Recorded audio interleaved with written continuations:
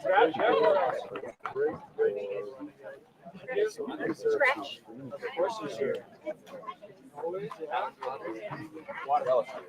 You'll be out there. Next year.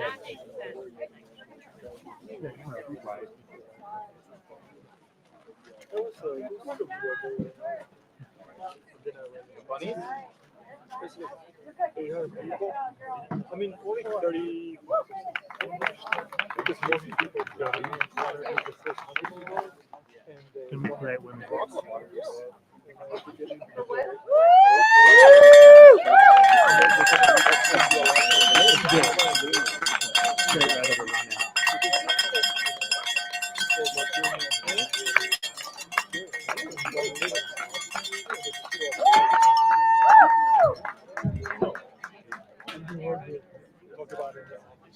They are on our They're on video. Okay. What do you think? It's going to get, there's going to be a point There's no odds.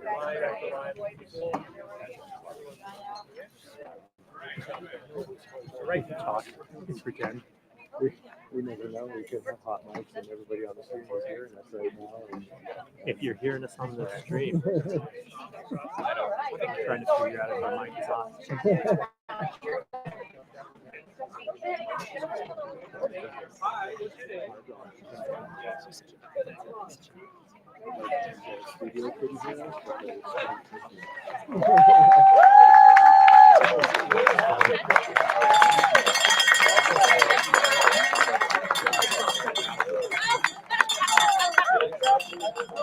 Do you have a drop bag? What's your number? You have a seat if you need to. How are you doing? Quarter and one. Yeah. Do you have a drop bag? And they're good. How's your knee feeling? Okay. Yeah. Absolutely. I think this was the scratch. I didn't tell her.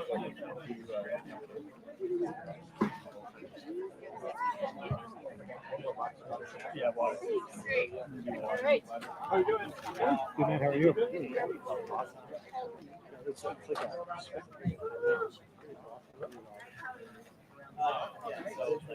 I love the water. Yeah.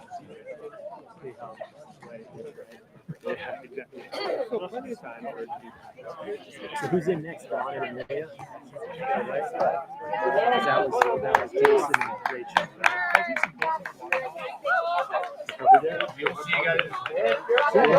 Fresh it. We're more fun.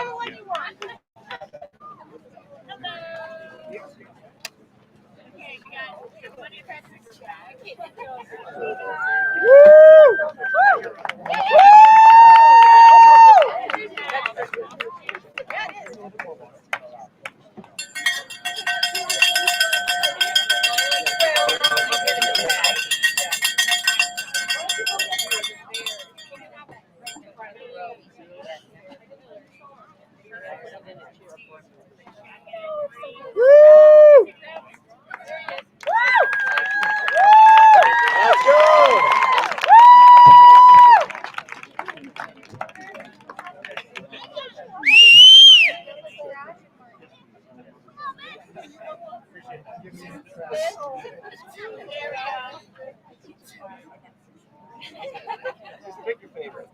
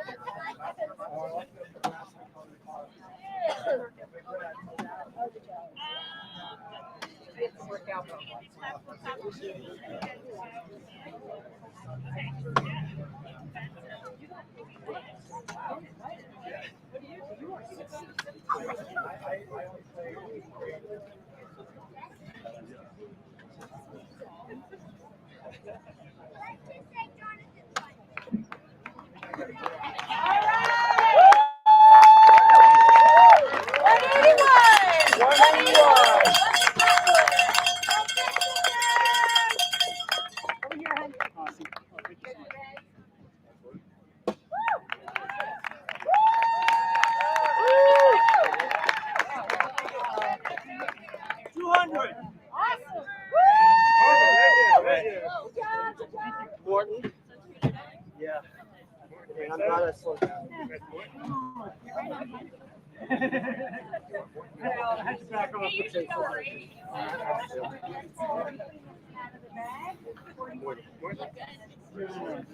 Water in that one. Oh. Yeah, I slowed down. I'm like, oh man, this was stomach here. Well, Are we gonna double right in here? track. The right side.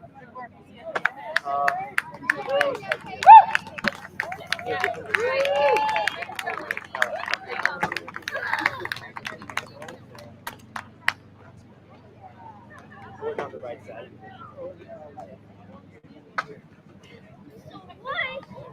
I'm glad I slowed down. I was with the third place guy for a while, and he's just like, slow down, slow down, slow down. Hey everybody, welcome back, and I'm Amelia Boone. I'm Don Reichelt, and we are officially taking over. We are taking over. Tough act to follow up from Jason and Rachel, but we'll They be killed it. spending the afternoon with you in this very exciting race that is already we're seeing four women under a course record pace, and we'll see how this unfolds over these next however many hours. Yeah, we're a little over 7 hours in, and yeah, the race on the women's side is definitely going to be fascinating to watch unfold. 4 women absolutely crushing it. Who knows what's going to happen over these next 20 plus hours left on this race. I'm super excited to be a part of this now. Yeah, absolutely. And I think, and not also the men clearly going to be a barn burner as well. I do know that Jimmy last year his course record is extremely stout. So Yep. it's But Jimmy was in the live chat earlier giving him some thoughts and feedback. I don't know if he's still in there, but right. Shout out to Jimmy. That course record is impressive. I live not too far away from these trails, and I run a lot of them. And some of the paces that he was running in the middle of 100 miles are paces that I can't do on a fresh day on a 5-mile run. So it's a crazy course record to look at. Absolutely. And I think that also this is a course based on the makeup and the layout that it can be easy to blow up in the first 20, 30 plus miles, bombing down on Taro, trashing your legs. But as everybody knows, is that the key to this race is to be able to run those last 30 miles along the Colorado Trail that are more rolling.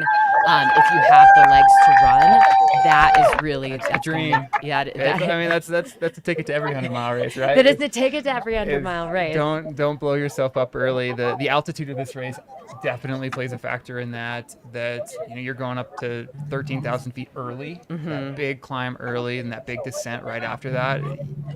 You have to have some thought ahead to not blow up your quads, not blow up your stomach even on that climb. So there's definitely some strategy to this race and any big mountain race that you enter, that you have to look at the course and run the course, not just 100 miles. Oh, absolutely. I think, as people may know, I was going to run this race until a few days ago, and very happy that I'm on this side of it. Or no, not happy I'm on this side of it. I mean, happy to be here helping out, but wish I was on the other side of it. But I know for me, I was kind of looking at this course and being like, I don't want to get to Antero. Or sorry, not Antero. I did not want to get a Cottonwood before 2 p.m. And because, for me, I knew that would be too aggressive of a pace. All right, we got somebody coming in right now.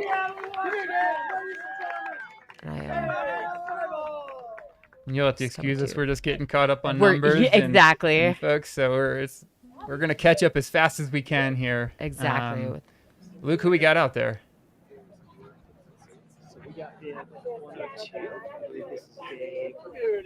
Hey, how you doing? Good. How are you? Yeah, you too.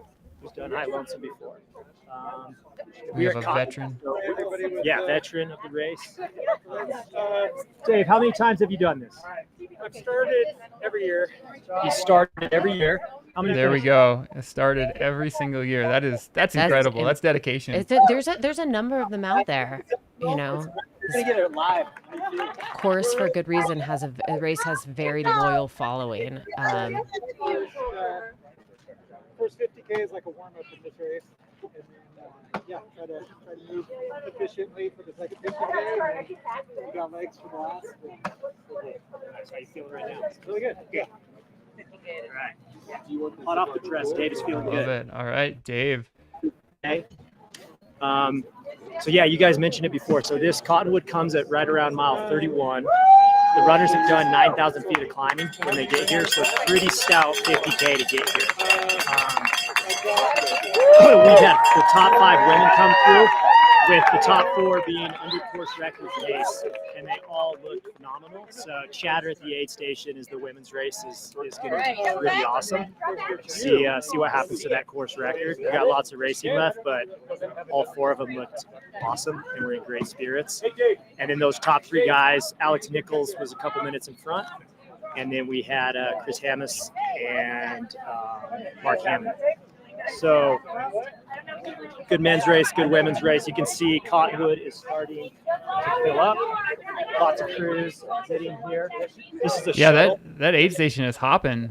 That's exciting, and that's not the easiest spot to get to, right? That's out there. So kudos to the spectators and the crews, and it's incredible to see. Yeah, so this is a shuttle aid station. So there you go. shuttle people into the aid station. But we've seen a lot of runners just do drop bags here. So I would say roughly half of the runners we've seen come through have a drop bag, and the rest have a crew. So it's a good vibe. It's filling up, lots of energy here. I'd say we've had probably about 30 runners come through now or so, 25.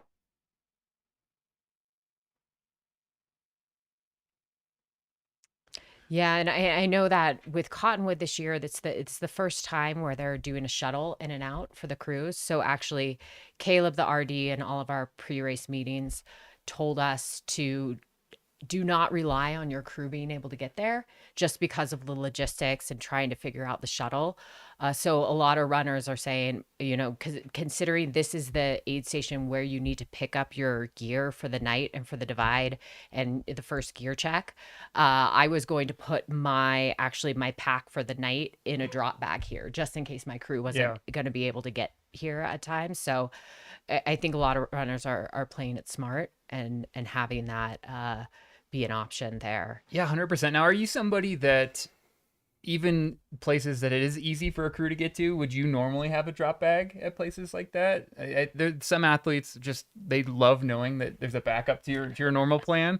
I'm somebody that I put my blind faith in my crew and just send it and see what happens. But I know that there are others probably smarter than me that always have that backup drop bag. I was going to have a mix of it. I think there are so many drop bag locations at this, and during this race. I was like, I can't have that many drop bags, but I have been burned in the past where I could not find my crew. It was actually at like Run Rabbit a few years ago and didn't have any of my gear for the night, didn't have it. So there's a part of me that tends to play it a little bit safe, but also I think in terms of nutrition, I've always been like, you can figure it out, yes, it can mess you up if you're really used to something, but also you can figure it out. Yeah. It's more of like, for this aid station, you cannot leave unless you have your required gear for the night. Yeah. You better have plans in place. Yeah. You better make sure that you've got, your divide gear and everything that you have to carry, your pants, your extra long sleeve. And it makes it become a pretty heavy pack,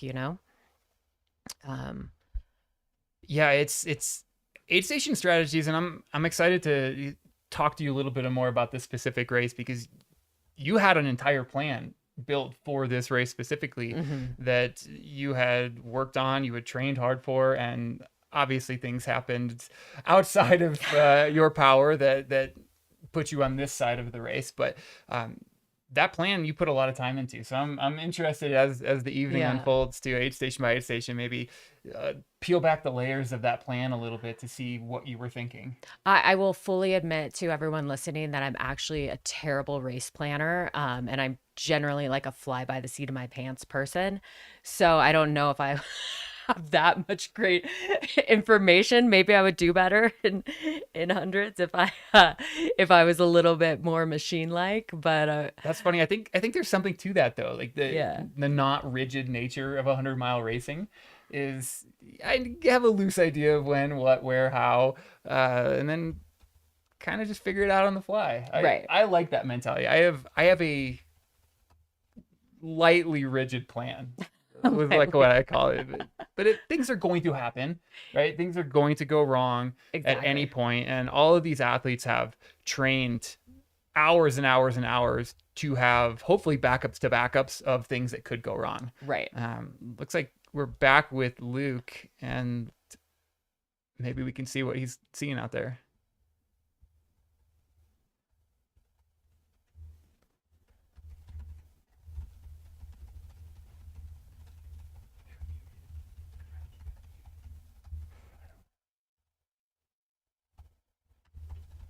All right, I guess we're not going to get audio from there. Phone looks like there's a bee that's popping up on one of our cameras. I was going to say, I was too. like, is that, because we were talking about like doing things on the fly, and I was like, is that a fly? Yeah, we have a different cast of characters joining us whenever we see it. So right, I think this is such a remote race as well, that I think the fact we're able to get cameras out here in a lot of these shots is pretty incredible. Yeah, absolutely. So let's level set, right? We're new to the camera, new to the studio here. Correct. I'm gonna assume some people that have joined the chat and joined the live feed recently aren't intimately aware of what this race is and isn't. So we're talking about a pretty gnarly 100-mile race, hard rock qualifier in the middle of the Sawatch Range. We're just outside of Buena Vista, Colorado. The race goes between 8,000 and just over 13,000 feet. And it's a lot of time on the Colorado Trail, the Continental Divide Trail. You go through 5 high mountain passes and various other things. What else about the course am I leaving out here, Amelia? I mean, I think that you well, from my knowledge, you captured a lot of that. But I think that it is very unique also that you hit the hardest part of the course, or the most treacherous part of the course, along the Continental Divide. Most runners will be doing that at night. The top runners will start to hit that, kind of in the evening hours, hitting Hancock, which is actually where you can pick up a pacer, which is right before mile 50. And so the divide section is from Hancock to Monarch. And most runners will be doing that at night. It is a full moon tonight, which could be incredible if it clears up. That's a special experience running in the mountains. That was at the night. thing that I was going to be like most looking forward to. I think about this was to have that full moon experience as you're running along that. But I do think that there's always chances for weather up there, which is why they have people coming in very prepared for this.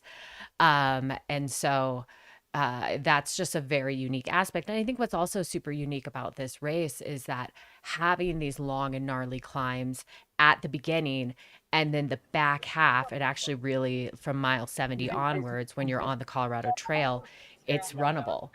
And it's gonna feel terrible if you can't run. And we've been there. It's frustrating. Exactly. You have the terrain to finally run on. Yeah, But you don't have you the can't legs. do it. Speaking about that, is that Liz Canty that we have there?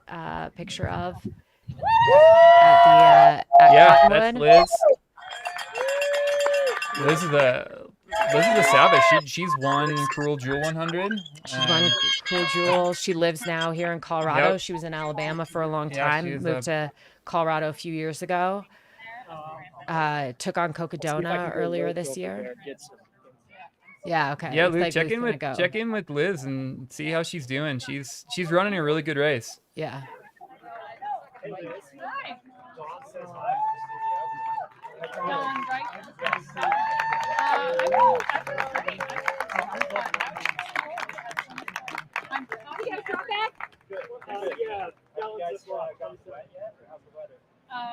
got drizzled on a little. Thunder was a little scary, but I don't think anyone's got people on Antero on it. That would bring it. It's humid. It's humid. It's great though. Got some Uncrustables, some oatmeal pies. Yeah, I might smash it.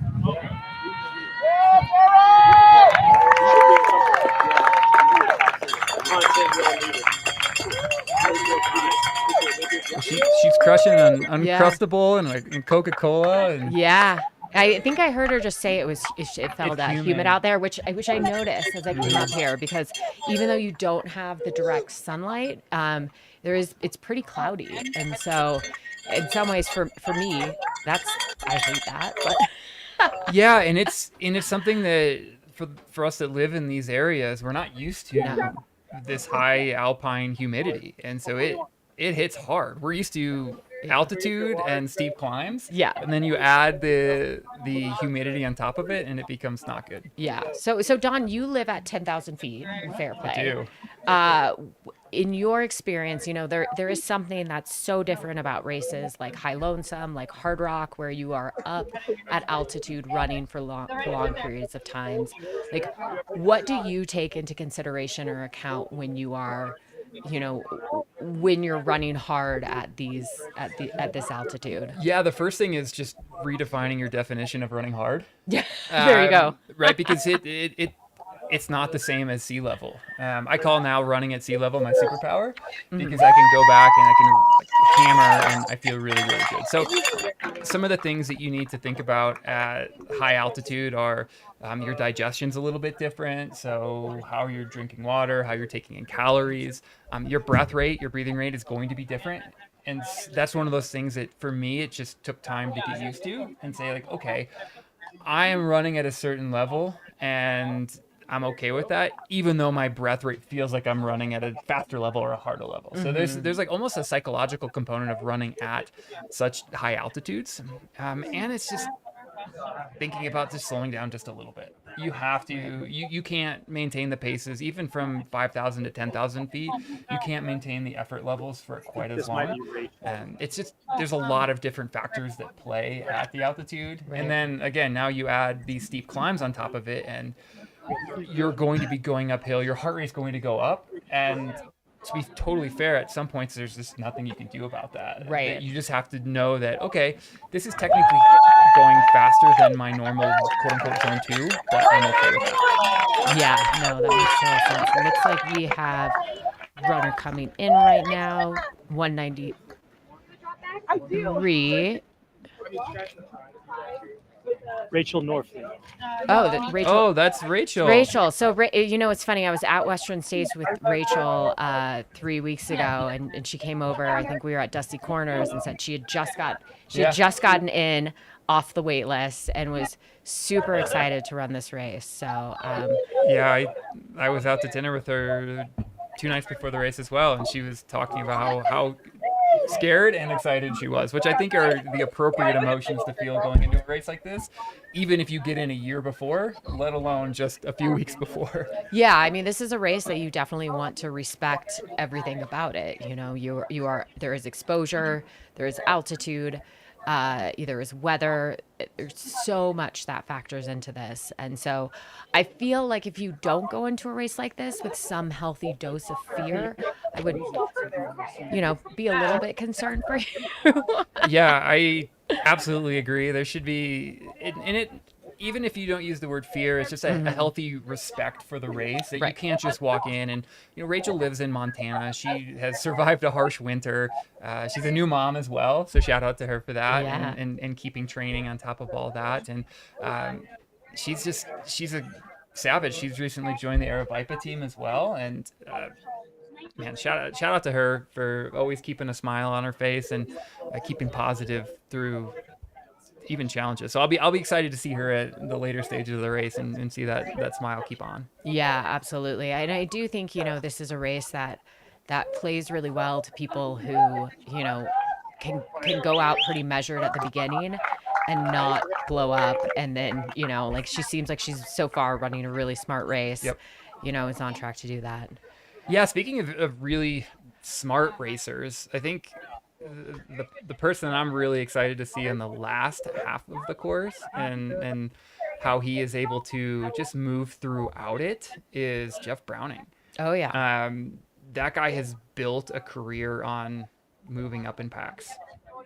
Absolutely. I think he's one of those that if you wanted to execute a smart race plan, do you remember in Western States, probably like 8 or 9 years ago, everybody said, if you want to run your way to a top 10 finish, stick with Ian Sharman. Oh, like, Sharman. Yeah. Sharman was the guy that you wanted to stick with because Yeah. he knew he would pace that well. That dude will hike 25 miles of Leadville and still win. Exactly. It's just So, and I feel like Jeff is one of those people that also executes extremely smart race plans that if I wanted to stick with somebody, that would be mine. I think for this, coming into this as, my racing, I was like, okay, who knows how to run this race? I was looking at Casey. I was looking at Silke, like, the veterans who know how to run this race and who have race their way to like being the top. I think that's such good advice for newer ultra runners in general, is just be aware of who you're around at the beginning of a race and who you want to end up with, and just be honest with yourself. Just say,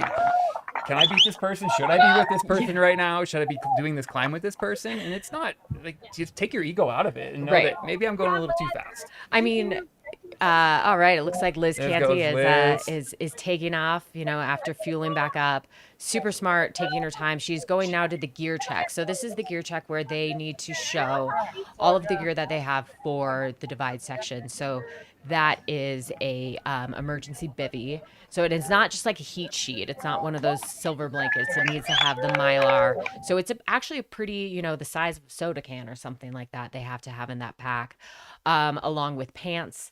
They need to have a long sleeve shirt, and along with additional required gear that they're required to keep the entire time, which is like an emergency backup lamp, and they have to have their headlamp here too. So ends up being a pretty heavy pack. When I tried mine on, I was like, ooh, all right, this changes things. What can you dig into that a little further? What are the reasons behind a mandatory gear list? Yeah, I mean, I think, let's be honest, it's safety. And for a race like this, where you are, as I was saying earlier, where you are up on the divide at night, and we know how weather can blow through there super quickly. We're in the mountains. It's the afternoon. It's cloudy. It's windy. Like, there's some sprinkles going on that a storm can blow through at any time. And anybody who's been up on like a 14er and has seen the clouds roll in and how temperamental things are, it's just very smart. Like, you could be extremely hot at this aid station, but then like the weather turns instantly and you are freezing your butt off. So I think it's extremely, smart to have all those layers, to have the emergency bivvy. All these racers also have to get a Corsair card, which is for mountain search and rescue. To help, like, if there does need to be a mountain search and rescue, that helps with the costs. And so, Caleb and this entire High Lonesome team has really thought through everything with this race, and putting runner safety first. And hey, while we've been talking, we have our first 3 males through St. Elmo for the second time. Amazing. So we have Alex Nichols up front, Christopher, and then Mark Hammond in third. And they're about 8 minutes separating those 3 men right now. Right. Yeah. All coming in super quickly, spending about looks like 2 to 3 minutes in aid. Yeah, and that's a pretty quick aid station. I think they're on their way to the Tin Cup aid station next. And I believe we'll have cameras out there and be able to catch those men coming in and out. So we'll keep our eyes out for those 3 and then the next few through St. Elmo. Yeah, absolutely. And so they just finished, up and over Laws Pass, and they finished like 2 very steep climbs, and now going to Tin Cup. It's a little bit more gradual, but they're still going back up in elevation. This course is pretty relentless. When I think of this course and this race in general, I think of that Laws Pass. Yeah. Right. You see the signage. It's after the namesake Laws Whiskey. What is Laws Pass? I mean, it's when you're Oh, it looks. Sorry, we'll interrupt. But now we have Rachel. Rachel's heading out. Rachel is heading out. She is going to her gear check, and getting ready for that up and over. I mean, it looks like we have some more runners in. But yeah, Lost Pass is, I mean, it's kind of the quintessential iconic pass that you've seen pictures from of here. And it's just a very steep, kind of beautiful, relenting pass that you go up and over twice. um, Yeah, you always love those sections of courses that you get to do twice, especially Exactly. when they're gnarly. You're like, yeah, it's so hard as a racer not to be thinking about the next time you're going to be Exactly. here as you do it the first time. But yep. No, absolutely. absolutely. It kind of comes with the territory, I guess. Yeah. And so, you know, the top men right now who have left St. Elmo, so they're going from St. Elmo to Tin Cup, which is actually that is kind of like a dusty 4-wheeler road. And so that is something where I know I was thinking like, oh, I'm going to carry a buff for that because there's a lot of 4-wheelers that are actually out, probably not as much on a Friday, but still some. And if anybody's known, if you've ever run in the area where you have a bunch of 4-wheelers kicking up dust, it can be terrible and brutal. It looks like they have cloud cover, so at least it's not like incredibly sunny, just beating down on them on that dirt road, climbing up to Tin Cup. And once they get to Tin Cup, they're going to be on their way up to over 12,000 feet again for the, fourth time in this race. So that's a nice little reprieve on that long, pretty steady climb up to, 12, 12-1, 12-2, something like that. Yep, absolutely.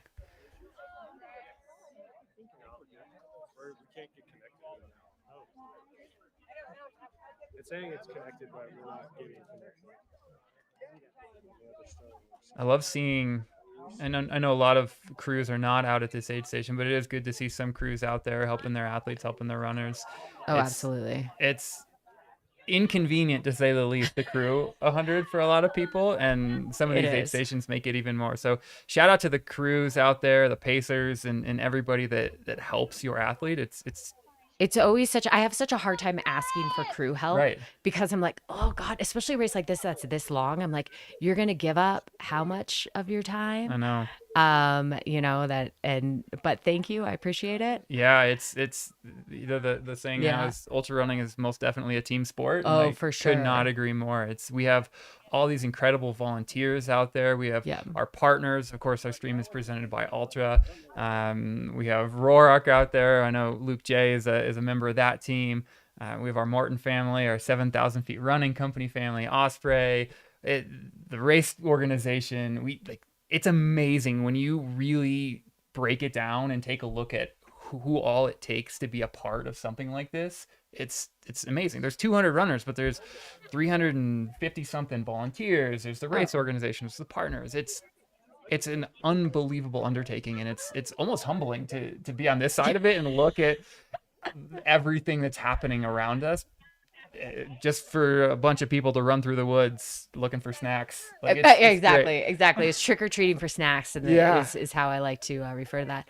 Luke, do we have, I'm trying to get eyes on some of who our runners are down there right now. Yeah. So we are in the aid right now. We have Anita Ortiz right here, did 58. I believe she's sitting right around top 10 women, maybe like 10, 11, 12.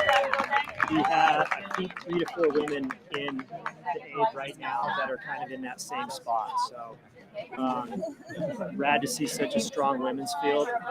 Look up Anita Ortiz if people don't know who she is. Hero. Legend of the sport.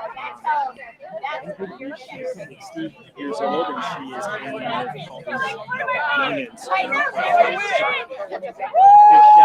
Anita. I'll try to grab her crew and maybe get a few words.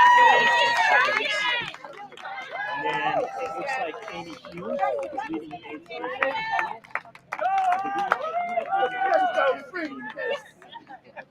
I think it's funny. I'm on Anita's page, and looking at it, and she says she's here for the pretty sections and also the night running is my jam. So nice. So I think she's just getting started. It'll be fun to watch what she does overnight. And when I came into ultra running and like looking, you look at course records of races, you look at, and Anita is just everywhere across legend. All of those. And I mean, it's just, and she's humble too. Yeah, it just, and I think that as a 40-year-old woman right now and looking to what do my next 20 years look like, I hope in 20 years I am out there just like Anita, just absolutely crushing it. And she'll have her 2 of her daughters pacing her this evening and tomorrow. So Oh, that's amazing.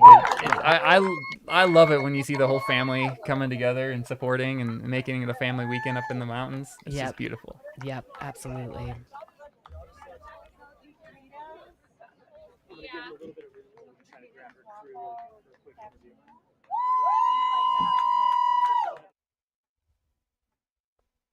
All right, and it would not be an aid station without some costumes. Oh man, and they look great. So we have here, this is our first shot of a 10 Cup aid station. And I was told that this is a fun aid station. Oh my gosh, even the dog is involved. There would be rainbows, there would be unicorns, I love and it. it looks like they are living up to that, you know. It also looks, you know, we have some people with puffies on, so it looks like it's like a little bit chilly right there right now. Yeah, you can tell it's a little overcast. I haven't taken a look at the weather, but the weather in this area the last 2 weeks says that we're probably going to get a little rain shower. Maybe somebody in the chat can look that up and confirm. But we've been pretty consistently getting rain in this area for the last couple weeks around 2 to 3 p.m. So wouldn't be a shocker if they had a light storm rolling through. And gosh, they are ready for it. I love seeing this as an athlete. You come in, especially because you're just starting a long climb and you might need just a little emotional pick-me-up, and then you just run into some of the happiest people in the world. And there's a dog with a rainbow costume on. And look at this view. Oh yeah, holy moly. Yeah, and it you know, I'm seeing somebody in the chat, Mercedes in the chat said the lightning is nearing at 10 o'clock. Mercedes. So, which, you know, I heard some rumbles earlier. So we're getting a shot right now of one of our four-wheelers that will be on the roads that are probably looking at this going, what is going on right now? Why are there a bunch of unicorns and rainbows out in the middle of the mountains? I mean, I've been at Hard Rock before where it's the same thing. And, you know, it's those Hard Rock, there's a lot of four-wheelers around Silverton, and just trying to figure out what these people are doing here on their own 2 feet. But yeah, so those are you know what we'll be going by with the runners and everything like that. So yeah, really excited to see, you know, the leaders start to come in here in the next. Let's take a look at the course record paces. And I mean, Jemmy was through here already at 1:33. Yeah, every time we look at that split, split is incredible. It's just mind blowing. Absolutely mind blowing. But you know, Annie for the women's course record pace was through 10 Cup at 3:18 p.m. Okay. So we should know, you know, in the next hour and a half what that is shaping up for our women. It'll be good to get new splits on our 4 women that are currently at or under course record pace. Mm-hmm. And you know, hopefully they're kind of working together a little bit. I always love to see that. And, you know, the race doesn't start in these things till later. So have some fun, work together, whether they're talking or they're just with each other. It's nice to have humans. Yeah. I agree. I've run many hundreds where I've been alone by myself for a very long That's a dangerous place to be. I was alone by myself at Bighorn for like 24 miles in the middle of the night, and it was like didn't see another runner. And I was like, what is happening to me? I just want to talk to somebody. Right. So I definitely in these early sections where there's a big group of people. Oh my God, we have an inflatable unicorn there. I know, this is just the greatest. Yeah. I know we had the heavy rock aid station when we first started out at Raspberry. Yeah. It's great to see. Absolutely. It looks like we have Luke down back at Cottonwood. What's going on down there, Luke? Hey guys, we are here at Cottonwood, and I snagged Vito Ortiz's crew. So on the live stream there, we can talk. She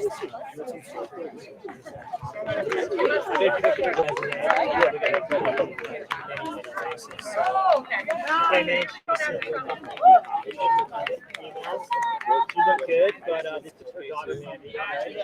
Give us a little rundown of how she's feeling.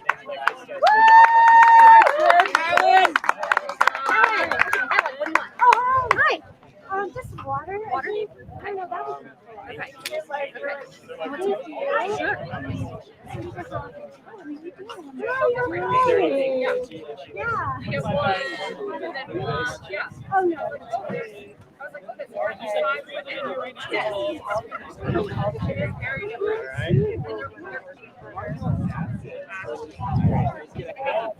Thanks for chatting with us.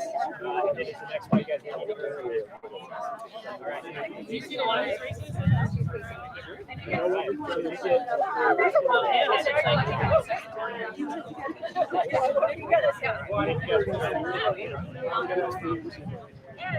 So here at Cottonwood, see it's filling up. I think energy's good.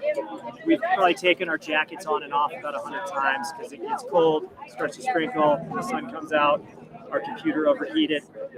So we're doing. Sounds about right.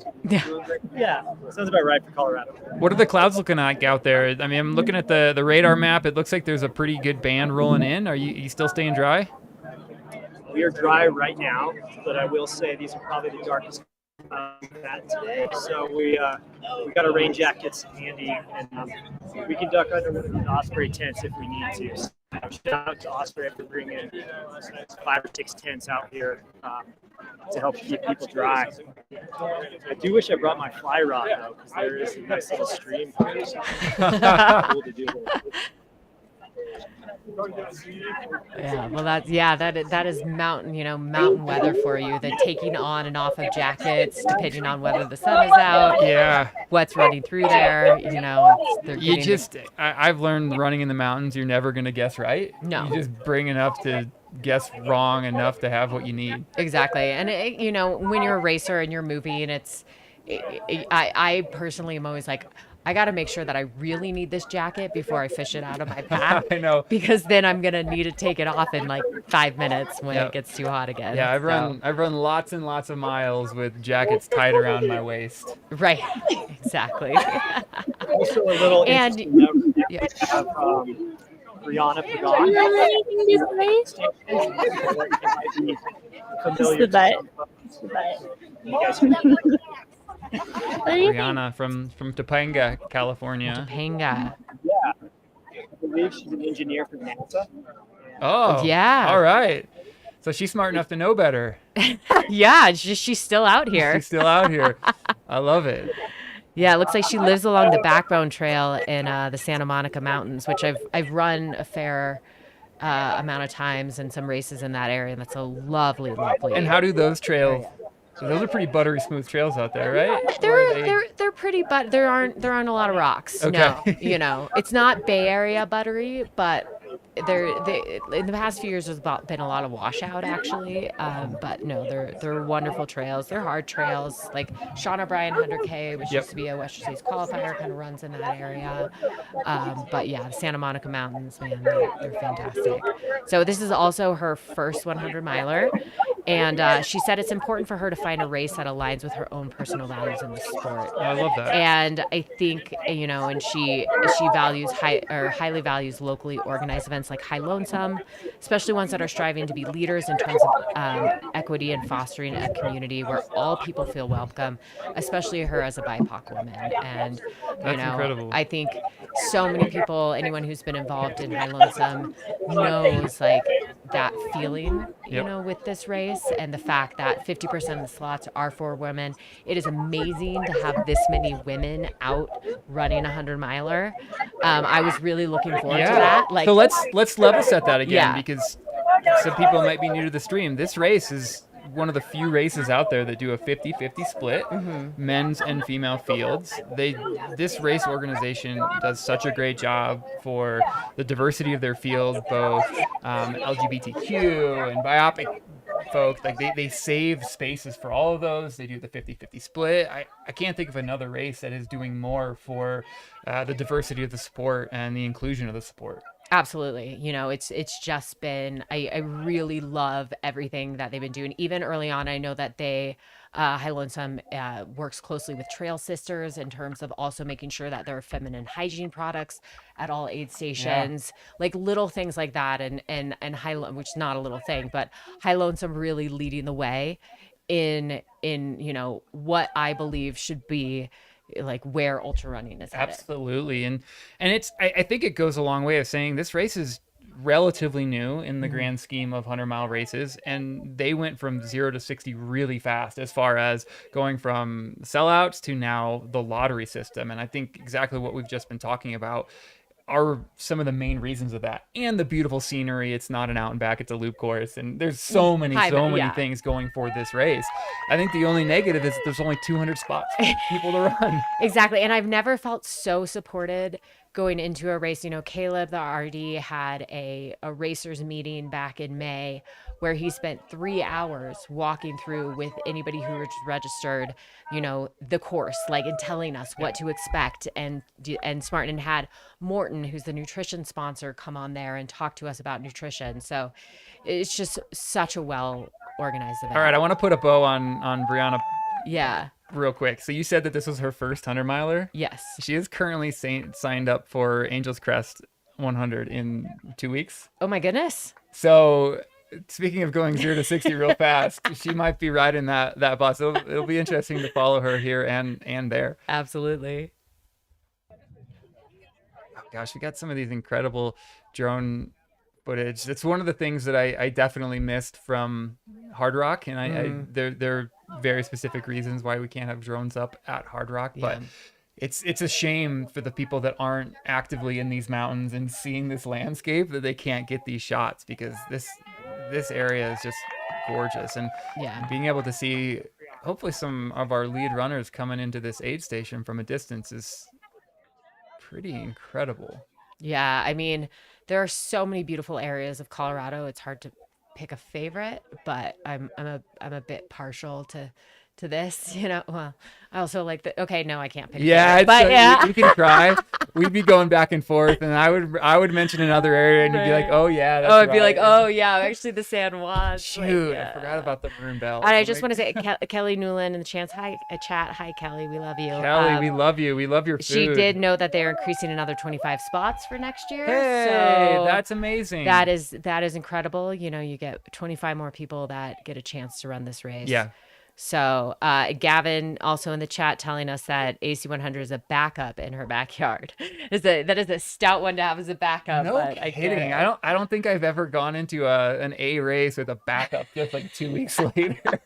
I mean, I can't speak for anybody else but myself, but if I'm signed up for a race and I'm trained for it, even if I just did 100, I'm probably towing the line. Yeah, I mean, it's I would have a hard time saying no after it. Right. But I think it's just the nature of 100 milers that we all know now is that they're hard to get into. Yep.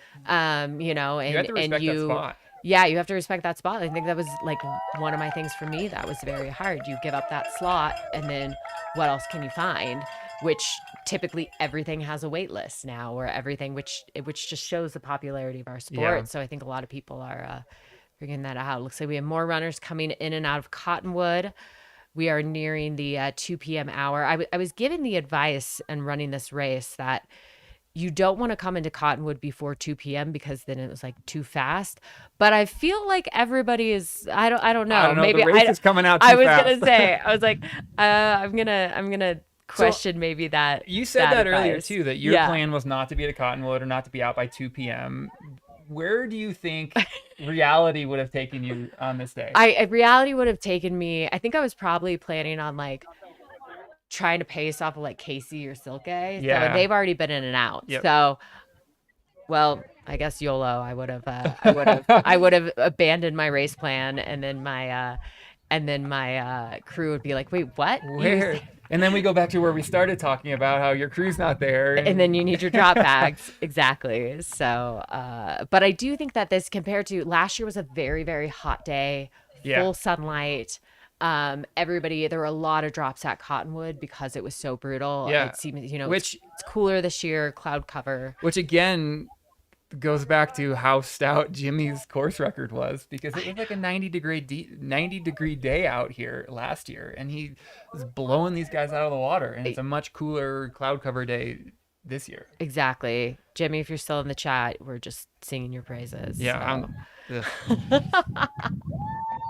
Yeah. And that's not to say that Annie's course record isn't stout. No. She was the first woman on this course ever to go under 24 hours. That unbelievable. Annie grew up, I believe, in BV, moved to Yeah. Leadville, and what that really says is how stout the women's field is, which is the Right. purpose of the 50-50 split, right? Is to make the women's race as competitive as the men's. Absolutely, absolutely. And I remember, the first 2 years of this race or something, and the records were around like 26 hours for women. I was like, oh my gosh, like anybody going to go sub 24. Yeah. And then we see Annie do it, but it's one of those things. It's almost like the 4-minute mile phenomenon, Yeah. where it's like, okay, we could see this, and and now we know a woman can go sub 24. Can we get them sub 23? Like, And I think that's kind of the direction of the entire sport right now is faster and faster women doing things that even Right. 5 years ago nobody could have imagined. I know we both have the "I'm here for the women's race" shirts. I got the sticker on my computer right you now. have the sticker. Just the whole push to put more cameras and more light and more visibility into these unbelievably elite women it's really inspiring, because before it was the cameras would follow the lead pack, which were always men. Yeah. No, there are unbelievable things happening, just sometimes not even an hour behind. Exactly. Sometimes even ahead these days. Yeah. And seeing now how we're seeing that coverage and more of that equal split, which I love, just because for so long it hasn't happened. So Jimmy did say it was hot, but he loves the heat. There you go. Kudos to you. So and Marissa saying it was motivation to run faster and get out of the hot areas, which makes sense. Yeah, and I think another great thing about this course, there's a lot of water along the course in terms of creeks. And so I know the racers here, one of the things that they are required to carry is the capacity to carry 1.5 liters, Sure. which is a lot more, I think, than people are used to. I normally just carry 2 flasks up here, but like, okay, you got to carry a 3rd flask. But it is very real, and Caleb drove this home to the racers, that you may run out of water at points. And, you need to be prepared for that. So I was like, all right, I got my filter and my flask, and I'm just going to be filtering streams then as an option. And I wonder if any runners are taking advantage of that. Well, here. we saw Jason Murphy early just going right out of the streams. Right. That's he knows these streams and trails really, really well. Yeah. I know he had a little issue. Hopefully it wasn't to do with digestion or anything, but it's a strategy. I always have a filter with me too. I try to wear as little pack and little gear as possible. And gosh, it's hard to talk when there's an I know, I was going to say, and I really want to know the name of the dog. So if somebody can get me the name of the dog, that would be Mercedes. What's phenomenal. up? Oh, there we go. Hi. They're asking what the dog's name is. Yeah, Yeah. we can hear you. Oh, okay. Well, this is Trout dog. He lights up Wow. at night. He's a little Oh my rainbow. gosh. Oh my goodness. You are adorable, Trout, and I want you. Yes, this is what it's all about. Yeah, give us a little nibble. He's shy. All right, so Mercedes, you were chiming in from the chat. You said the lightning is coming.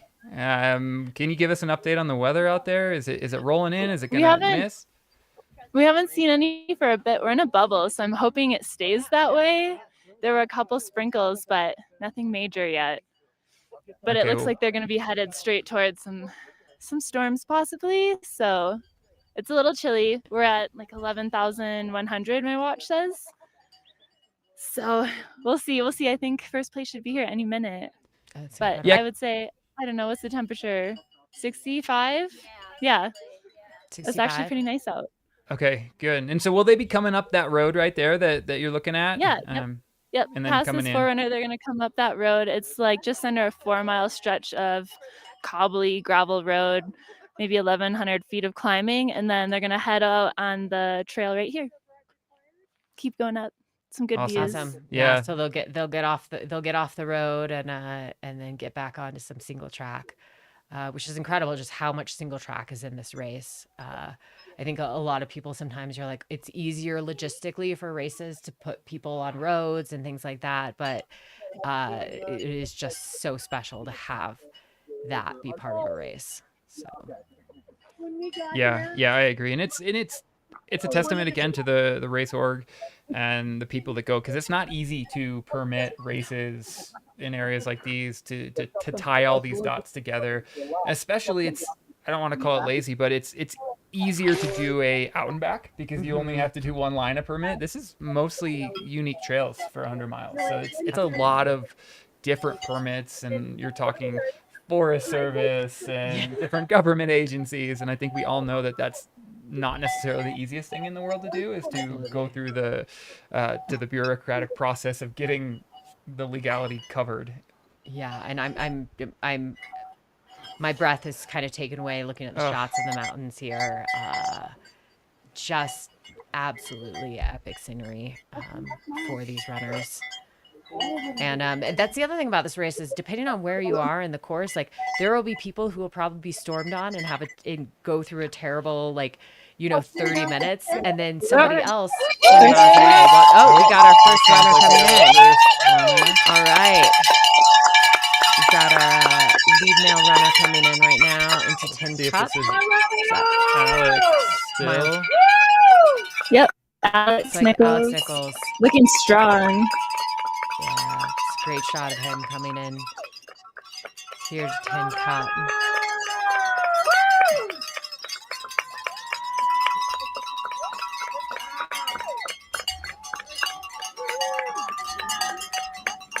Yeah, and so Alex Nichols from Manitou Springs. And he knows these Colorado races well. He's been here since 2005. He said it's going pretty good, getting some water. Nice.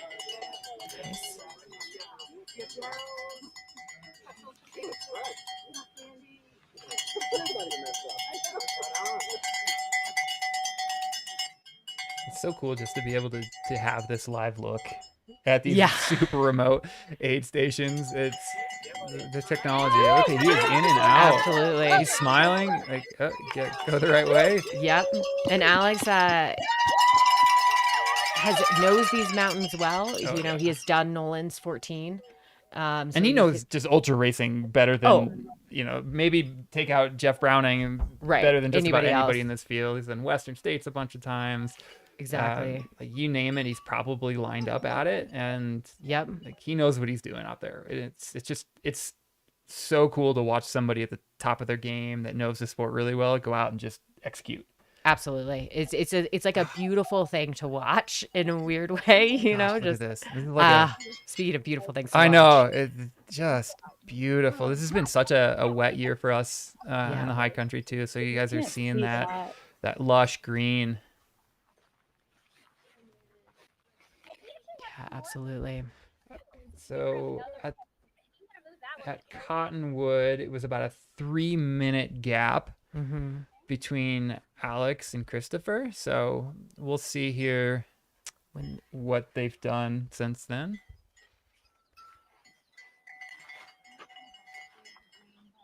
Yeah, that was a really clean looking aid station. It's sometimes nice to go into these remote aid stations where there's not a lot of people and a lot of noise. Yep. Because you kind of know what you're doing going into it. You fill up your stuff and you get out. There's no point of lingering. Yeah, you don't get tempted with chairs to sit down with your crew, with your drop bag. You are in and out. You've got the unicorns, you've got the rainbow dog trout, and then you are off. Gosh, the internet, the chat loves trout. Right. I mean, how can you not? Not alone. Trout's gonna have its own Instagram page by the end of this race, if it doesn't already. Brad says one of the most underrated raiders we've seen. Whoa, you'll get there. Underrated runners. We are. I'm only an hour in, and I already looks can't like we speak, got all right. runner number 2. We got maybe. Oh, I'm looking at my wrong screen. I gotta get used to having a delay here. Rookie move. Yeah. All right. So, he and Anton were teammates here at Colorado College. Interesting. Alex he coaches now. I was just gonna ask. I think College. he coaches. Yep. He's quite an ambassador for the sport of running in general. Yeah. No. He said in his questionnaire that he's that's his greatest passion right now, is coaching that next generation. That's And so that's cool. actually when he was here at college, at Colorado College. That's where he was introduced to these trails for the first time. So, all right, looks I like hear we the got cowbells. I got our second runner coming in. Who we got, Mercedes? You need to get eyes on him. It's not Jason. He's got orange hokas. Yeah, we're Amelia and I are still new to the kits and the colors here. Yeah, so I'm trying to find a number I on know. there. I don't see it. Oh, where's his bib? 38? 138. 138. Yeah, So that's it's Christopher. Christopher Ham. Okay. Yeah. Absolutely. So the order so far has stayed the same since we last saw them at Cottonwood. So let's see how he is coming in and out.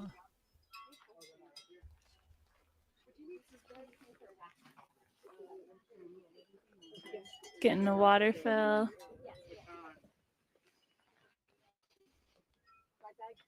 Some toiletries.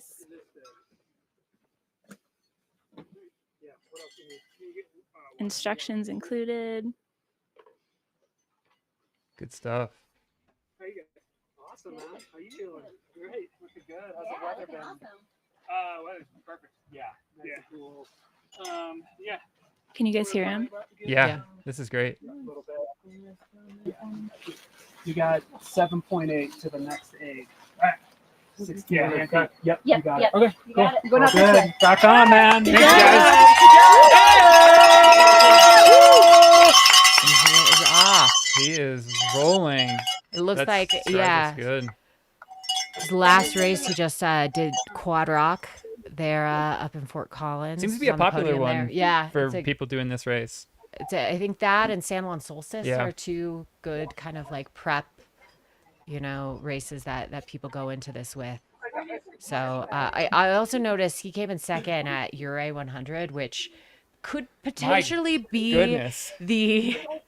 That's going on right now, right? Yes. That starts either today or tomorrow. That race is just masochistic. Yeah, that was the word. Yeah. 42,000 feet. And it's just out and backs basically. Yeah, it's kind of like a wheel and spoke. Yeah. But it's like a 52-hour cutoff, I Yeah, think. it's unbelievable. Absolutely. I've paced there and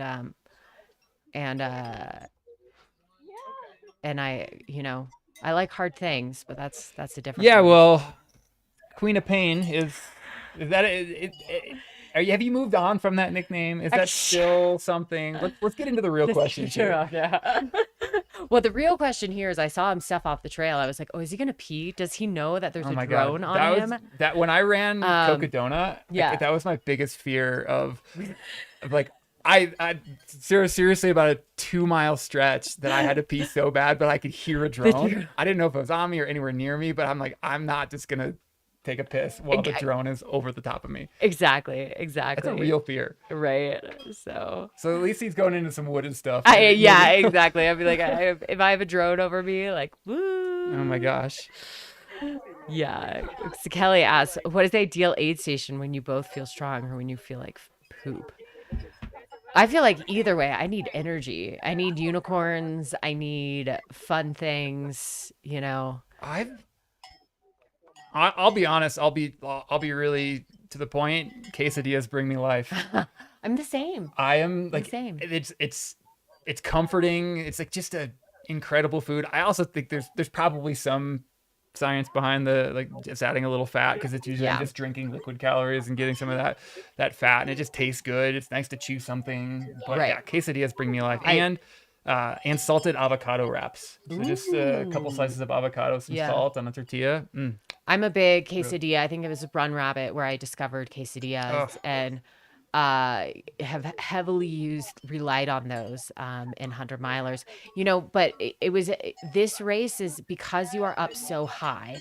You talk to anybody who has done it before and talks about how hard solid food is to get in during this race. You're so hungry and you want to be able to eat everything that's at these aid stations, but at the same time, like your stomach is not gonna like it. Yeah. And so I think that's a lot of people looking at liquid nutrition. They have, one of the sponsors, Morton, has has their drink mix out there. There's also Scratch for electrolytes. And so I think a lot of people are doing the liquid nutrition route, especially when they're up above, 10, 11,000 feet. And Morton is nice because it's not that sticky consistency. Yeah. It's the hydrogel. It's easier to palate for me on rough sections. So that's a really good option. But Kelly, to answer your question on the other side of that, of when your race is totally going to poop, as you said, I've been known to take a shot of whiskey at an aid station. Ooh. I did that when things were going really poorly at Big's Backyard. I did it at like mile 90 something at Cruel Jewel, and I'm not talking. Was that the year we ran Big's Backyard together? Yeah. Ah, yes. And what was that, 2018 or something like that? I was just over 100, and there were dudes standing around with bottles of whiskey. And I'm like, guys, can I take a pull of that bottle? And we had just left camp. And so sometimes just a little whiskey goes a long way. I had the opposite experience. I took a shot of tequila at like mile 60 of the Georgia Death Race and then promptly vomited everywhere. Well, there is that risk. So anybody out there in the chat, just you might need to figure out what works for you, or maybe it's whiskey versus tequila. Well, that is the essence of ultra running right there. It's N of 1. You're gonna have to figure it out for yourself one way or another, because what works for me and what works for Amelia probably won't work for you. Oh yeah, absolutely. I sadly, as much as everybody knows that I love Pop-Tarts, I cannot eat Pop-Tarts during races. They're too dry. I need, unless you maybe like soak them in water. Sure. But it's just like too much dryness. Oatmeal cream pies, on the other hand, brought me back to life during Barkley. I believe that. Not that I like did well, but Nobody does. It kept me going. That's acceptable. Nobody does except. I have a really funny aid station story. I was pacing my really good friend Shad at Hard Rock 2 years ago, and I was totally plant-based at the time, and I came in and we'd been running for 20 miles or something together, and he sat down, he was pounding food, and they'd asked like, hey, what do you guys want? I asked for a vegetarian burrito, and they're like, okay, we don't have any made, we're gonna make some for you. And so they whipped it up, and they came over and he set it down, and Shad was so out of it, he just took it and ate it. He like pounded, and I was so happy because he's put down like 3 burritos in just a short amount of time, and that's really exceptional to be able to do that in the middle of the night in a hard race like Hard Rock. And I was my gosh. okay, can't be mad. Yeah. I'll have grilled cheese and get going. I'm just the pacer here. Yeah, at Hard Rock, they actually they cook to order for you sometimes, which and I know here, so the aid station I was most excited for here during High Lonesome was actually Lost Wonder Hut, where they do homemade pizza. And so that was one thing that we were all told to look forward to, was Lost Wonder Hut, late afternoon, getting into night for some people. And you're gonna get your homemade pizza. Yeah, that's those aid stations and the volunteers that are making that food for you. They're literally, I know I will be on this soapbox every minute that I have the chance to be in front of the mic, just thanking the volunteers that are just there to cook you food in the middle of the woods. Yeah, like how great is that? It's From incredible. An athlete. Like it's just wow, you're giving this up to cook me a burrito right now. Which is, I think it's just so, that's just the ethos of ultra running. The fact that people give up their weekends, their vacation time to go crew somebody else, to be sleep deprived, to see that. And that's one of my favorite. I always joke that if I could be a professional pacer or crewer, I absolutely would. Oh my gosh. If it could be, so here's a question. If you could only pace or crew and not for the rest of your life, or race for the rest of life, but if you raced, you could never pace or crew, what would you choose? Oh, I would race I would pace and crew. Yeah, because you get to be a part of every element. I mean, right. I would this side of it be included in that? Because this is a lot of fun. Yes, this is also fun. So and I would say pace, crew, and volunteer. Oh yeah, absolutely. I'm just gonna keep adding things. Just to keep this. adding. Just keep adding. I mean, and doing I've always wanted to do a really remote. I've always wanted to do Kroger's Canteen. Hard Rock, something. Of course, one of the most famous aid stations and remote in Hard Rock. Everything here. Something like Antero here, where you're up at the. Oh right, we got a runner coming in and up the road. Yeah, so And it looks like a bucket hat, which are all the rage in ultra running oh right gosh, now. yeah, bucket hats are a thing. We'll see. This is Mark. Yeah, coming that's in. definitely Mark. Mark is another savvy veteran. He's done just about Exactly. everything in this sport. Mark, I always like group Mark and Jeff together. Yeah. Also, they both run for Altra, which is our But Mark- presenting sponsor here. I feel like Mark has been around forever and he's still only 39.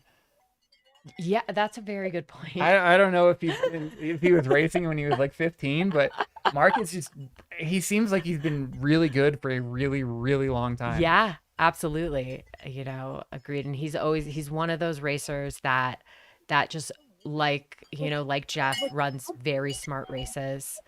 Is always out there just grinding it out. So Mark's on Ultra sign up. His first ever result was from 2013. Okay. Yeah, so he's been out this for 11 years. For a while. And some pretty impressive results. He won I'm Tough last year. Looks like he's run Hard Rock, because I was gonna ask, as anybody in the live stream, they may or may not know, High Lonesome is a Hard Rock qualifier. To be in the lottery for Hard Rock, you have to run a qualifying race at least once every 2 years. So a lot of people, this is a very good. I looked at High Lonesome being like, if I hate running up at this altitude, then maybe I should just think that Hard Rock is not for me. It could be. So I was like, this could be actually like a very good gauge of. So the other thing about Mark that I think is really, really impressive, he's won I'm Tough, but he's also won the USATF 100-mile national championship in 13 hours. I think his 100-mile best is 12 and a half hours, something like that. So with Mark heading out, I think we're going to take an ad break here for just a short bit. And then we will be back when hopefully some more runners come through. Absolutely.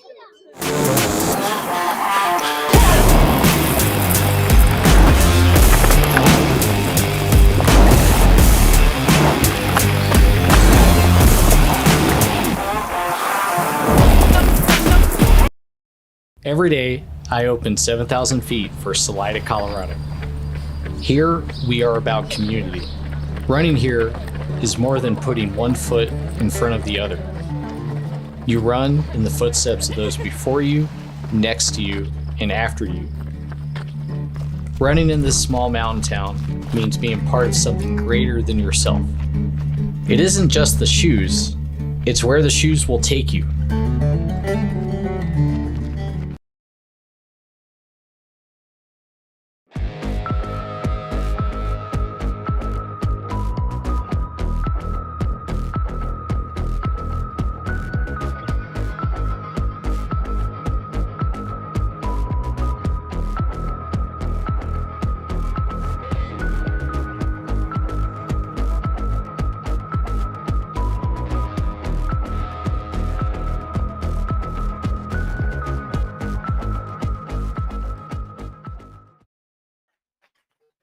They can't hear the commercial.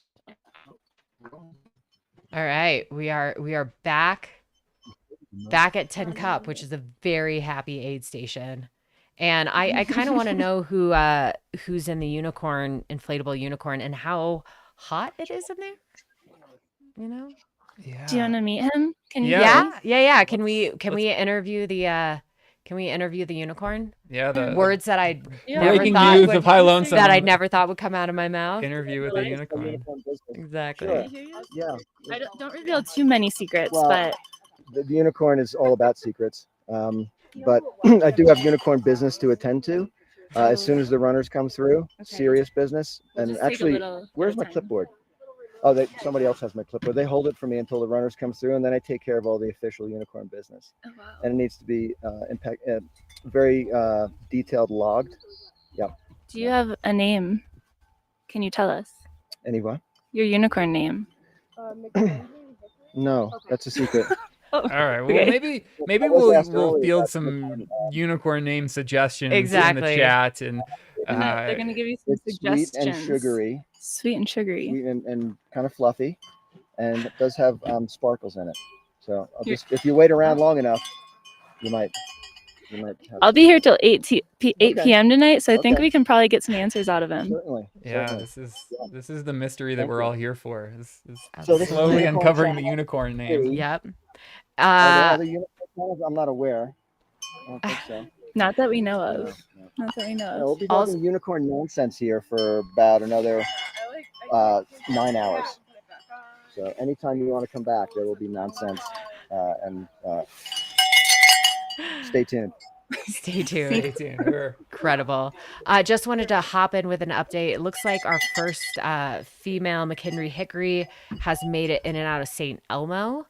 So she came through at 2:10 p.m. And Annie Hughes's course record is she was through St. Elmo 2 at 2:31. So she's about 20 minutes under course record pace I still. love it. There's I a love it. woman on her way out just left St. Elmo, 20 minutes under course record. Wow. And we'll Yes, see you how guys can't closely 2, 3, and 4 are. Yep, because exactly. they've Coming been- in after that. They've been pretty Gave me a close. lot of answers to that one. Right. What's a good unicorn name? So they tell you some stuff about the runners so that you can talk. I'm just listening to the live stream.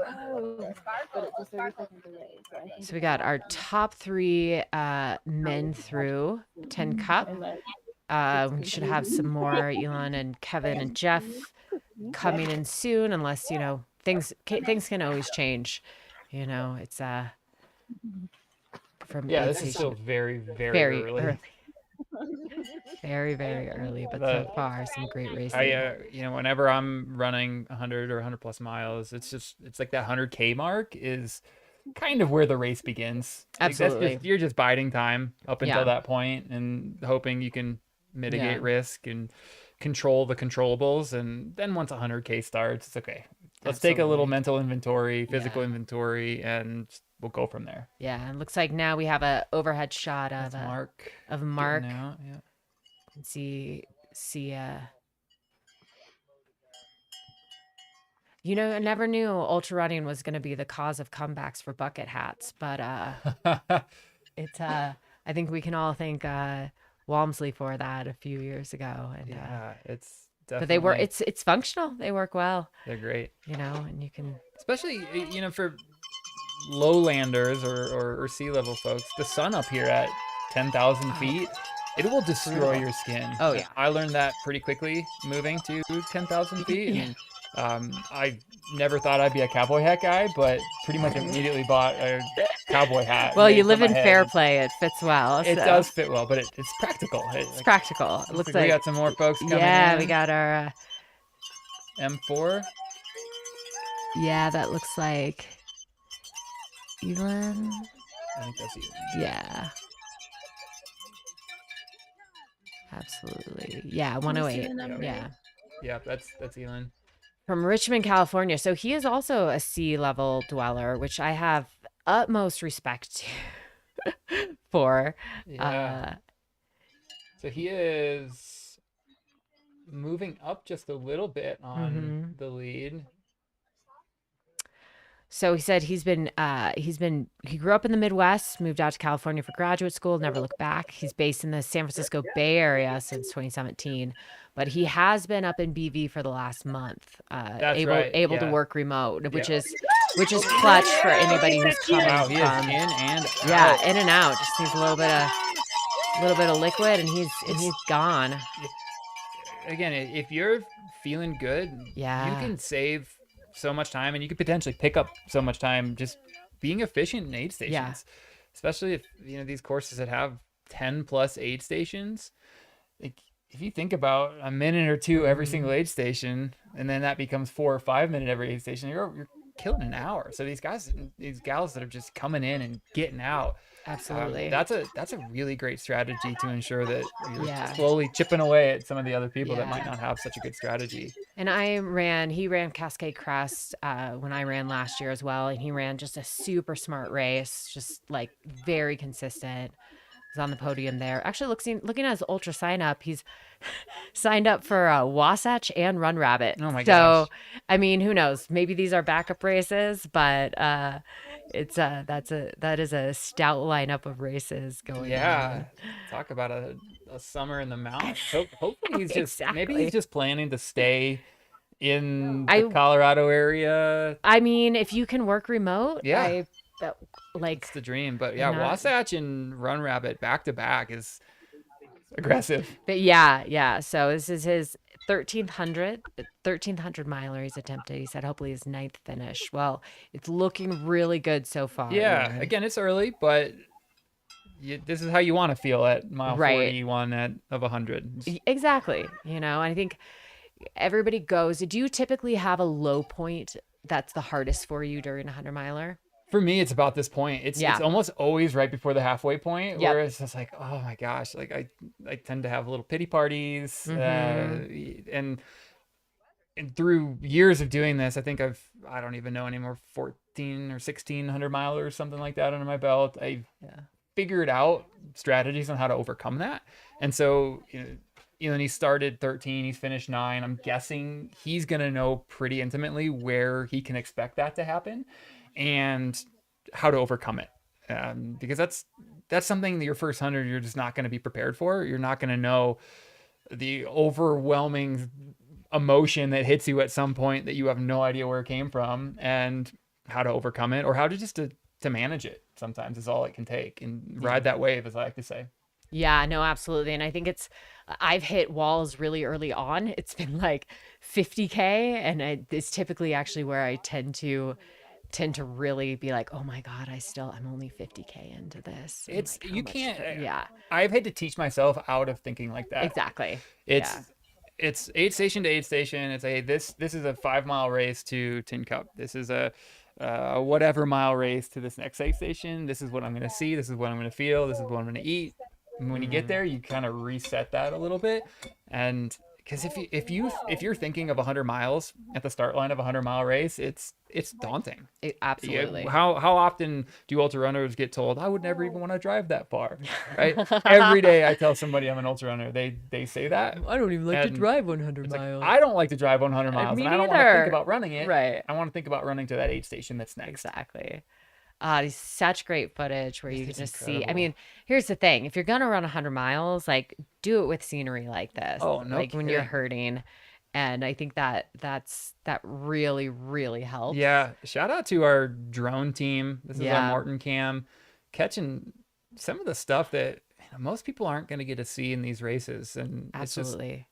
it's so incredible to watch this stuff. Yeah, as well. Thank you to all of our sponsors here. This live stream is presented by Altra, Yeah, they've got a couple of athletes out here. Jeff Browning, of course, took Browning, Mark Hammond. the sponsored entry, but Mark Hammond is a longtime ultra runner as well, who we just saw leave the aid station in 3rd place. I'm not sure on the women's side who's in ultra this year, but they have a pretty impressive team if you look at their roster. Yeah, so High Lonesome presented by Altra, as well as the platinum sponsors, which are Rourke and Morton out there making a play into the ultra game, which is, traditionally we've seen it in a lot of road races. Yeah, it's Eliud Kipchoge, kind of like the first athlete that came on and started talking about Morton, and it kind of developed through him. And then I think Killian brought it to a whole nother level on this space. But shout out to Rourke. I'm actually wearing some Rourke pants right now. I'm a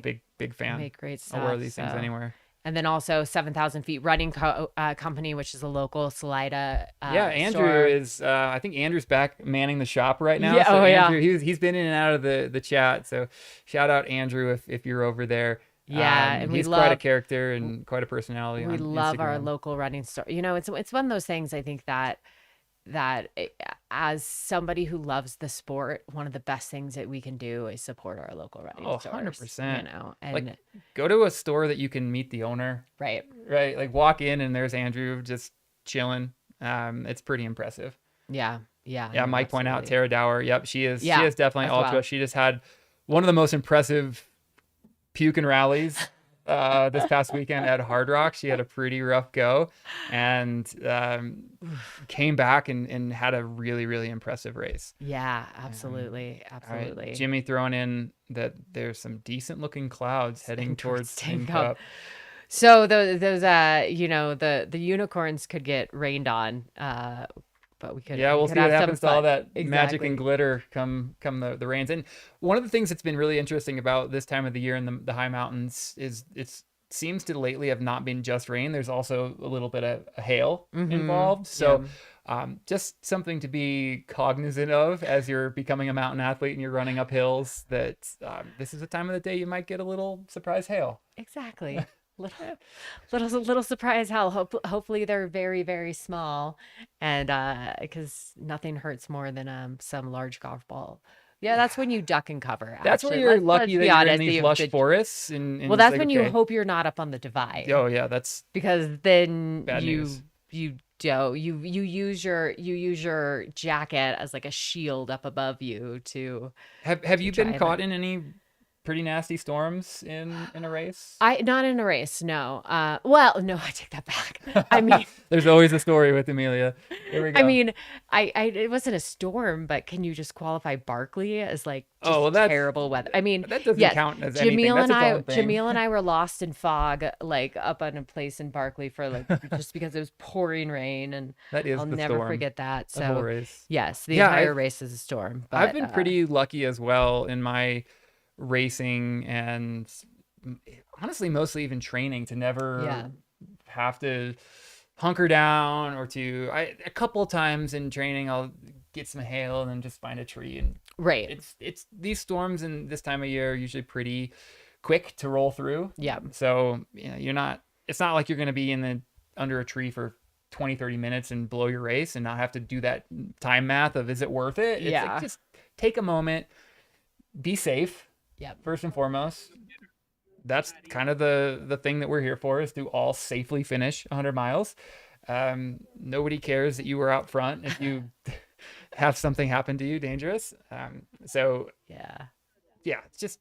But it, and it's one of those things with high mountain hundreds, like High Lonesome, like Hard Rock, is that you definitely have to prepare for that and know that and know how to read the clouds. And I think many of the people who are running this race, they're experienced in the mountains. They know when things are rolling in. Like you're heading up a 14er and you're thinking, probably not a good idea. I shouldn't head towards that summit. I need to head back down to tree line. And so it really, we have smart runners out there who know how to take care of themselves. Yeah, and this isn't necessarily a race where you would have any rookies showing up. No. This is a graduate level race. You're going to have experienced runners here. They know what they're doing. Absolutely. So, it looks like so we do have Laura Hansen also hit St. Elmo. Looks like she was about 10 minutes behind McKendry. Okay, so she's also under course record pace. We're just at right now at course record pace right now. So any female that's through will be in and out under course record pace. It's also hard when we talk course record pace, just like for context, it's really hard, especially in a race like this that is this long, because they could have better weather at this point in the race maybe than Annie had, but they could get a terrible storm overnight which it shouldn't. It looks like it's going to be clear, which will be amazing, but there's always something that happens that could at a certain point then throw that completely off. So as much as we do like to compare and say, oh, they're under course record pace or blah, blah, blah, like every year is so different. It's hard to actually know. Yeah. And and if you break the course record down even further, you can look to see that like Annie Hughes didn't run the fastest splits between every single aid station ever to get her course record. There's a lot of different women, if you look at who is the fastest between these various aid stations, that show up on that list. And, even Jimmy, who had still a mind-blowing performance, doesn't have all of the fastest splits between aid stations, right? He just ran a really, really, really good race and set a course record I'm pretty confident it's going to stand. I don't see anybody rallying to break that this year at this point, but there's 6 or 8 guys on that list that ran fastest splits between aid stations. He just ran the best overall race. Yeah, no, absolutely. It's so unique, and everybody goes through their ups and downs at different points within the race as well. And it's definitely hard to predict.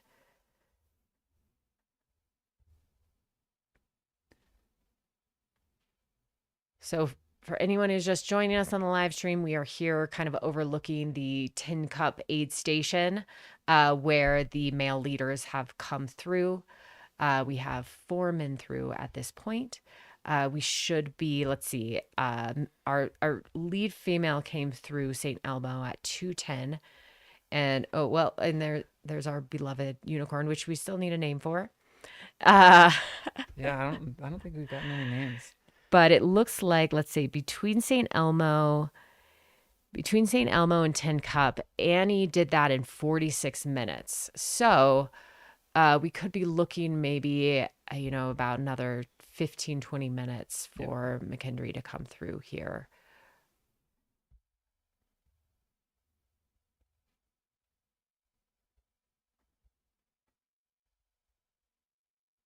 And I noticed in the chat, some people were talking about, what's with like the burnt out trees, which it does almost look like it was a fire, but I do believe that's like pine beetle. Yeah, there's pine beetles, and I'm not an arborist or a You're not? treologist or whatever that correct word is. I'm a guy that likes to turn my brain off and run in the mountains for a long time. But yeah, we have a lot of beetle kill in this area. If you were to see scarring from a fire, it would be very distinct. Right. There wouldn't be nearly as many standing trees, and it would be a lot darker. So this is definitely not that.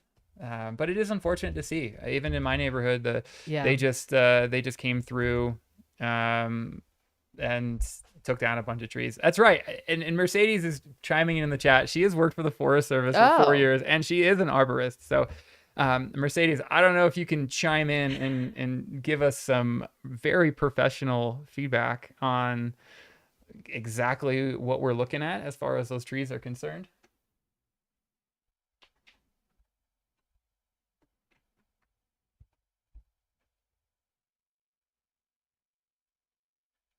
We don't have Mercedes. We do not have Mercedes, but it seems like we're pretty confident it's beetle kill. It's beetle kill. Yep, there we go. We got you. Yeah. I guess we shouldn't cheer on beetle kill, but I mean, I do like being right, but right. All right, Mercedes, drop into your past life of a forester and give us an idea of what exactly that is and why it looks in some of these shots it's pretty extensive. Yeah. It's terrible. Can you hear me now? We got you loud and clear. Sweet. Yeah, so luckily St. Elmo, they got some grant money and they've done a ton of work to do some defensible space. So if a fire does come through, it's not a question of if, it's a question of when, they're going to be a little bit more protected. But a lot of this is spruce fir. We're up at 11,000 feet. The habitat's really wet and moist. You can't get machinery up there. It's like 10,000 an acre if you want to use a helicopter to log it. And so basically you just have to let nature take its course, which at some extent the beetle is almost acting as fire. And so you can see a lot of young trees coming in, but this system is adapted to fire. So usually the return cycle is every 500 years. A wildfire will naturally come through. The trees will regenerate and you'll have a new forest stand, but we're suppressing fire. So you have beetle coming through, doing the work of fire. So at this point, it's not the healthiest forest, and it's also battling with climate change and some other things. So that's my ramble about the forest. No, we appreciate it. Yeah, good to know. I think also as trail runners, we have like a duty to know these things and to understand. And one of the things that High Lonesome does, along with many other 100-milers, is have a trail work requirement. So 8 hours out there doing trail work. And I love trail work. And so it's like I sign up any chance that I can now, because you just learn so much about trails and trail maintenance and all these things that we run. Just hard work maintaining a trail. It is. And then you learn things about like all the drainage and like how it's pretty fascinating. Yeah, these trails don't make themselves. We have another runner coming in. We had a little trip. Yep. Yeah. We'll see if this is Kevin, if we've kept on. I know that's not Jeff, so. Yeah. Not Jeff, not Jason. Polka hat number 57? 67. That's 67, Kevin that's Kevin Stewart. Yep, From another plant Californian. from Gilroy. Man, Bay Area. Just some water. These Californians are crushing it. Right? He is he's a police officer and a veteran. Thank you for your service. So he's also picked up time on the lead in this last section. He was, Right. I'm doing my math right. I'm not the best mather, but it looks like he's moving up just a little bit. He said that let's hope that 8 weeks in the altitude tent pays off some. Well, so far, Kevin. So far, Kevin, it looks like it is. Yeah, so. and the challenging thing about altitude like this is it's not a light switch. Yeah. When it comes to how it affects you, it definitely pays the toll over time. Exactly. And he's got some quads. He's I ready was to gonna crush. say. I mean, and I also, a race like this, like mountain hunting, you need strength. Like there is a lot of hiking in a race like High Lonesome, even for the leaders. And like strength, leg strength pays off, especially on the downhills. Just like being able to withstand that. Yeah, it's pretty brutal on the body to go up and down and up and down. And if things stand how they've been, we'll have Jeff Browning coming in next, and there's the guy that's been the preacher of strength for trail athletes for a very long time before most other people were saying it. He had his Tough 21 that he put out a long time ago, and I mean, if he's crushing these races at 52, there's something to be said about doing strength work for endurance athletes. And I'm really excited to see that tide kind of shift now that everybody's like, yes, no, you need to, you just like that band work doesn't work. Like you need to lift heavy, like you need to, for many reasons, for health, for longevity and things like that. And so it's great to see more runners embracing that. Like I know I've incorporated a lot of that, especially coming back from injury for me. Right. And it's made a huge difference just in terms of how my body feels in terms of durability. This is I'm gonna not go off on a soapbox, but there's this new push that the idea of a hybrid athlete is like a newer thing. Yeah.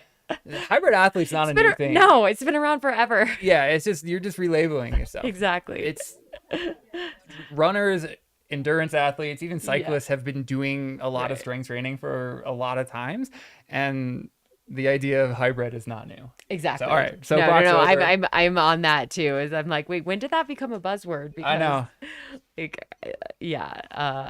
I feel you there. An interesting note too about this aid station at Tin Cup. So they are going back up above tree line after this. From here, so from Tin Cup to Hancock is like very remote. And so it was one of those things that you want to make sure that you have everything you need. You're going back up above tree line, but when you get to Hancock, you can pick up your first pacer if you have one, which and that's just a hair before the halfway point, right? Exactly, just a hair. 49.3. And it's interesting. I was thinking I normally don't do pacers until like super late in the race, and I was like, I don't want to pacer that early. But I was like, you're going up on the divide. You're gonna want company up on the divide. And so I was like, oh. It's for safety as well at some point, right? Even if you think physically, I can run this, it's really nice to know that there's a fresher body, a fresher brain with you. That's like, hey, okay, don't walk off the cliff. The longer the race, the more that becomes important. Absolutely. Especially at running a lot at 10,000 feet, your brain is not running at optimal capacity at this point. So just having that person to remind you to do something as simple as eat and drink water is really nice. Yeah. Oh, just an update on the women's side. It looks like Sarah. Oh, I'm going to butcher her last name. Sarah O. That's Sarah what she's O. known as. Okay. I was like telling myself, I was like, oh, I can do it. I know. I've been trying to prep myself all morning on saying that. Whiskey. Ostazowski. Okay. Sorry. Looks like, so she is now the third female through. She came through St. Elmo at 2:36 p.m. So just a bit behind that course record pace, but she made up some time. Sarah is one of the deepest experience as far as these big mountain runs. Chris Wharton pointed out earlier that she has course records on three pretty gnarly courses: Cruel Jewel 100, Mogollon Monster, and Ouray 100. So she knows how to run these big hard rock style courses that are just going to take it out of you. Absolutely. So it's like, I am not surprised at all to see her moving up because she probably took it easy, took it, super chill up Antero, knowing like, you don't want to blow your quads coming down. You don't want to do any of that, like, and save yourself. So love to see somebody, with a lot of experience know how to run a race like this. Yeah. There's it's a learning curve for sure, and Yep. she knows what she's doing. So I would almost say she's that close to course record pace that she's Right. right up there with Oh. the rest of the pack that's sub course record pace, just based on her experience and her knowledge and her ability to race. Absolutely, absolutely. And so we are about 45 minutes from our next cutoff on course as well, at St. Elmo 1. All right. So that's the 25-mile mark, 25.1 to be precise. So just something to know as you're following along in the race, and how the back of the pack is progressing. That's the next coming cutoff. Yeah, and it looks like looking back through, it looks like we have almost everybody through St. Elmo. Oh, wait, Yeah. through St. Elmo. So, you know, which is just a testament to how well people prepare for this, and you know, like take this race seriously, and come into this, you know, with good training, and you know, but Yeah, also it with looks- a healthy dose of respect. According to my sheet, we only have one drop from the field so far, which is pretty impressive. Yeah, no, absolutely. I think that especially for a race like this, it's very encouraging. Yeah. Yeah, and the night always brings different challenges and experiences, and we're still a handful of hours away from dark, but at this point, this is the point of a race I start thinking about. Darkness is coming. Where am I going to be for the crew next? When do I need? I know these athletes have to carry a headlight on them at all times, Yeah. but I'm not carrying my maid headlight the whole time because it's a little beefier, because I'm somebody that I run pretty poorly at night, and I use a very bright headlight that I don't. Wait, do you use the waist light too? Are you a kickoff? I have experimented with waist lamps, Yeah. but I don't like. I get some night dizziness and vertigo based on the field of throw of the light, and so I can use a waist light as a backup or just to give some 3D feeling to rocks, but I have to rely on the headlight on a floodlight setting. I like the combo. Yeah, of having it's the good. light at the waist, and then I think that's really the way to do it. If it's clear tonight, though, I think the thing I was looking forward to is that Beautiful. it's clear and you have a full moon and you're up on the divide, or you're not under. I mean, who needs a headlamp? No, I'm joking. You do need a headlamp. But all right, it looks like we have our next runner coming into 10 Cup at mile 41. I think that's Jeff. Maybe. I don't think that's Jeff. Is it? Oh no, it is. That is.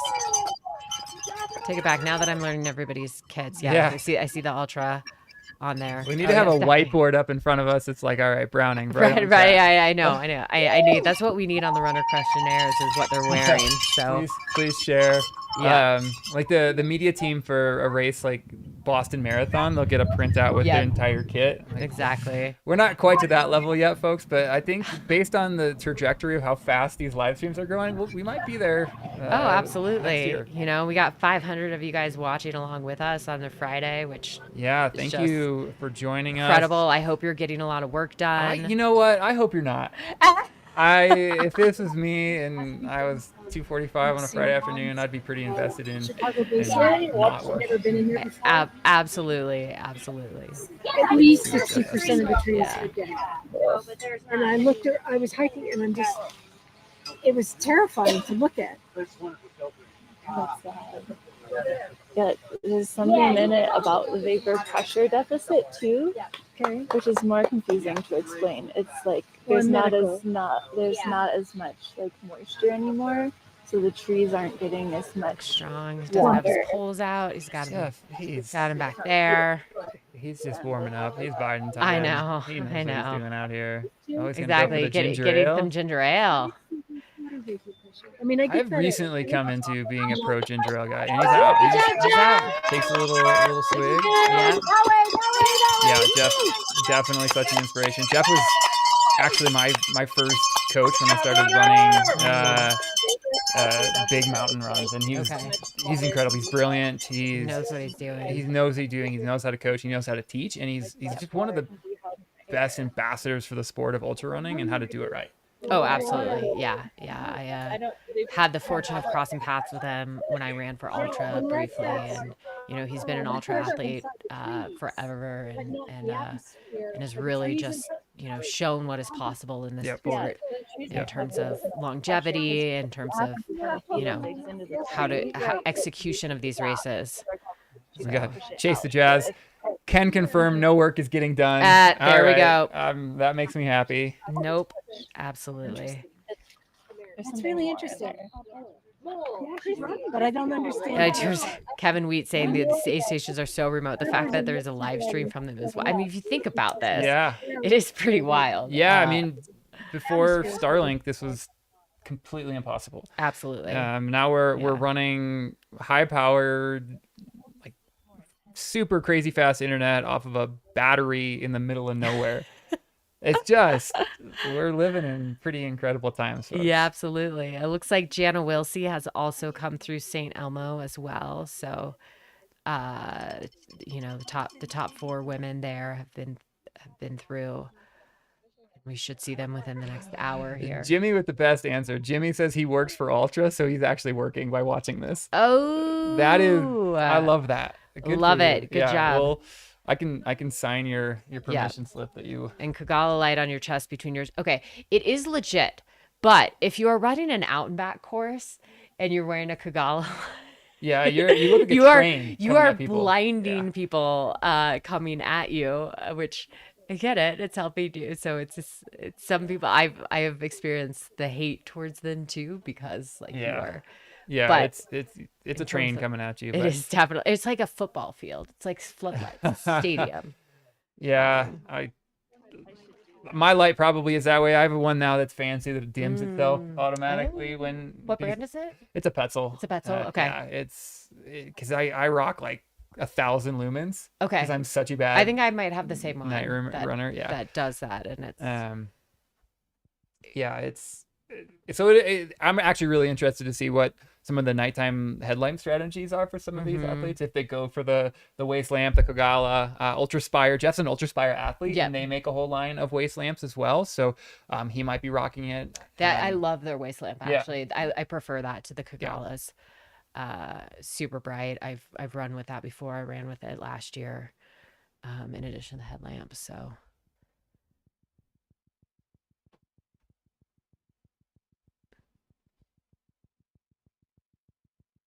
So we're continuing to get shots of these runners coming into Tin Cup.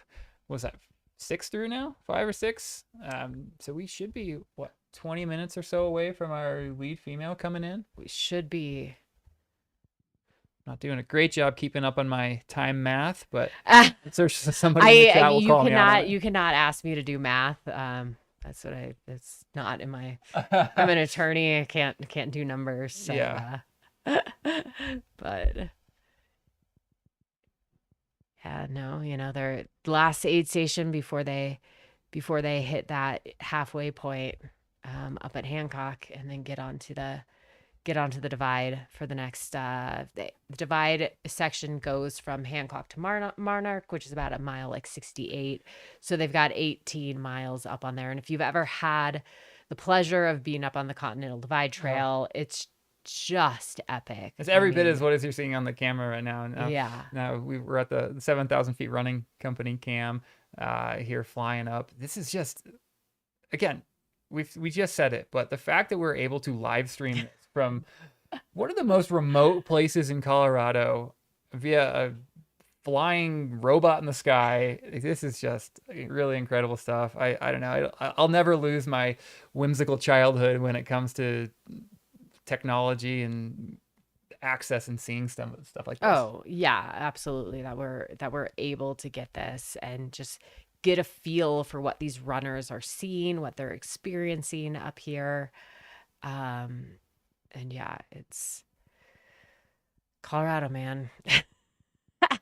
Yeah.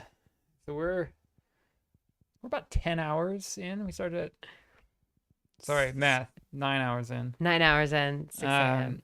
So 9 hours in for me, I'm oftentimes starting to think about a little bit bigger of a meal. Like I try to kind of keep on a meal.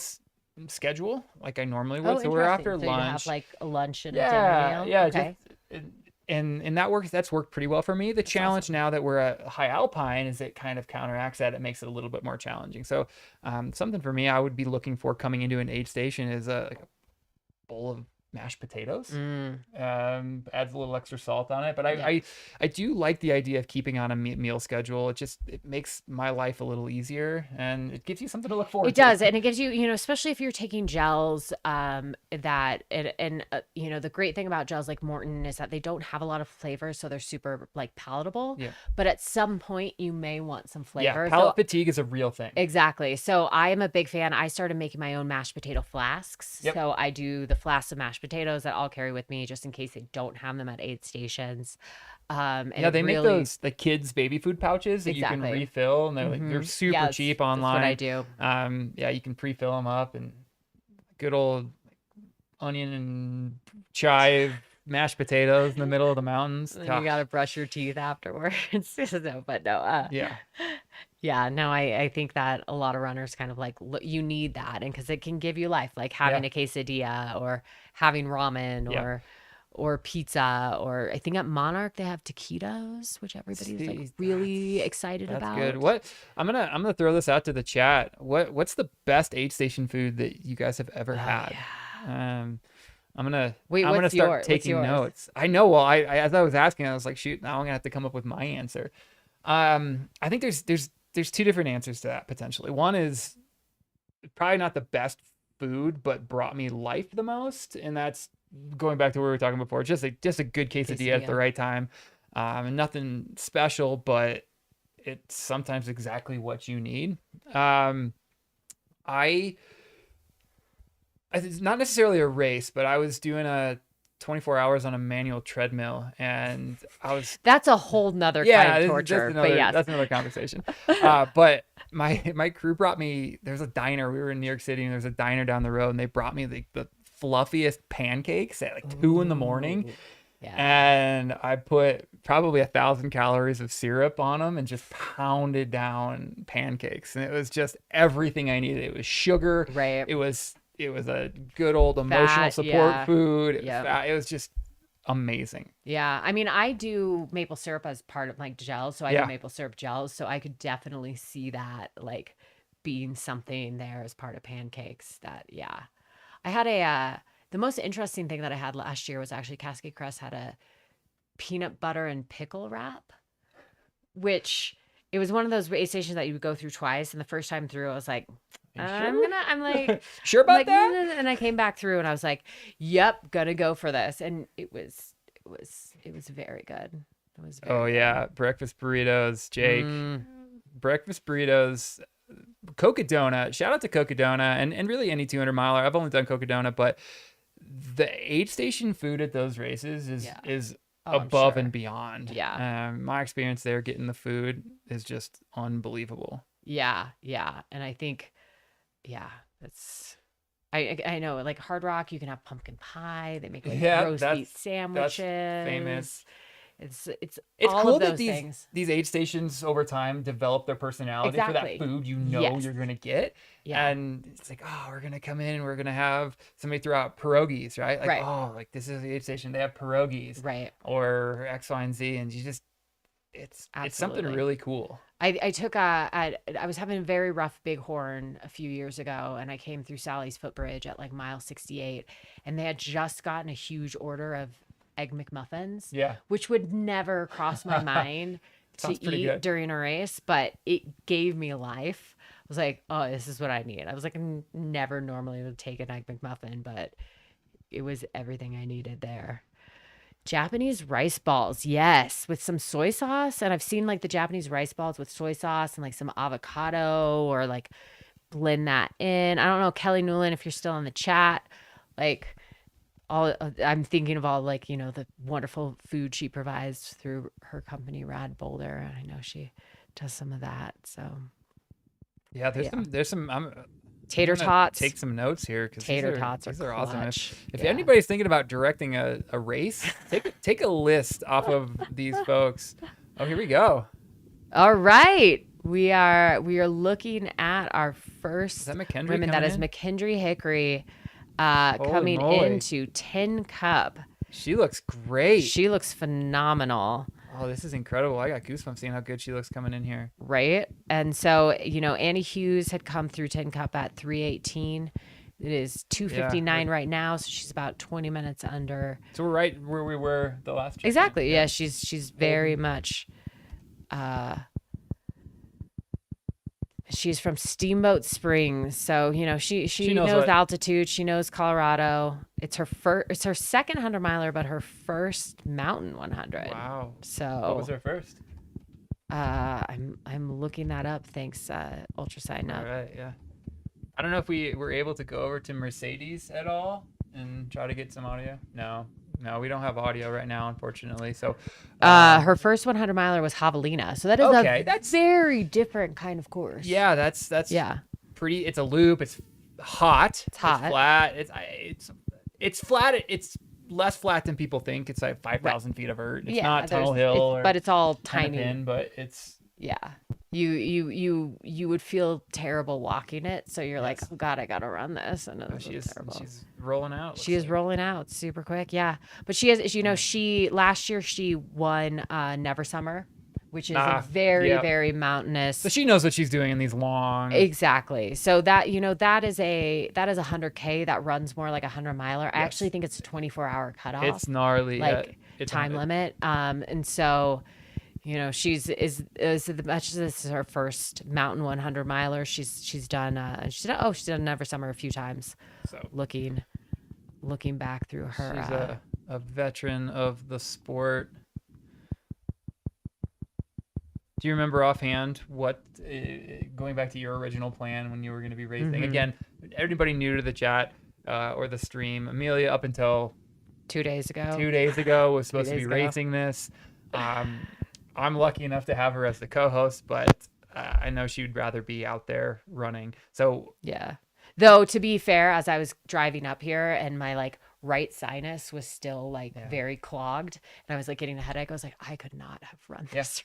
I was like, smart decision, not the fun decision, but smart decision. Yeah, sometimes it's being smart is really hard. For sure, especially when all we do is go out and do things that are really hard and put your body through pain and discomfort. And it's just understanding what you can fight through and what you just want to live another day for. It absolutely. So, but luckily there's, we live and learn. We try and make, I've always tried to make decisions best for longevity here. So, yep.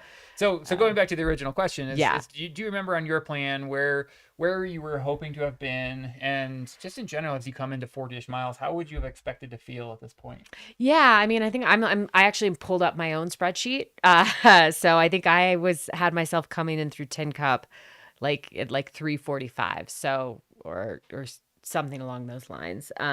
So a bit after this, but I was hoping to, be pretty strong.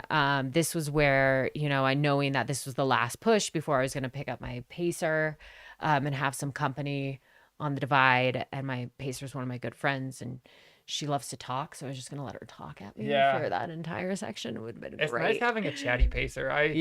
My thing is always just asking open-ended questions that it's like stuff that there's a story behind, but I'll tell me about your first girlfriend. Yeah. Just stuff that I do not care at all about, but I need you to tell me a really long story right now. It's actually amazing too. Last year at Cascade Crest, I did not know my pacers. I didn't know my crew. They hopped in, they helped me out. They were amazing.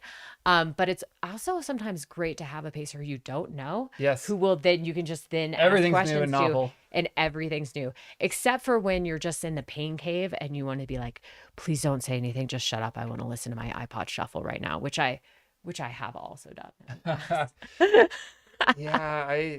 My pacers generally know that if I get there, they need to either feed me or give me water or give me a pep talk, because it's not that I don't want to hear them talk. It's just I'm going through something at the moment, and them shutting up is probably the worst thing for me. Even though that's in the moment what I want the most is for them just to stop talking to me. It's what I need the most, and I need a little emotional support, and I probably need a cookie.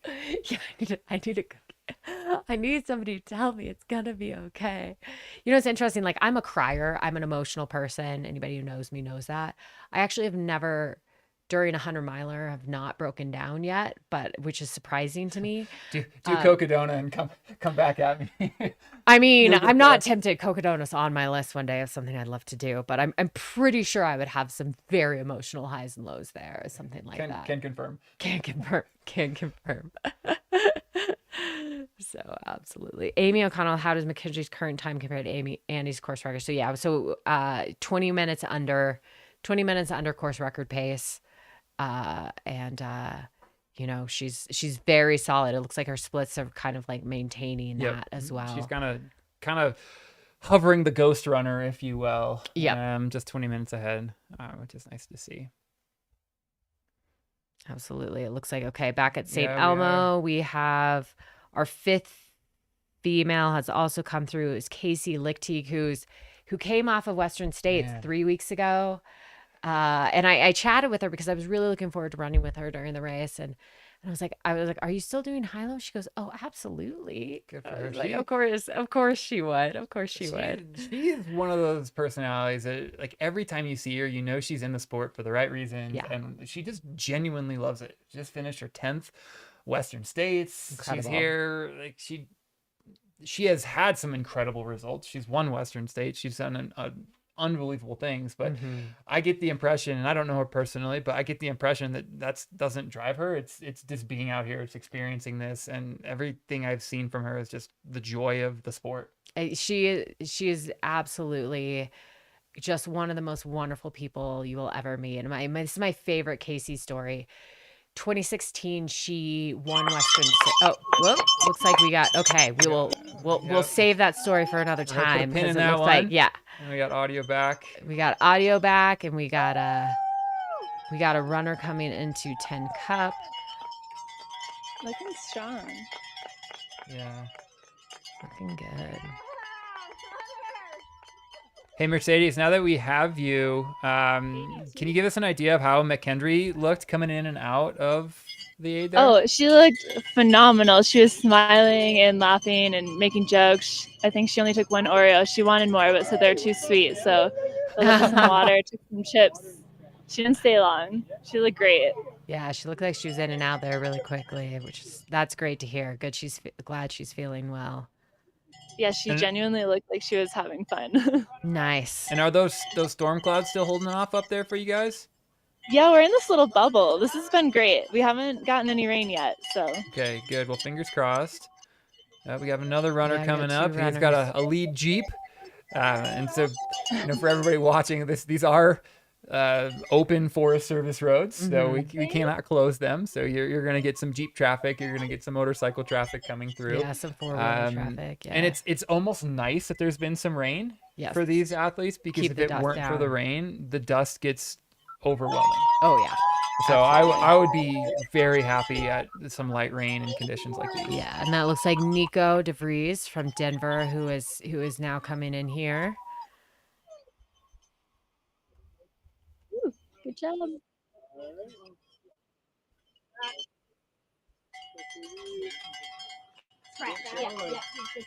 Good job, Mike. Keep it up. So this is Nico's second 100. So he ran Leadville last year as his first 100-mile race. Awesome. So he's familiar with high altitude. Yep, he knows what he's doing here. Exactly. I think there's one of those things. I think racers are either very like, I don't know in your experience, but it does seem to be that some people are very affected by high altitude and other people are not, and it seems to be a bit of a crapshoot. Yeah, similar to heat and other things. Yes, you can adapt and you can prepare yourself for it. There he goes. Holding the poles, getting ready to roll. Yeah. Heat and altitude, you can acclimatize to both of them, but it still sucks, to be quite honest. All right, we okay, got Jason coming in. We got a crew. Nice. From Durango Run Club. And Jason, local legend from Salida. Yeah, Jason's a crusher. Yeah. So that's Mike Maganiello. Dollar Store Anton on Instagram is the best follow. Of course, he's gonna shout out Dollar Store Anton. A great follow on Instagram. Oh, Didn't see that coming. Wow. I felt fine the whole time. I was like, then I tweaked my back coming down the Ranchero. Oh God. So that answers some of the questions people have been wondering. If he was in the lead and he was looking really strong, and he dropped back a little bit. So you just heard he had a little back issue coming down Antero. That makes sense. That descent off of Antero is gnarly. Yeah. It is gnarly. Baby head rocks coming on down. So. I gotta slow down. I was talking with Looks him like about it. that. I'm like, I gotta slow down. Yeah, so that looks like Laura Hansen, who is our second female coming through 10 Cup, also looking very strong. Yep. I don't think they're listening to me right now. Also on CR pace. Also on. Yep. Here's the four-wheeler by. Yep. Say hello to our friends. Oh, we saw them earlier. Yeah. They're back for more. No, good. You have everything you need. Need anything else? Sometimes it's nice just to take in the ambiance of an aid station and hear the volunteers trying to do everything in their ability to get the runners what they need and get them out there as fast as possible. And I just sometimes just love sitting and listening to that because absolutely, it's magical. Next aid station. Such well-oiled machines, and doing it there with a smile, and for how many hours, and through the rain, and so Laura is from Mill Valley, California. So we got a lot of Bay Area runners, which I'm very impressed by. Jason stopping for oh my God, a photo op with we haven't named it yet, but Magic Sparkle Unicorn guy. This is how you do a race, Yeah. You've been known to rock a onesie at an aid station, right? I have, yeah. No, I've got multiple onesies. I've got a very famous Simba onesie that makes an appearance. There's something about it. There's a lot of onesies in ultra running, I feel like. Can you guys hear us? Yeah, we got you. Second place female looked amazing. I didn't even see her come through until she left. Yeah. Then we got these guys hanging out here. So Mercedes, did we hear it right that Jason had a little bit of a back issue coming down Antero, and that's what's slowing him up a little bit? Yeah. Jason, did you hear him before talking? His shout out. You said you had a little bit of a back issue. Yeah. Let me go down my list of excuses. No. So I work as a carpenter, and I tweaked my back a couple of weeks ago. This is true. He's not lying. Yeah. And I was running down Antero, and I was going a little too fast, but I was running down Antero, and I just like tweaked my back really hard, and it's arguing with me right now. But it feels pretty good right now. That's good. I was never under any delusion that I was going to win. You got. Just kept running. I was. And nobody. We were all rooting for wanted to you. run with me. I feel like you got 60 miles to tweak it back into place. Yeah. I'm just trying to enjoy myself. There's some snacks about it. What are we eating there? What's the snack du jour? He's got some chips with some Coke. Now the question is that flat Coke? Have they shaken that up? The Flota? Are we going the Flota? It's not Flota. There's bubbles. Oh, okay. They do have the top a little loose though. I appreciate it sometimes when they shake it up preemptively, so then it after a while loses all the bubbles. I'm pro bubble. You're pro bubble? I'm pro bubble. I mean, I am generally pro bubble. If anybody knows my carbonated beverage habit, they know I pro bubble. But during a race, I can't burp, so it's tough for me to take anything carbonated. And he's out. All right, Jason. Hi guys. Awesome. Hopefully other people stop to take some selfies with the unicorn.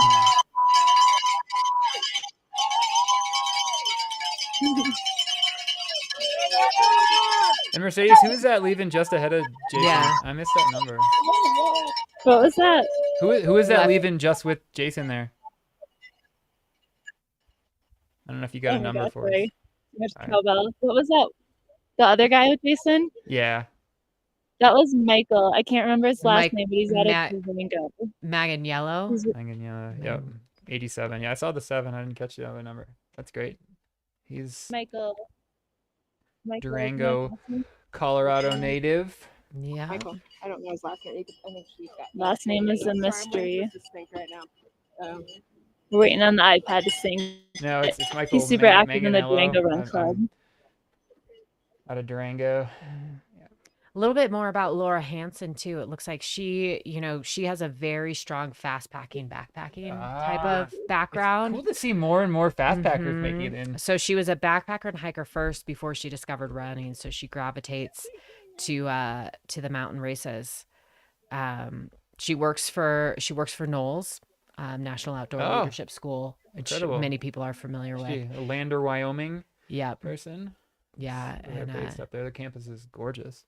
yeah, absolutely. So Lander's an impressive city. So yeah, so this is a race, as much as like if she doesn't have looking, at ultra sign up doesn't have necessarily like the depth of 100-mile experience. She's run the Bear, she's run Rabbit, but like having that fast packing experience, that mountain experience, that's really, really critical for a race like this. Yeah, and there is a lot of hiking in races like these, and it's a skill. It is a hard skill if you come from pure running. Yeah, and it is very. It's funny when you run with people and have to switch into hiking mode, like. There are people who are just definitely much better hikers. Just take off. Exactly. What the heck? Like, how I are mean, you doing I this? love hiking. It's like why I run ultras is so I can hike. You get an excuse to walk, but there are other people that's not. It's a definite skill. I'm glad Cindy in the chat called out that quote because I want to revisit what. Yeah, Jason said. yeah. I was never under the illusion I was going to win. I just kept running and no one wanted to run with me. It's probably the best thing that I have heard. It is a quote during a race. Yeah, and that's what I mean. That's a guy that's done a lot of these big mountain races and is in a good mindset, even though he's for sure hurting a little bit and he's feeling better. But that's just it's fun, right? Make a joke, make people laugh, have some fun. That's a good one. Yeah, because things go wrong during a 100-miler, and then it's not like it's not if it's going to go wrong, it's when it's going to go wrong. And so the biggest thing is that how you adapt to that and how you react to that, and like that's how you react to it. Jason's like, look, tweak my back, it is what it is, but I am out here, I'm gonna have fun. And I think that's one of the mindsets that I pull on a lot on days that things are going wrong. Just reminding myself, it's like I don't have to be doing this, but I get to do this. Exactly. There are people in this world that are running from things that you and I will never be able to imagine, and at the end of the day, we're just running through the woods having fun. Exactly. It's not that serious. It's a privilege. It's an honor to do this, to have the ability to do it. And at some point, someday, I'm not going to be able to do this, and I owe my future self the ability to do it today, and I'm going to keep doing it today. Absolutely. And and I take myself, if I'm like having a rough patch and it's like you look around and it's cliche as it is, but it's like I get to do this, and it doesn't matter like all the things that you think are so important or that you care about or your splits or blah blah blah blah blah, like it's just the things about 100 miles are such like a personal experience. You know? And heck, in a week, nobody cares about your splits. They just want to hear like the stories, exactly, and the experience. Your time doesn't matter, but the experience and the friendships and the memories and the bonds that you've made during the process of it, and this includes the training and the racing. That's what matters. Yeah, I mean, I think that's what's so special about races is that. Or about races as long as this is that so much of that also is like the training, the preparation for that, and that planning and being able to like get up on the course if you want to, and it's just everything that's magical about it. So we are sitting here. I believe this is Tin Cup again.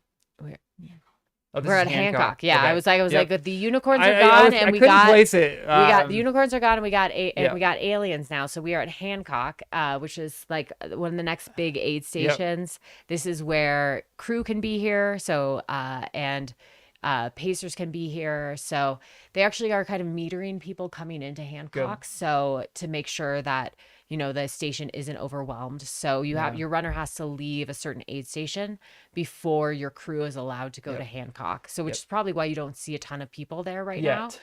Yet it will later on get very, very busy as well. But for now we're seeing it. It's a bit more quiet. Nobody's come through, but looks like some people getting ready, prepping bottles for their runners. Yep. Probably the volunteers are filling up their, mixing their Morton. You can see the Morton tents there. So shout out to Morton for helping fuel the runners this weekend. Yeah, absolutely. And they were great. They came on when Caleb, the race director, had a meeting for everyone. They came on and spent, 30, 45 minutes explaining the nutrition that they have on course and explaining what they're going to do. So they have the gels and they have the drink mix, and they also have the fuel bars as well. And just, they're doing great things for the science behind, their products and how to fuel at high altitude. And hey, quick update from Tin Cup is it is now raining there. It's now raining at Tin Cup. We have cold rain reported at Tin Cup aid station. We knew it was coming at some point. Yep. We had the bubble for quite a while, and the bubble has burst. The bubble has burst. And it's interesting because the runners will be heading on to what is typically known after they leave Hancock here, and like go up along the divide. It becomes a wet part of the course. So like there's like some marshes, and like there's a lot of people, they tell you, if you need to change shoes, do it at Monarch, because you're going to be going up on where it's going to be really wet and marshy. And if you're getting rain, it's going to be pretty wet. So they're going to have that to battle going after they leave Hancock kind of. And you can see some rain. We're at Tin Cup. But coming up ahead of them.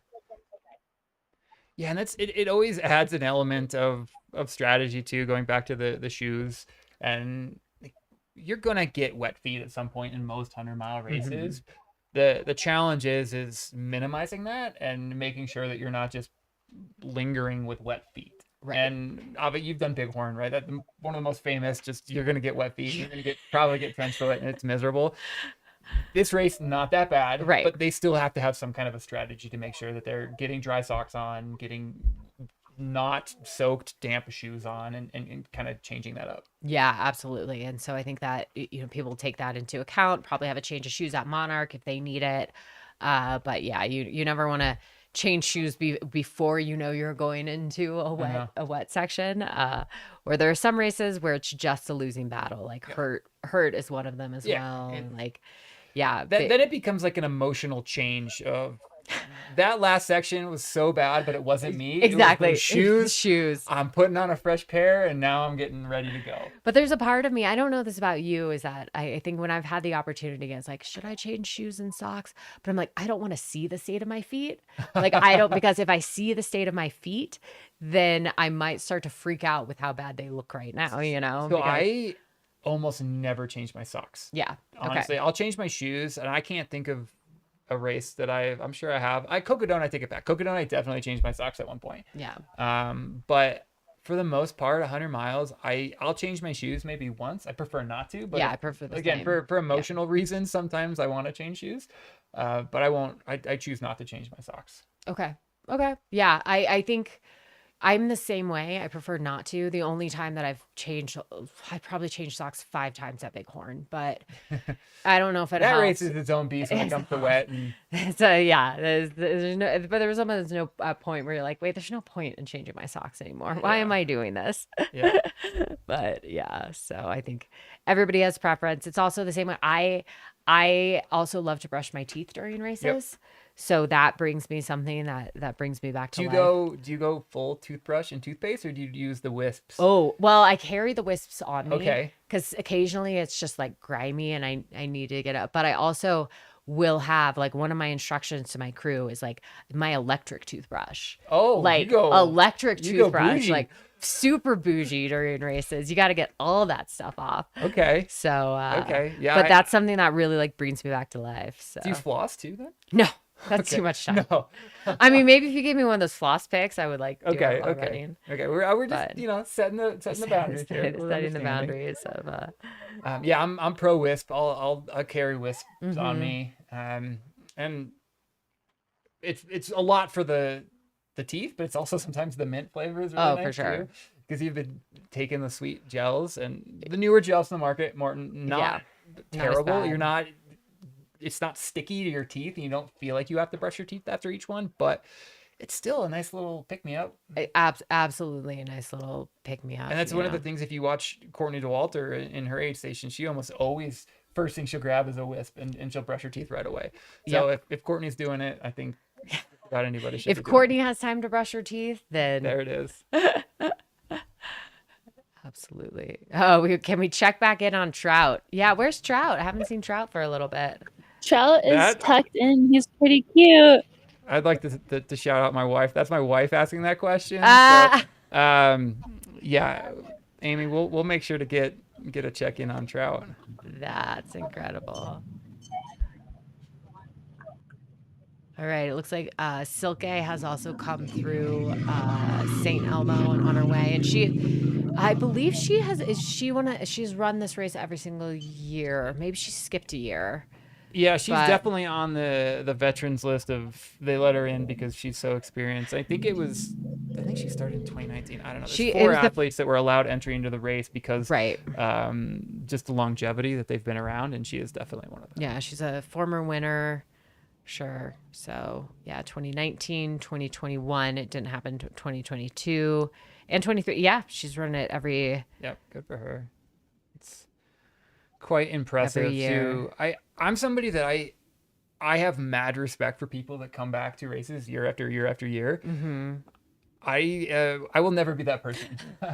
You're like you want variety. Yeah, it's like check the box, amazing experience. Maybe it was a bad experience. Either way, there's so many incredible 100-mile races now that I struggle with the idea of doing the same race multiple times. And there's a couple that I've said had such great experiences I've thought about coming back to. Leadville, I've lined up. I started 3 times. That was my first 100. I'm drawn to that race. Yeah. Also, I've never figured out how to race in Leadville, and I've always just blown up somehow. Yeah. So that may be what keeps me coming back. But huge props to these people that are doing these races year after year after year after year. I mean, there's Harvey Lewis is a well-known ultra runner. I think this is his 13th consecutive year doing Badwater. Right. Like that, you want to talk about commitment to a race? There's most people, and then there's Harvey.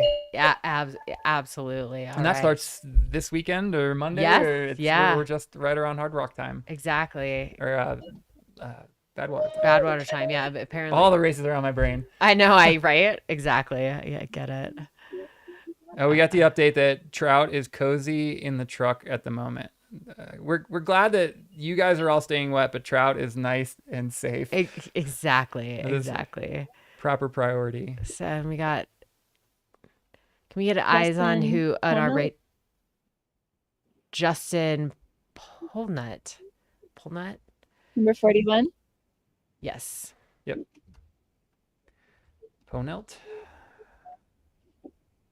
Neither Amelia nor I are professional name pronouncers, so anybody. I feel like I don't have an excuse. I feel like I should be better at this. Anybody related to these people, I apologize for both of us because we're doing our best out here. I have utmost respect to professional announcers, race announcers. So much pressure. Just got to roll off the tongue immediately. So. Even when I know their name and it's complicated, I get very stressed out. Of trying to pronounce it. Absolutely. Kelly in the chat saying yes, Silke is a former course record holder, as is Ryan Smith, her husband. Yep. They are, I believe, the co-founders of Rocky Mountain Runners, if not the founders. They are the founders there, and heavily involved. Ryan's a former Leadville winner too, I believe. Absolutely. Yes. Just an absolute beast of a Masters runner. Yeah. All right, Jesse heading out.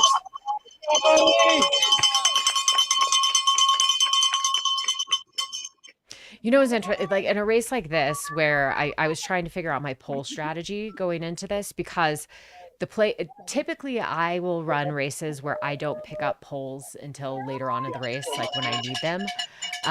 But Antero, the climb up Antero is like the longest and steepest climb and is right off the bat. So I was like, oh, you're gonna have to have poles at the beginning.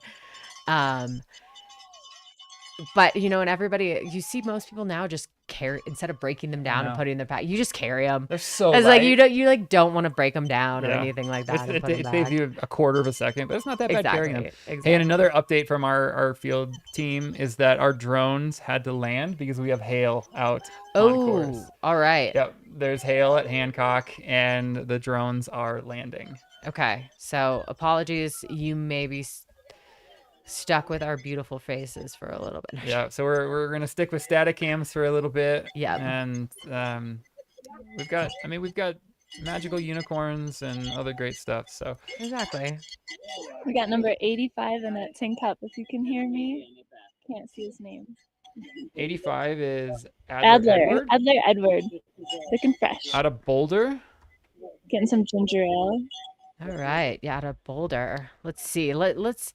All right, so Adler grew up in the Midwest with a family who wasn't opposed to being outside, but who was not super outdoorsy. So, all right, I feel that. Yeah, exactly. He started running short distances in college to quote unquote look good, but they got him running later in life, late 20s, and fell in love with it. And he moved to Colorado.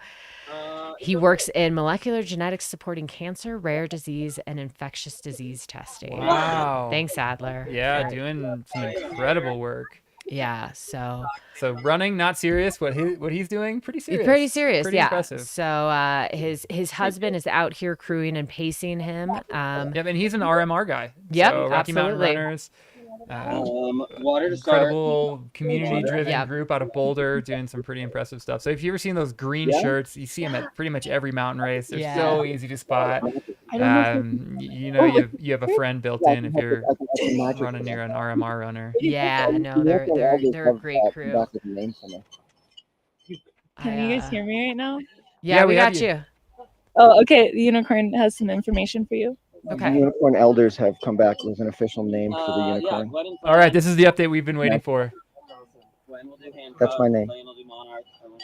Wait, what was it? I missed it. Magical. Magical? That's my name. All right. Magical the unicorn. Slightly underwhelming, but we're gonna accept it, and we'll call you Magical. You are Magical the unicorn. Never summer, in like a week and a half. He'll have he finished Hard Rock at 11 p.m. Saturday, and he'll finish High Low before 11 p.m. Saturday. It'll be less than one full week between. All right. Well, we have a little downtime. I'm gonna go back and give a shout out to our presenting sponsor, Altra, for supporting us out here and supporting the runners and the athletes and the stream and the race, and just they're one of the original true trail running, ultra running brands. Absolutely. And, without them, a lot of these athletes and races wouldn't be quite where they are. So shout out to Altra for what they've done for the sport over the years. Yeah, no, and really a company for trail runners. Yep. So. Yep, and they're also becoming more inclusive. They have some 4mm drop shoes now, right? A little earth shattering, but yeah. Oh, we got our third female runner coming through Tin Cup right now. This is Jana. Sarah? It's Sarah. Sarah. So Sarah. Sarah's now past Jana. Sarah looking great, as we expected at this point.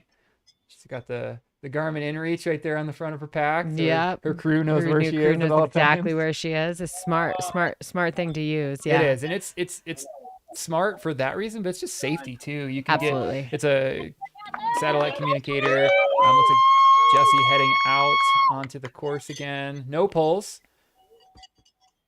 No poles or in the pack. Yeah, hard to tell. But he's moving well. Yeah, he looks great. It didn't look like he had poles in the pack. Yeah. Okay. Poleless. Going rogue. Mercedes, can we check out Sarah? Yeah. See what her aid station's looking like and how she's moving through? Yeah. She's looking great. Super strong. Oh. Having some caffeinated Morton. caffeinated morning, which is 100 milligrams of caffeine. That's which, a harsh hit. Which is a big dose. Because if you think about it, it's a little bit more than a cup of coffee, but a cup of coffee you drink over 25 or 30 minutes. Yeah. 100 milligrams of caffeine at one hit. It's quite a bit. Quite a bit. And for me, quite a bit. personally, 9 hours into a race is pretty early to be taking caffeine. Yeah. It's a very personal preference. I'm not Absolutely. making commentary on her strategy, but I try to delay that as long as possible. I'm the same way, but I have friends who caffeinate from the very beginning and they crush it. And you also see Sarah here. She has her reusable mug with her. Yep. So I think one of the things, and like all these races are going towards becoming cupless races. But a lot of races say that, but then they still have cups. High Lonesome actually is like, no, it's like tough, you do not cookies tough cookies if you don't have your cup. And this is a great example of good aid station strategy too. Is that, for everybody that's done 100 or wants to do 100, you don't have to eat all your food in the aid station. Get what you need and start walking out. Yep. Like, get moving forward. She clearly got something in that bowl or cup and just walked out. Yeah. You don't need to run the second you leave the aid station. So get what you need and get moving. Yeah. And especially if you're trying to digest food as well. Yeah. And, and so it's like you're moving slowly, you're doing that. I always take quesadillas to go and pocket quesadillas. Pocket quesadillas. Those are great until you forget about them until about a week after the race and then discover that you took a couple extra pocket quesadillas. I have discovered some terrible things in my drop bags months after. I'm not a great unpacker. Same. So it's I'm like, ooh, that was rough. Yeah, I definitely have some horror stories of like, oh no. Exactly. So yeah, all right. A bit of a lull here. We are at 10 Cup. There is some weather and hail in the area, so we have the drones are down at the moment. We're now on ground cameras, but so you can get kind of a feel for what's going on in terms of weather around. So our lead male left Tin Cup at 2:06, and so we're expecting him next at Hancock, and that's 8-ish miles between the two uphill. Let me take a look at what's our course split there. 131 is the fastest split we would be looking for there. Okay. Between the two. So if we go back to doing some live math, which is always terrifying, we should be right about, we're at an hour and a half right now. So okay. we should be within, I would say the next 15 minutes 15 or so. minutes is a safe bet based on how they've been moving forward. Yeah, you can see everybody there in Hancock in their rain gear, in their rain jackets, except for the kids, because who needs rain jackets when you're a kid? And anybody looking at the results and looking at the live tracker on open split time, Alex Nichols did come in and out of Tin Cup first. Yes. For some reason, his tracker is not showing up on the split site. So he did come in and out first. So it's Alex, Christopher, and Mark were the top three. Okay. I have him now on mine. It seems to come and go. Okay. He's now on mine. So okay. There it goes. For me. Yeah. And for anybody who is watching like open split time, which is amazing that we're able to do this, but sometimes it's a bit delayed. Yep. So also like keep that in mind as well of when we're getting those in and Glad out splits. That's showing up clean again. Yeah. Yeah, there were a few comments in the chat too that the live tracking is buggy and delayed. Just hit refresh. It'll get up. We're dealing with really, really remote mountains and lots of relays to make this happen. So hit refresh. It's always amazing to me actually that things that probably 10 years ago were not, there was no live tracking, there was nothing like that. And so the fact that we're coming along, it would be incredible to think where we'll be in 10 more years doing all of this. So will there be any feet pics anytime soon?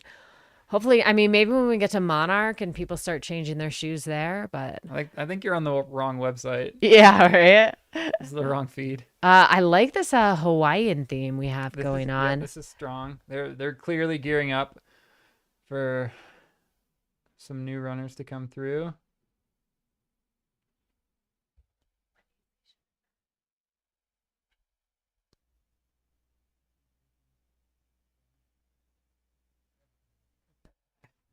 Yeah, so this is the folks, the crew at St. Elmo. They're just having a good time out there. This is it. This is behind the scenes of crew and aid station volunteers that you often don't get to see. Yeah. So, in St. Elmo is a race they come through twice. There was just actually the first cutoff through St. Elmo. Yeah, we just did that cutoff 9 minutes ago. 9 minutes ago. So that but aid station is now closing. No, they'll be out there till 8:30 p.m. because we hit it again. they That's hit right. it again. So, Yep. All right, we got runner coming now into 10 Cup. Number 5. Is Ryan Kaiser. Ryan Kaiser. He's somebody legit. to watch Yes. on the second half of this race. Yes. That's another guy that, like, if I was out there running, I would be like, I just want to be within like 5 minutes of Ryan for a long time because he is an absolute savage veteran trail runner, very experienced in this stuff and knows what he's doing. Absolutely. You look at his ultra sign, he's got 60 races on his ultra sign up and, has won I'm Tough. Has been podium at Leadville. He may have won Leadville actually way back. I just have to keep going back through Hannah's all of jumping it. in the chat. Top 3 at Leadville twice. Yeah, exactly right. It's 7.8 miles. Absolutely. Just absolute amazing runner out of Bend, Oregon. Yep. Pretty much like Also an attorney. So. We won't hold that against him.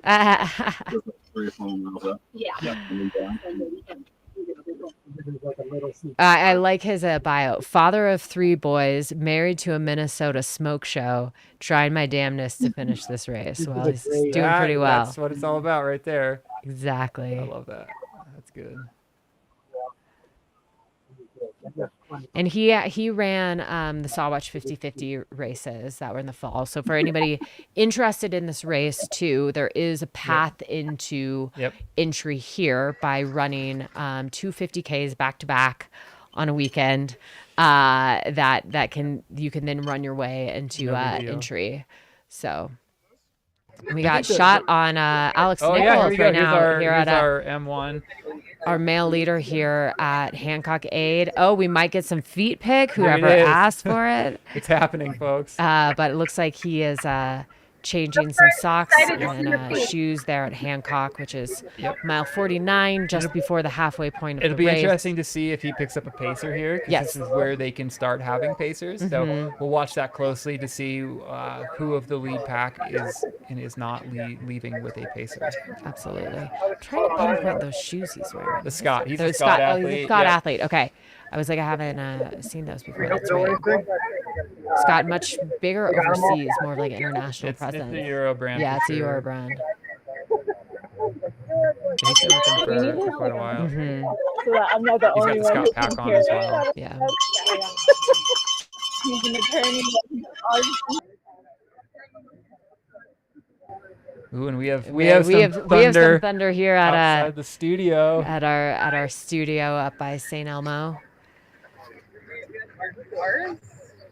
Yeah, Alex, just cool and calm, and there's clearly absolutely zero rush in him right now. Just focused. And we got the left foot. Yeah, so Jimmy Elan came through Hancock at 3:06. We're about 30-ish minutes behind that, but like still on pace, Yeah. And it's depending not out of the realm. No, definitely not out of the realm. Depending, as we said, the back half of the course, because if you look at Jimmy Elan's, at the fastest, he doesn't hold any of the times from Fusus to blanks or blanks to raspberries. So he might have tapered off. He might have tapered off a little bit towards the end. I don't know, Jimmy. Maybe if you're still in the chat, tell us. Yeah. What were you going through at the end? What were you going through at the end of the race? Where he's like, stop insulting me. I felt fine, guys. He's catching strays from us over here. Who could never run a pace like that.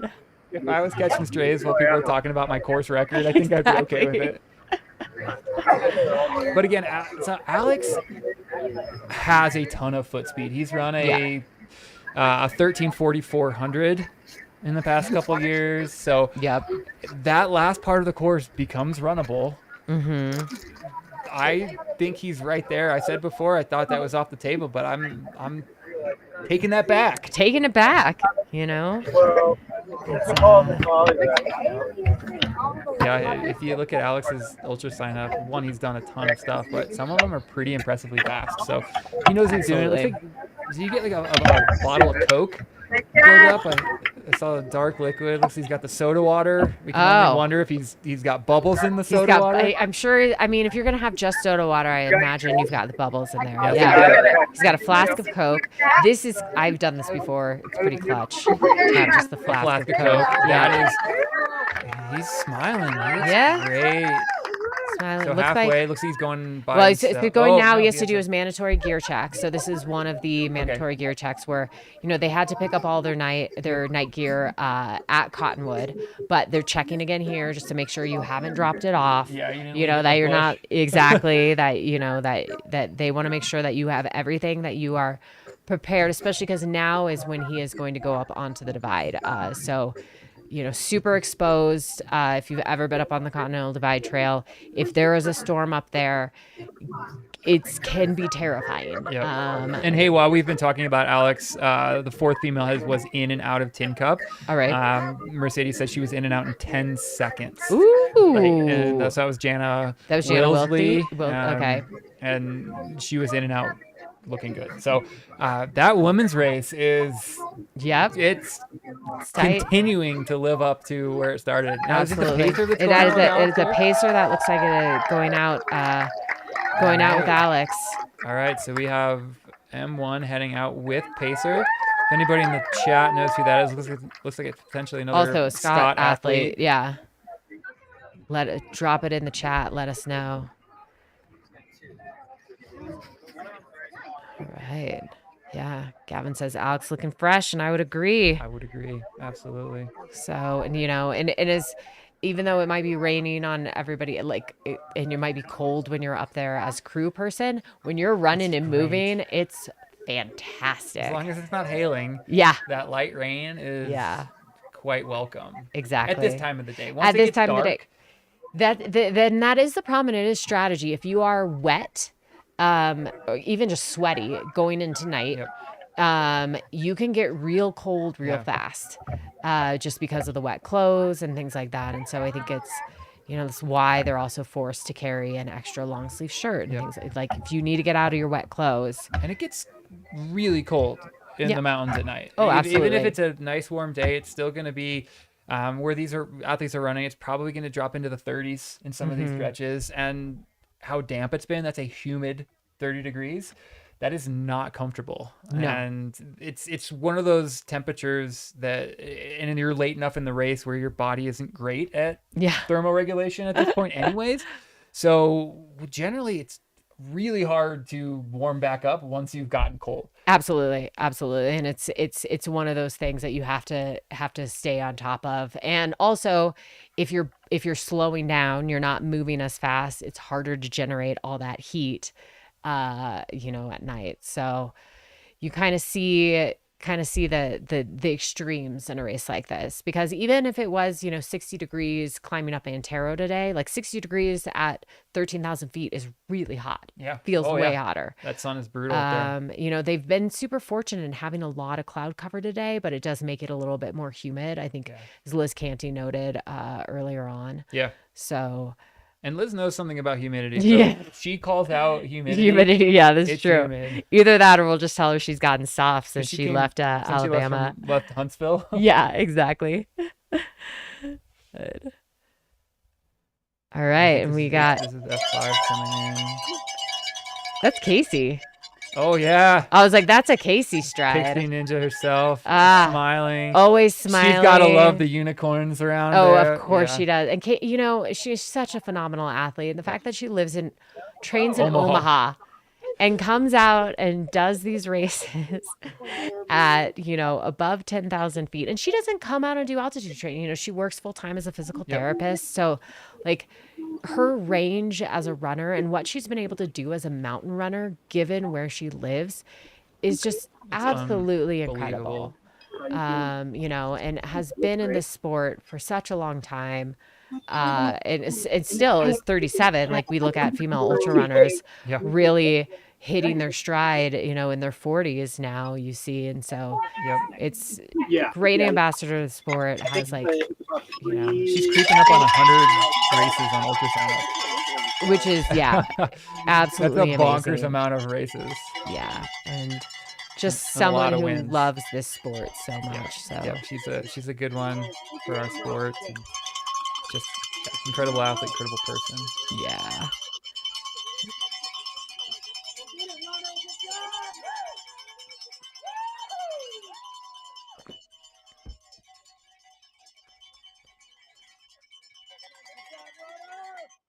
And that looks like I cannot see a number on him. Number but- 39. 39. And I believe Casey is, to go back to Casey real quick, I think she started this race before. She's won, or not won. She's finished. Like I think top. Okay. Yep. So she Top 5. She has experience out here, so Yep. she knows what she's doing. Absolutely. All right, that is 39 is Scott Hollister, who is coming in. He is from Colorado Springs.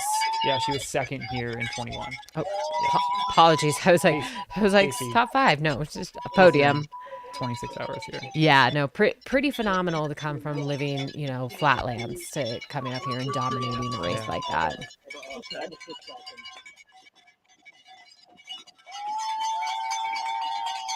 Casey is out.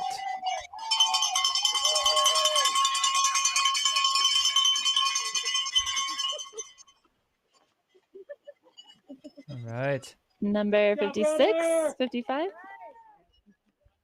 65.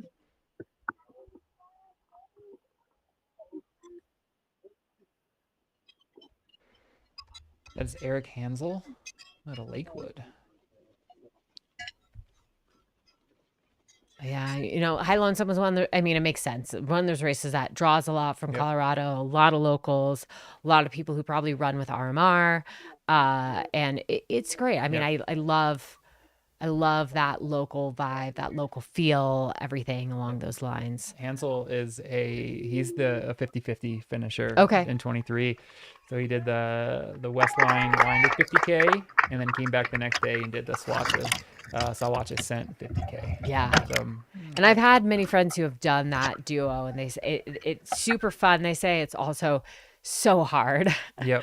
You know, you think you run a hard mountain 50K, you come back the next day running another 50K. Just getting out of bed and questioning your decisions that morning, it's tough. Yeah, absolutely. All right, it looks like we are okay. So this looks like Christopher Hams there at Hancock, who is the second male through, who is now kind of surveying what he wants, getting prepped for the divide.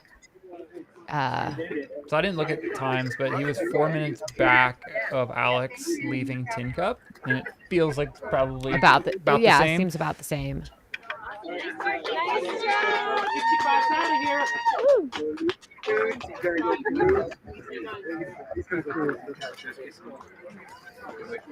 I'm gonna backtrack that statement because Alex left at 3:46. Okay. So that was 6 minutes ago. Okay. And so Alex has increased that lead just slightly. Just slightly. You know. And in a race this long, we're talking about, you know, taking a pee break, taking a pee break, you know, stopping to tie your shoe, something like that. So there you go. That's good. That's good. Getting some. Also looks like he's doing the no vest, just handhelds. No, he's got to be. Or is he going to put the vest? He's got to be. Oh, he's got to have his gear. Gear. Unless he can somehow figure out how to fit all that gear. I mean, you can be wearing all the gear, but sure enough. I don't know if you'd be wearing the emergency bivvy. So yeah. Yep, there it is. Putting the vest back on. Absolutely. Looks like we got a bit of sun peeking out up there. Yeah, send some our way. Yeah. looking rough outside of the studio windows here. Yeah, so it's always so interesting because the racers here, what they're experiencing here at Hancock versus what somebody's experiencing back at St. Elmo. Oh, yeah. Totally You know, different. a distance of probably 20 miles as the crow flies, but just such different experience of weather. That's things mountain like for that. you. Yeah, there you go. I can tell you, living in Fairplay, we get almost no snow all winter, whereas Breckenridge is just 20 Dumped. miles. Yeah, exactly. And they'll get 20 inches and we'll get nothing. There's Mark Hammond in. Mark Hammond. He's moving well. Oh, yeah. He's smiling, waving Smiling, to the fans. looking good there at Hancock. So I didn't look closely, but it looks like Chris did not leave with the pacer. I did not. I didn't. I couldn't tell, but could be going pacerless. Yeah. The experienced guys got taken 300 feet and only got. Oh no, he's still in there. Looks like he's. Sorry, Chris is still in getting his gear checked. Got it. Yep. Yeah. So you have this is the second of third gear check. So they get their gear checked here, or they got it checked at Cottonwood and here, and then at the race start are the three times. Once they hit Monarch, they are allowed to drop the gear for the divide. So they're allowed to drop the bivy sack. They're allowed to drop pants. They're allowed to drop their headlamp unless it's still middle of the night for them, which that would be dumb. You If they want to can, drop but you can. I don't advise. Have fun out there without a headlamp. It's a full moon. So It is a full moon. It is if it peaks through tonight. It does look like it should clear out tonight. I was looking at the weather. Kettle chip. Oh, salt and vinegar kettle chips. Okay, that is a clutch move. Those are like the best. So Lay's makes a lemon flavor. That is like a lime and it's a little vinegary lime. That's my go-to chip. Okay, yeah, I'm a big salt and vinegar while I'm racing type of person. The dill pickle chips are great, except not while racing, but dill pickle chips are pretty phenomenal. I'm not a dill guy, so I've never dabbled in dill pickle. I'm not a pickle juice at aid station guy. That's the hot thing in ultra running. Pickle juice. I get it. Some people are always like, oh, it's for electrolytes, it's for salt, it's for. I was like, it's not. I mean, it could be. You can get salt that way, but most people are getting salt through their, through either their pills Chris is or heading out. Chris is heading out now because he is Sans pacer. Yep. So he is heading out on the divide by himself. Yep. So they have a nice little climb. They're going to climb back up to 12,000 feet, heading out of this aid station, and then a neat little descent into the next aid station at Lost Wonder Hut. Absolutely. So, and Lost Wonder Hut. So heading out of Hancock up to Lost Wonder Hut. As Caleb said, can I swear on the live stream? I was going to quote him though, but it's apparently a terrible kind of road going up from Hancock to Lost Wonder Hut. I've heard stories. Yes. So it is supposedly a good place to walk and fuel. Yep. Otherwise you will just be swearing at that road. Yeah. The good thing is they emotionally are crossing the halfway point at that time too, which is huge. So there is a little pick me up. And they are going to Lost Wonder Hut, which is an amazing aid station that has homemade pizza. There we go. Anybody who's on this live stream who may have stumbled across the the short film that's on YouTube called The Well that Freestone Endurance put out. Where one of the runners was Chris McBride, and he is also the captain, I believe, of Lost Wonder Hut aid station. So he's been the captain of that aid station for a while, and the film kind of looked at him running the race, where he ended up actually third overall. But he and his family head up that aid station, so that's pretty cool.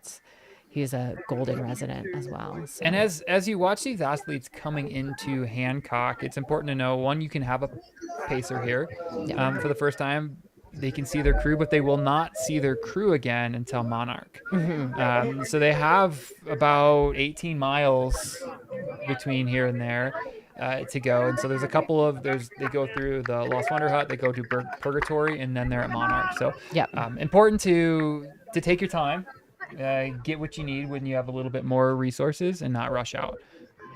Absolutely, and they're going to be up high here without a pacer, so he's going solo as well. Yeah, absolutely. So they're going to be up high in this stretch. They're going to get above 12,000 feet again before Purgatory. And Purgatory is one of those places aptly named. We were told that as racers get in and out of Purgatory quickly. It's not a place that aid station is at 12,000 feet, not really where you want to be fueling. So a lot of the fueling strategy, I think, for some of these runners is eat as much as you can when you are at lower elevations. When you dip below 11,000 feet, which sounds crazy to be at lower elevations, but have know where you are in that. Yeah. And then when you're down lower, eat more. And those aid stations can be tough too later in the day for middle of the pack or back of the pack type runners, because you come in and you might see some people that aren't looking so good. Yeah. It can be tough to see, and it's exciting to see looking at the stream on the Martin Cam. Our drones are back up in the air. Excellent. Which is the easiest way to tell that the weather has cleared up. Yes. There's no easier sign than that than to see the drones back up. So I'm hoping to get some more epic shots like this one. Yeah. This is at Tin Cup. At Tin Cup. So I believe this is Mark heading out. It's hard to get a good idea of where exactly this is in relation to Tin Cup, but we know it's somewhere around Tin Cup. So this is part of the lead pack here. Yeah. So this is the road going. Excuse me. This is the road going. Hancock. Yeah. I backtrack everything I just said. That's okay. That's okay. It looks But yeah, as we were saying, the road apparently going from Hancock up to Lost Wonder Hut is a bit of one of those places where you just kind of want to slow down, refuel. Take your time. You're going back up above tree line, but really, really also just one of the most beautiful parts of this race.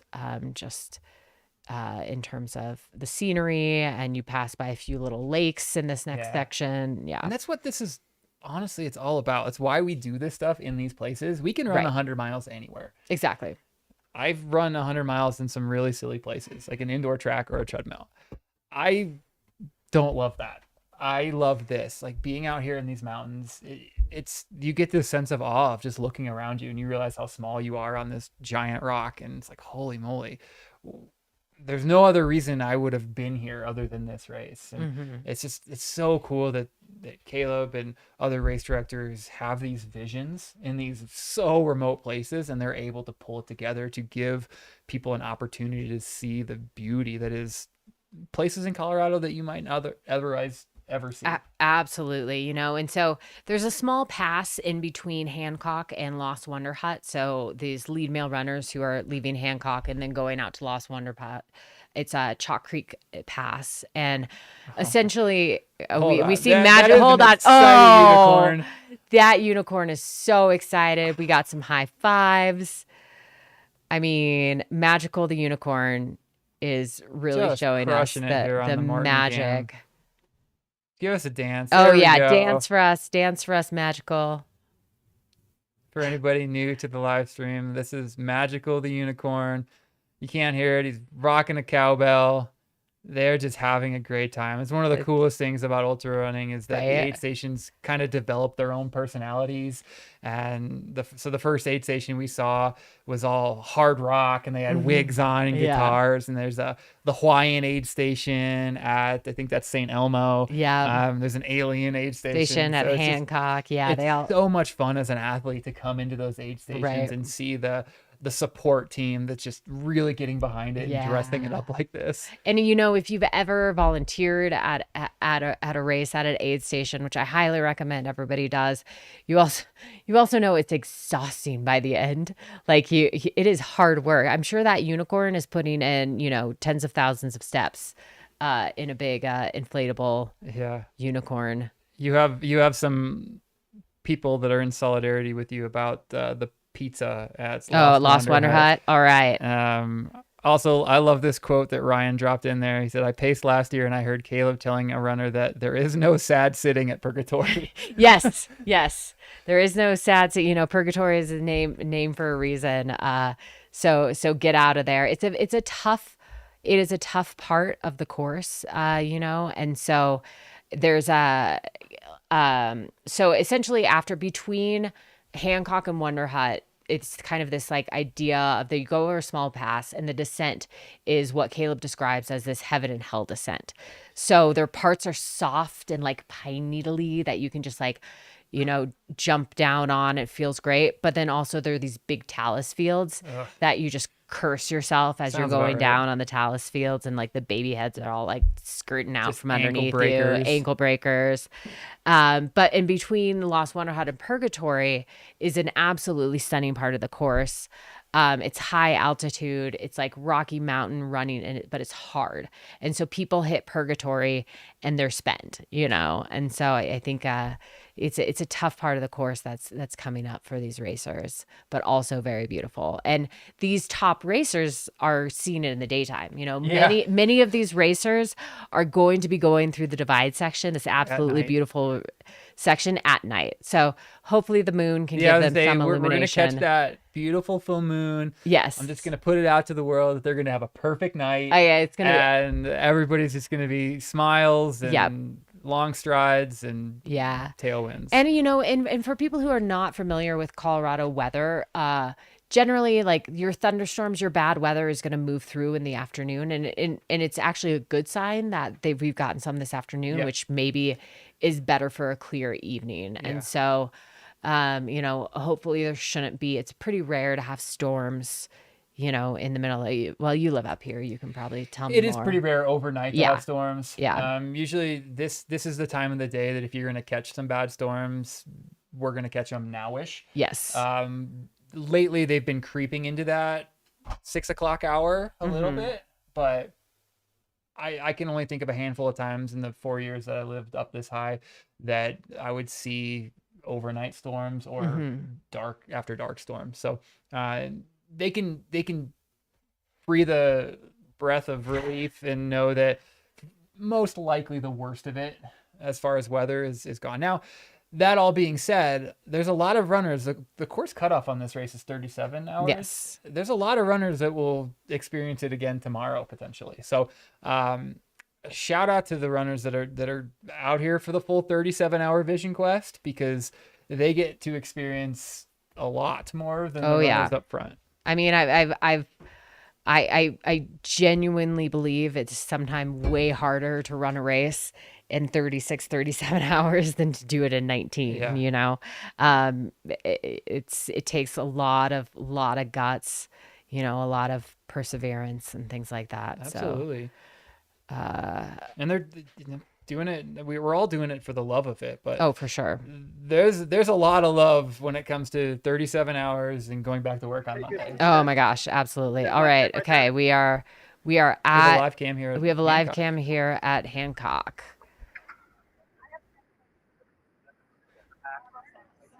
It looks like that would be our. Is that Elon? I'm pretty sure that's Elon. Yeah, that's Elon. Looks like he's got a pacer packed up and ready to go with him.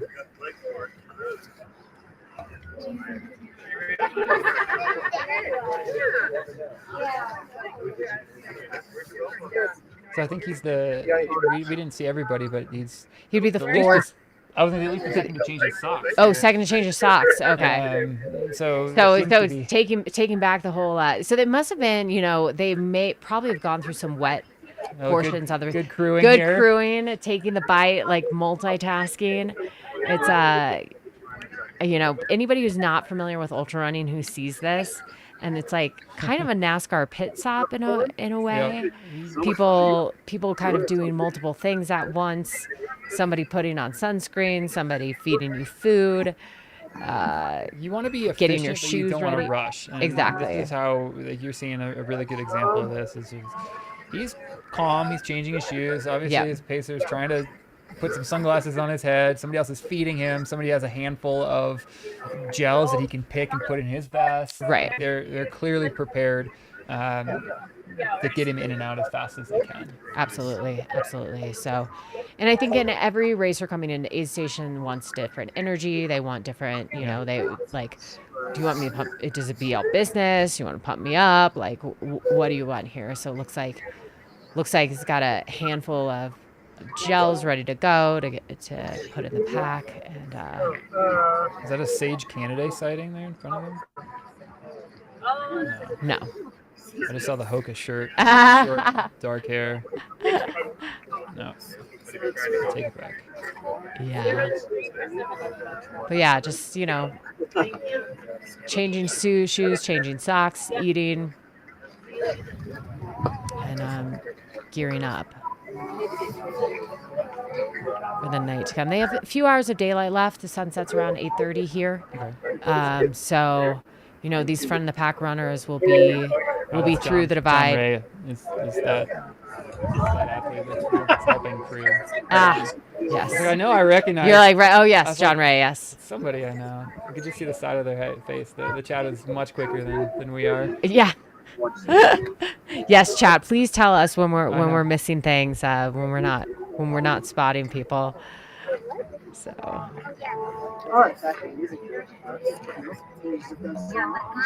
John is a absolutely incredible athlete himself. Oh yeah. Some pretty incredible races recently. Yeah. Just had a heck of a Western State. Right? Yeah. Somebody else will tell me. Yes, he 9th overall. I was gonna say, I was he pretty punched, confident. I know, but I didn't want to be like, yeah, I think he had a heck of a race, and somebody be like, no, he blew up. He had to be, I like, knew he oh was right there no, around 9, 10, 11. Yeah. Shoot. No, so he had a great race there. So, yeah, and local front range. And that's another thing that's so cool about this sport is this isn't his race, but he's here helping another athlete. Oh, absolutely. Find me another sport that the best of the best of the best will be out just on their weekend helping another athlete. Like I always talk about, Zach Miller, who's out there like making pancakes for people when he's not running, or like handing out popsicles. And so, it's just. John ran 12:43 at Javelina 100. It's incredible. Yeah. So, all right. So Elon is out. Is out with his pacer and is off to tackle the divide. All right, Elon, head out. Oh, we got Mr. Alien here, spacesuit.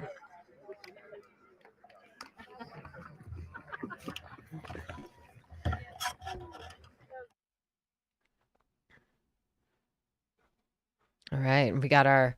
Is that a hard break?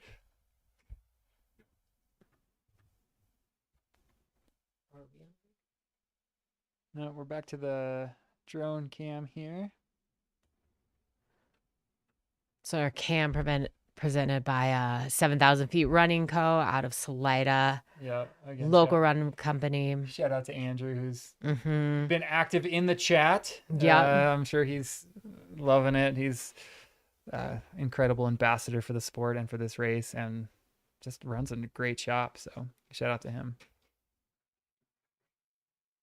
Yeah, so now that we're settled on the drone shot, we are going to take an ad break and pay some bills, and we'll be back in just a moment. Altra running shoes help you stay comfortable and stay out there. With room for your toes, you can run the way you were designed to. Because you get better inside by getting outside. So get out and stay out. Run wild. Run free. With shoes made to actually fit feet, you'll get comfort and performance you have to feel to believe. Stay out there with Altra. Every day, I open 7,000 feet for Salida, Colorado. Here, we are about community. Running here is more than putting one foot in front of the other. You run in the footsteps of those before you, next to you, and after you. Running in this small mountain town means being part of something greater than yourself. It isn't just the shoes, it's where the shoes will take you.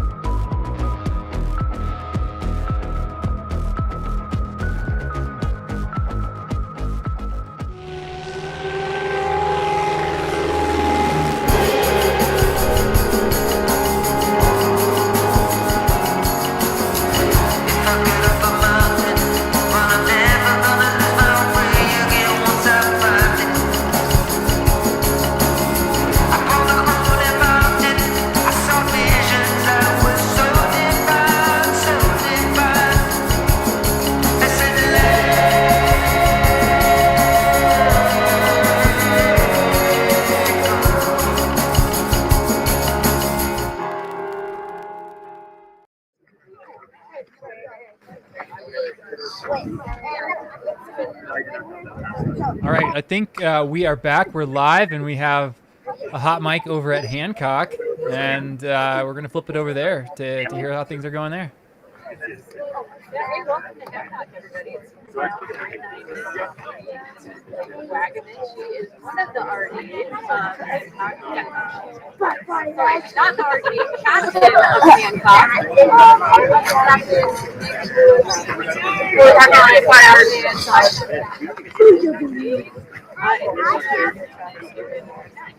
So, Hancock has Hancock has the nickname of City.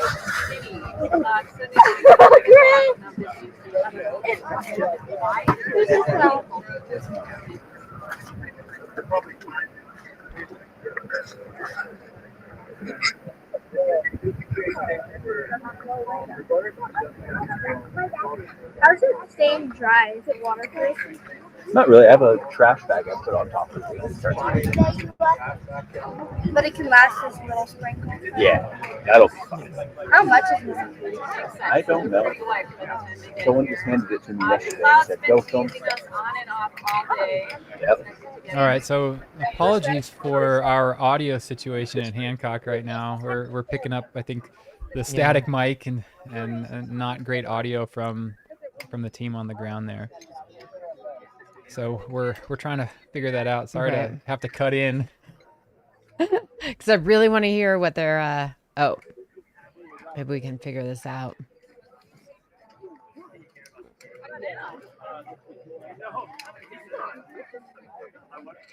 Not any better for me. Is it better there? No, still not getting you very clearly.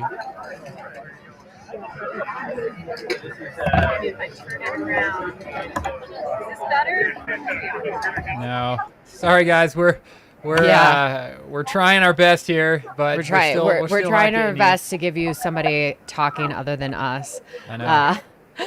Might be getting sick of us now. You're killing our ability to take a snap break here. So, sorry. Well, you guys look great. I was gonna say, just, you look phenomenal. I like the shades. I like the alien theme. I know. Yeah. So we can't hear you. At least look good. All right. So let's do a rundown of a top 5 what we got right now. So we've got for on the men's side, we have Alex Nichols, Christopher Hams, Mark Hammond, Elon Lieber, who have come through Hancock.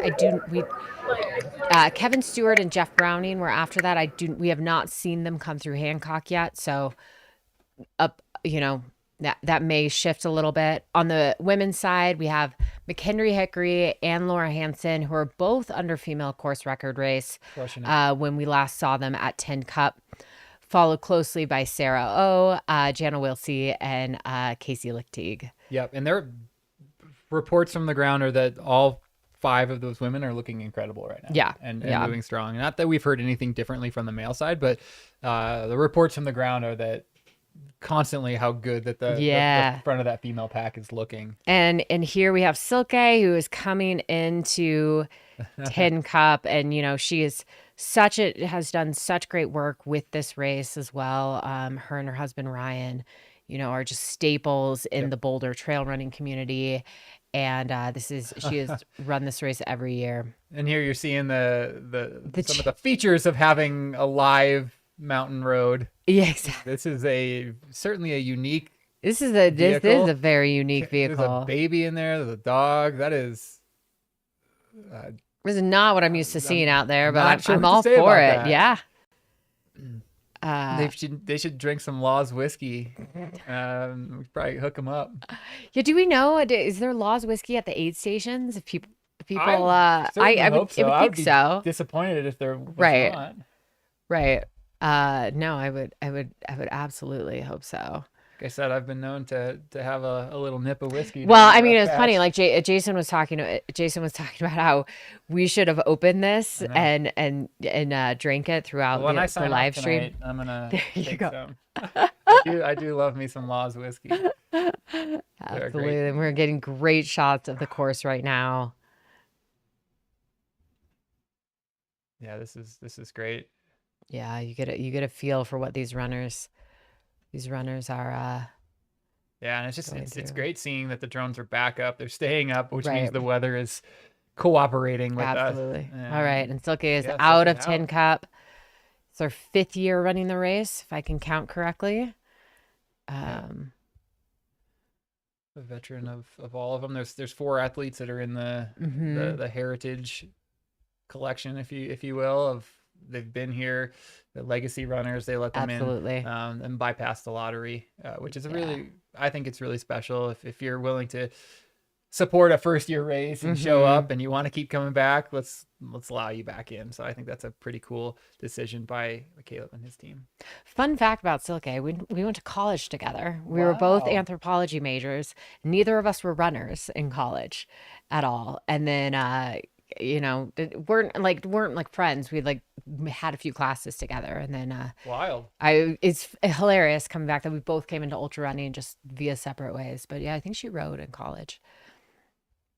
So that's awesome. And getting a look, and we learned for anybody new to the stream, we got a whole mini lecture from our field arborist and forester Mercedes, who left the Forest Service to pursue her career as a professional runner, and she's fabulous. But she gave us the download of some of the beetle kill that we're seeing in this shot. It's quite sad, and it's quite extensive, but it's what we're looking at here. Some of these dead trees are in fact beetle kill. Yeah. So that kind of gives it that unique look. So not a forest fire, luckily, but yeah. So they're doing a lot of work to help remediate that beetle kill, but part of the cycles of the forest. Yeah, it's one of the sad things to see, but it exists, and it's just a reminder of us as trail runners to respect the land as we're out there, and be stewards of the land, pick up your trash, just do whatever you can to improve where you're at, because sometimes nature fights against us. How many Pop-Tarts has Amelia consumed? That's the real question. Well, 0, because I don't really have a break to go get anything, and I don't even actually think they have Pop-Tarts. I have not seen a Pop-Tart in this studio. I'm gonna blame Jamil for that, because he gets blamed for everything. But it's officially 420 here in Colorado. I saw it. I have to just call it out to the friends in the chat that might celebrate such an occasion. Mine says 422, so the moment's passed. But I'm sorry. Yeah. So here we have a shot here. This is coming into Tin Cup aid station. There's some puddles there. So there's been some rain here for the past few days, I feel like. Yes. Which quite a bit yesterday. Okay. So which is great in terms of keeping the dust down, because the dust can be brutal, especially on these roads, especially when you have the 4-wheelers come by or the Jeeps come by. But also we did see, the lead men at Hancock changing their shoes and socks. Yeah. So there must be areas of the course that are pretty wet. Yep. And that's even before knowing then that actually the wet portions are coming up ahead of them as well. Yeah. And we're looking at, this is the drone back up at Tin Cup aid, I believe. Taking a look at this forest road that runners will run on. I don't know if we have any runners in this shot, but gives you a nice good look. And while we have a little bit of break, let's take some time and shout out Osprey running packs. We haven't talked about them in a little bit, but they've, for as long as I can remember and been an outdoorsy type person, made incredible backpacking packs, and most recently are making some absolutely killer running packs as well. Great Colorado brand down there near the Four Corners, and just doing some really cool stuff. Obviously, supporting races like this goes a long way to endear your heart for this type of athlete and these runners. So shout out to Osprey. Love a Colorado company supporting a Colorado race. Absolutely. Yeah, no, great to see them getting into the pack game for running. I think everyone has very unique specifications of what they love with packs, and so it's always good to have more options and to see really these companies stepping up. We got a shot here coming into Tin Cup aid. Looks like one of our female runners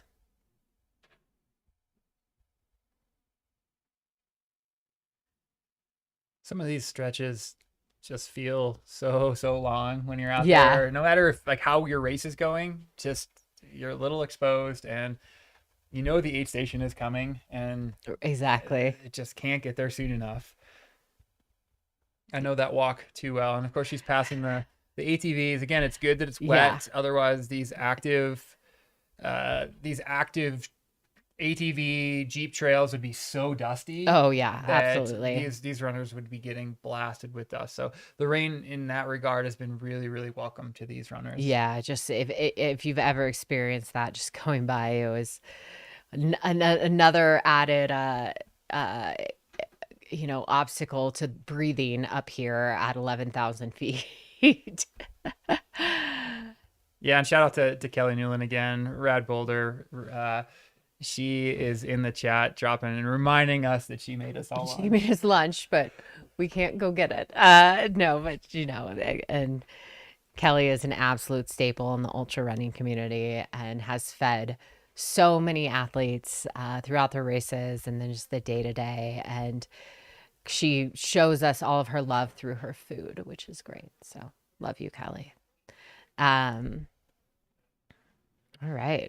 A lot of Jeep action. Oh, we're live back here at Team Cup.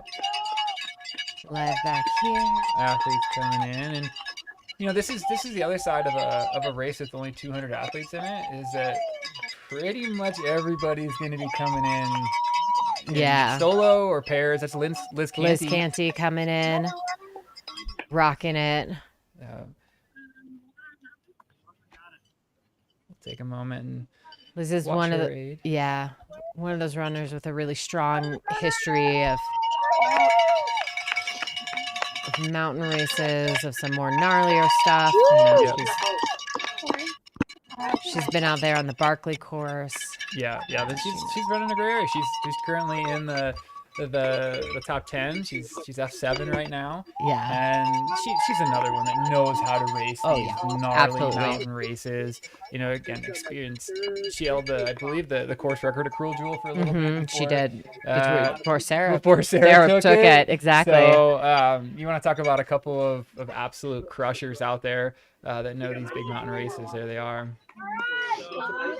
Is that Melissa? And then that looks like we got Melissa coming in behind her. Or no, that's Rachel. That's Rachel. That is Rachel Northleaf. With the patented smile on her face. Like so happy to be here. I'm not sure there's anybody out there having a better time than she is.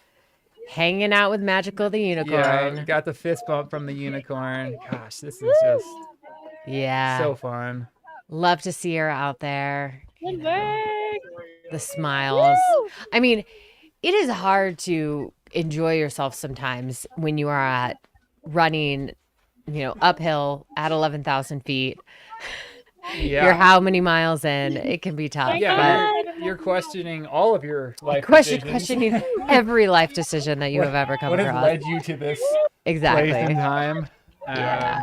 We got Liz Canty heading out of the aid station. Quick in and out. Did you guys have Liz and Rachel? What was that, Mercedes? Oh, Rachel came in and gave Liz a huge hug. Oh, we missed that. No, we didn't see that. Thank you for sharing. And that's the thing that's so special about these races too, is that you have time to interact with your competitors. Yeah. And it's weird to actually even call them competitors because you're like, well, I guess I am technically racing against you, but I also want you to succeed as well. Yeah.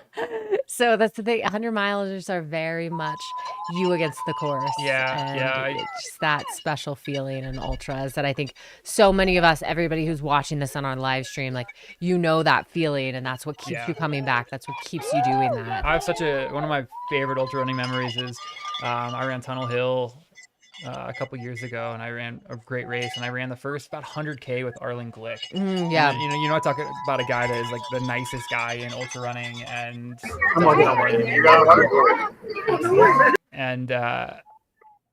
him and I ran the first 100K together, and he told me his goal for the day, and I told him my goal for the day. His was a little faster than mine, and so he pulled off, and I slowed up a little bit, and he was at the finish when I finished, and the first thing I asked was like, "Oh my God, did you do it?" And he's like, yes. And he asked me, he's like, oh, you did it too. We had a hug at the finish line. It's like, yeah, we were technically racing. Yeah. But we were both racing the clock first and foremost. We had a goal. Yeah, absolutely. And so that's what the sport is all about. Is you're there to race, but you just want to see what you can do on that given day. All right, we got magical. Yeah, so we got high fives. We got more people coming in Tin Cup, and then split screen we have down there in Hancock. That looks like Kevin Stewart, who is there in Hancock Aid, pouring some water on himself. So he's still pretty warm up there, getting ready to head out on the Continental Divide. And I assume we should have Jeff Browning probably coming in pretty quickly. Yeah, any moment into Hancock, assuming their order has. Oh, there he is actually. Yeah. Speaking of Jeff Browning, yeah, we knew it was about time. You summoned him, and there he is. But yeah, so both Kevin and Jeff are there at Hancock Aid Station. Looks like Jeff is going through his mandatory gear check, showing them everything that they need for out there on the divide for the evening. And for those of you just joining, there are 3 kind of mandatory gear checks throughout the race. So at Cottonwood, they had to pick up gear for the night. It includes an emergency bivy sack. It includes pants. It includes an extra long sleeve shirt, your headlamp, just really to make sure to prioritize runner safety, because we are out here in the mountains. They are above 12,000 feet at points, and it's exposed, especially in these sections along the divide. So they're really, really making a point of making sure that they have the right gear to be self-sufficient, to be out there at night. And we still we're about 4 hours away from sunset. Yes. So these athletes do have quite a bit of time left in the daylight. But you know, most of these rules and timing checkpoints aren't set up for the elite athletes. They're set up for the bulk of the racers, the peloton, if you will, moving through, and some people will be on the outskirts of that just a little bit. Yeah, absolutely. Okay, I thought I saw it. We're watching Jeff do his thing in the aid station. I actually love watching runners in aid stations. They eating some orange slices. Some ruffles there. Right. We have not seen a raw milk sighting yet, but we're on raw milk watch. Obviously, I'm not sure how does raw milk do at 12,000 feet. I don't know. If anybody's gonna know the answer to that, you're looking at it on the screen right now. Exactly. He's just an absolute master of his craft. Like, you will never see panic or rush or just very calm, getting out there. Looks like he is. Looks like he's going it alone. Oh no, looks like he's a pacer up there. I couldn't tell if that was a camera person or him. And then it looks like behind him, looks like Kevin Stewart is there doing his mandatory gear checks. So yeah, Jeff. Wait until we tell me. So that's 5 and 6. 5 and 6 there.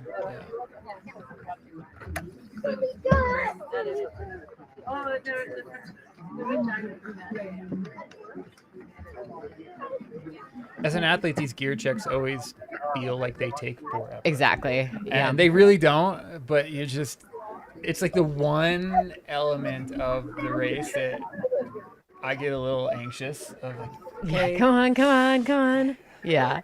You feel like you're losing all the time, but then you have to remember every other runner out there has to do this as well. Every runner has the same weight on their pack. It's not different for you. Every runner has to sit and wait. It's just, it's definitely anxiety driving, just sitting there watching. It's like when you're driving behind a cop and you know you're going the speed limit and you're doing nothing wrong, but you're like, oh shit, what did I do? You gotta do this. Show me all this, etc. Yeah. Last thing you want to do is be missing something and.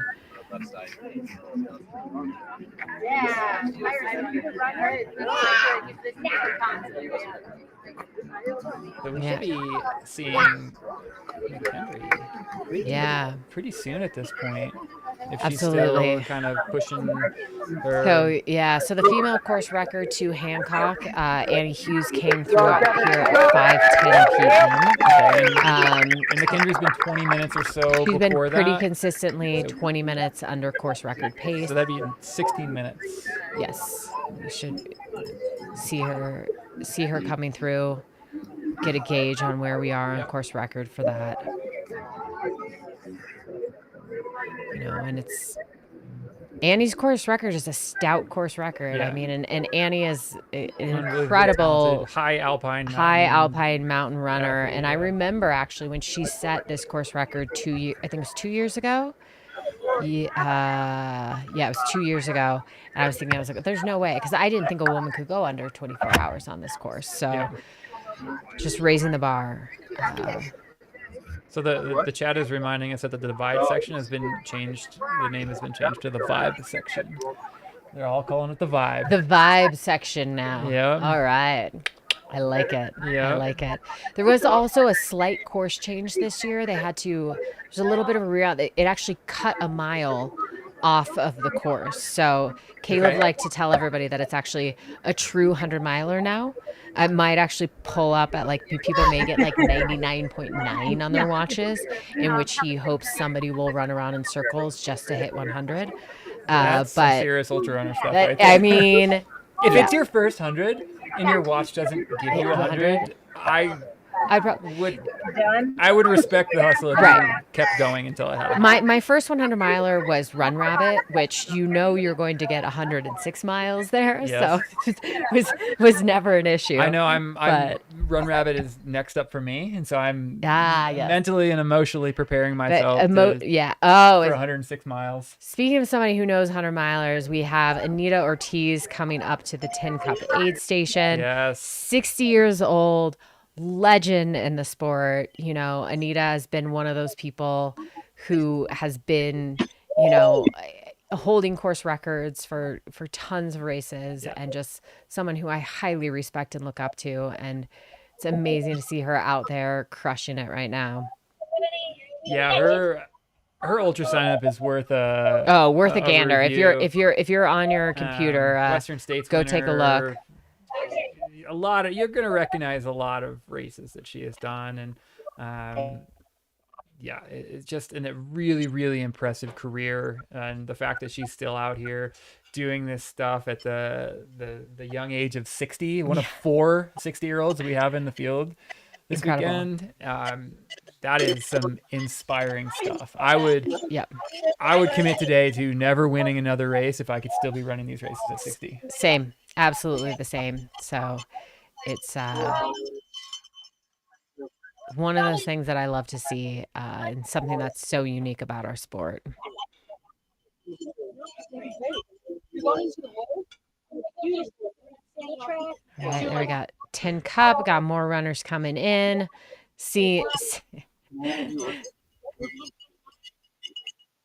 Getting greeted by the Unicorn aid station. It's getting warm up there. We got the unicorn onesie sleeves rolled up. Yeah, the legs. I mean, it changes. The sun comes out, and then all of a sudden you're baking again. So unpredictable. It's very, very unpredictable kind of weather, and I think it's. Caleb had mentioned that this race, when the sun comes out, when it's 70 degrees at 11,000 feet, feels boiling. It is very hot, and it should be. There should be lots of sunscreen going on your body at that point. Yes, absolutely. Or we've seen a lot of people in sun shirts. Sun shirts have really become a thing in the past few years. And I'm sure Cocodona. I didn't wear a single short sleeve shirt. Cocodona. Yeah, exactly. Sun shirt the whole way. I was cowboy hat during a lot of it too, to cover my. Yeah. We got runner 169 leaving. David Hetna out of Buena Vista. All right. Now you again, people not familiar with this area, there's a hot debate on how the locals pronounced Buena Vista, because they will tell you it's Buena Vista. And it is uncomfortable for everybody except locals. This is why we all call it BV. Yeah, I we just call go it BV. We don't want to start fights. And I have to double check. I'm always like, Buna They'll Vista, the not locals Buena. will listen to the radio here. The radio stations. Oh, you're listening to Buena Vista Radio, and you're like, what is this? Absolutely. So if you hear us say Buena Vista, we're not mispronouncing it intentionally. It's how the locals want it to be said, even though we agree that it's wrong. We all agree it's wrong. So fun fact about David Hetner, who just came through. He this is incredible. He was a oh wait, I lost it. He is a level 99 certified 1980s aerobics instructor. What exactly does that mean? I don't know, but it sounds amazing. I am very curious. I mean, I'm thinking of like jazzercise in the 1980s, like little trampolines and stuff and headbands. R.I.P. Richard Simmons. I know. But he's confirming. He says he confirms that at 208 pounds, that 1980s aerobics is the key to maintaining muscle mass in balance with cardio. Superior cross training for running. So everybody, if you are into this quote unquote hybrid athlete thing now, yeah, you may want to pick up some 1980s jazzercise. All right. And give it a roll. I'm in. You know what? I'd probably injure myself. I'm gonna be honest. We're gonna have to get Mountain Outpost live stream of a bunch of ultra runners doing trampoline aerobics or like the mini trampoline thing. Yeah. Agreed. Travis Macy in the chat saying it's Buna. Yep, it's Buna. As much as we have a hard time saying it. I know. All right, Travis, another absolute legend of the sport. Absolutely, for sure. Got Magical the Unicorn shaking its thing. And let's see, we got 141. It looks. Yeah, Travis, I definitely just say BV. To avoid any confusion or mispronunciations, because living in Fairplay, I live too close to say it wrong. That looks like Kevin Canada. Oh, no, I missed that. 141. 141. Garrett McAllister. Sorry, Garrett McAllister from Belgrade, Montana.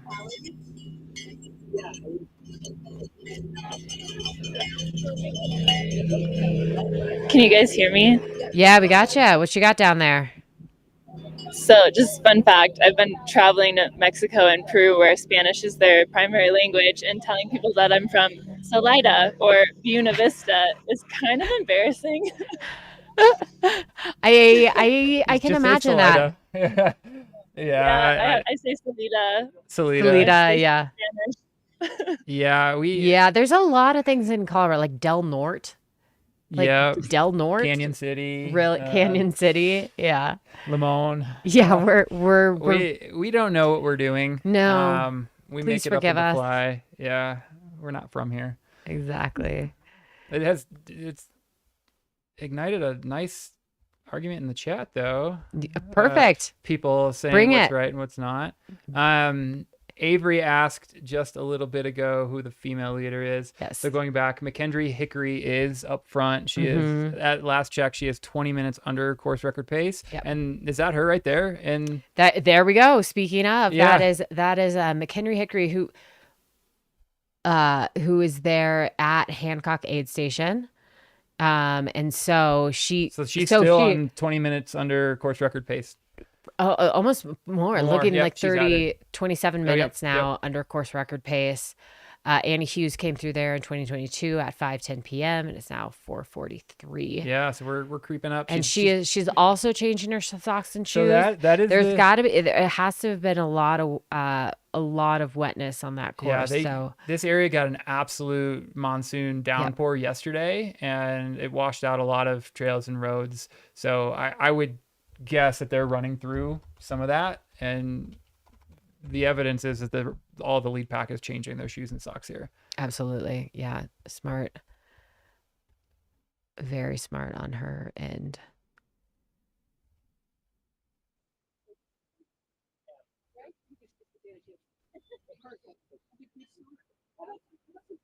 Yeah, she is just putting on a clinic of how to run a race like this.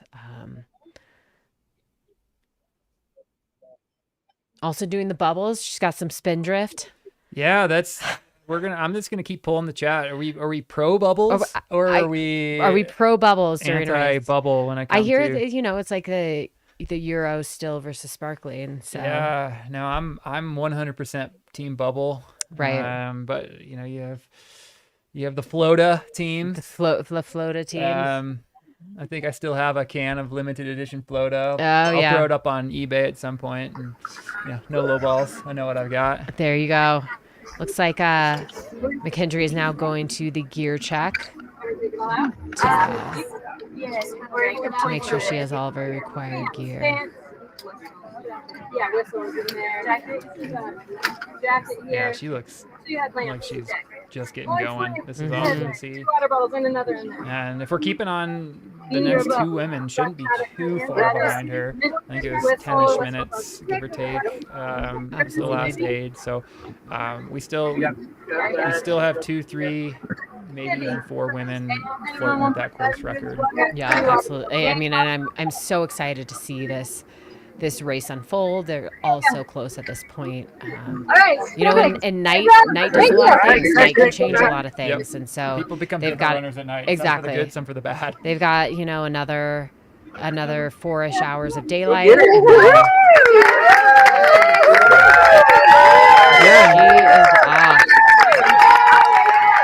I know we haven't showed the men's pack too, but I think Alex Nichols, based on his ability, is still. I think the course record is still in play. Still within reach for him. I mean, he's down on it by 30 minutes. About 30 minutes, yeah. But with his skill set and his ability to run, he ran a 12.5 hour 100. Yeah, he knows how to put some speed down. if he has legs for that last Colorado Trail portion, for those last 30 miles, and and can run that and can really hammer that,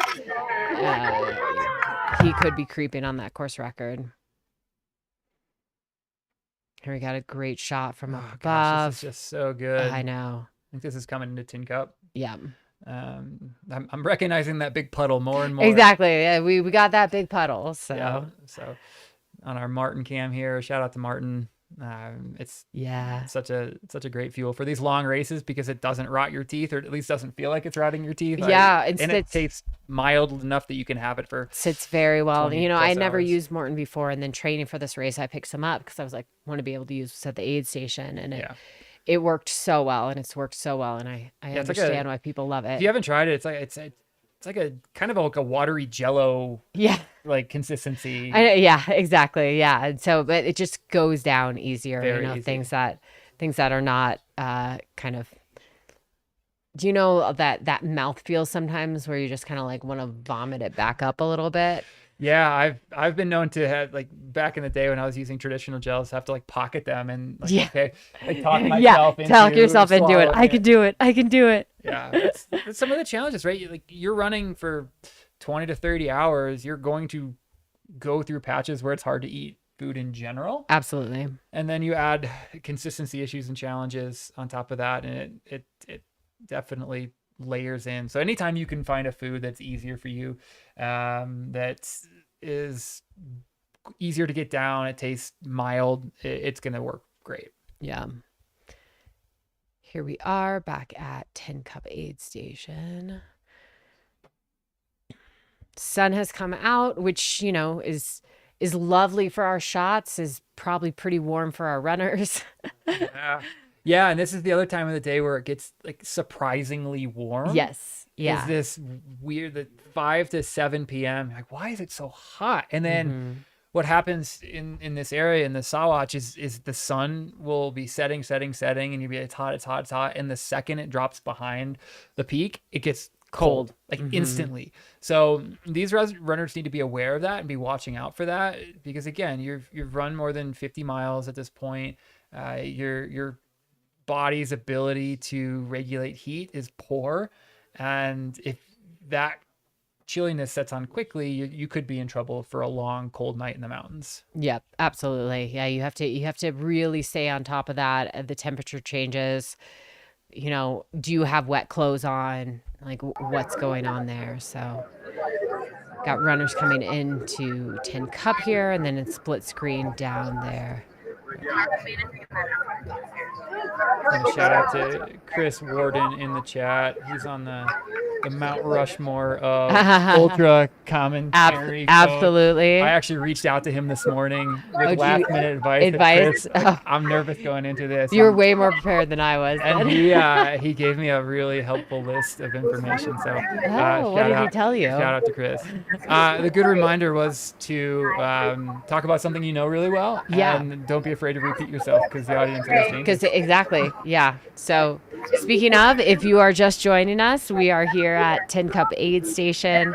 This is mile 41 of the race. So Tin Cup, they are going back up, climbing up above tree line for a while, last aid station before they get to Hancock, which is where they will pick up their pacer, where they can, pick up their initial pacer if they would like one. And just, you know, the best unicorns and onesies that there are. These aid stations have been so much fun. Just to watch and to see the volunteers really go all in and get behind it. It brings a smile to your face as an athlete, and sometimes that's what it takes to get you in and out of an aid station. Oh yeah, absolutely. You need those volunteers to give you life. And we have looks like a forerunner coming up the trail. Gotta love these open mountain roads here in Colorado. Yeah. So what are you thinking about this point at 100? You know, you've got 3-4 hours before nightfall. You're maybe halfway through the race. Where's your head at? What are you doing? What are you prepping? Yeah, so I'm not the greatest nighttime runner. Mm-hmm. So I'm thinking about that first and foremost is making sure I'm in a good place to run through the night. So that's things like I need to make sure that I'm fueled up, like I've eaten, because as soon as I get low on calories or water, it triples my ability to go slow at night. Like I will just lumber. So I'm thinking about that, making sure I'm in a good place physically. I will also start thinking pretty early on the temperature dropping. Mm-hmm. Again, I am somebody that as soon as it starts getting cold, I struggle drastically with dealing with that, and I can't come back from it. So I'll be the guy that it'll still be like 60, but I'll put a puffy on, knowing that it's about to get cold. Right. And I would much rather be warm overnight than cold. And as we see more and more runners coming into Tin Cup here, I'd like to get a count of fist bumps from Magic the Unicorn, just out there crushing it. No, the other things too are, when are you going to see your crew? It's really important to know, am I going to see them again before it's dark? Is it light when I see them still? Yeah. Having an idea. Awesome. And we're seeing the women's top 10 on our screen here. Take a look. There's just some absolutely incredible performances on that list. We think, looking at Sarah O and how she's moving up, she is definitely right there in play for that course record still. Absolutely. With the other three women ahead of her. It's been really cool to watch that unfold and see them all just stick with it right there. Yeah, and Jana Wilsey came through Tin Cup in like 10 seconds. She took off. Silke, who is a former course record holder as well here, before, I think, until Annie took the course record. Yeah, and these men's splits are not correct. I can tell you that right now. Alex is up front, followed by Chris Hams, and then Mark Hammond in third.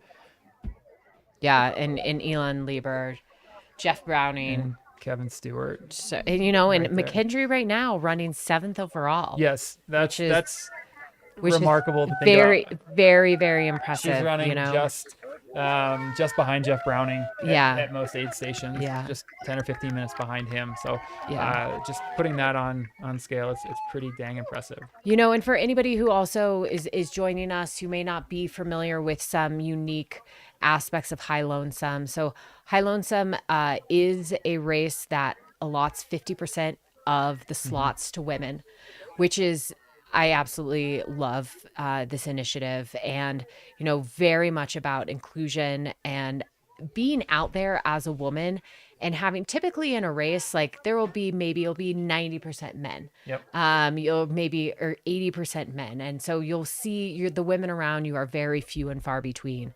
But to have that out there, is just very incredible. And actually, speaking of women, it looks like we are now here at Hancock, and this is Laura Hansen, who is our second place female coming into Hancock. Another shoe change. Also changing the socks and shoes.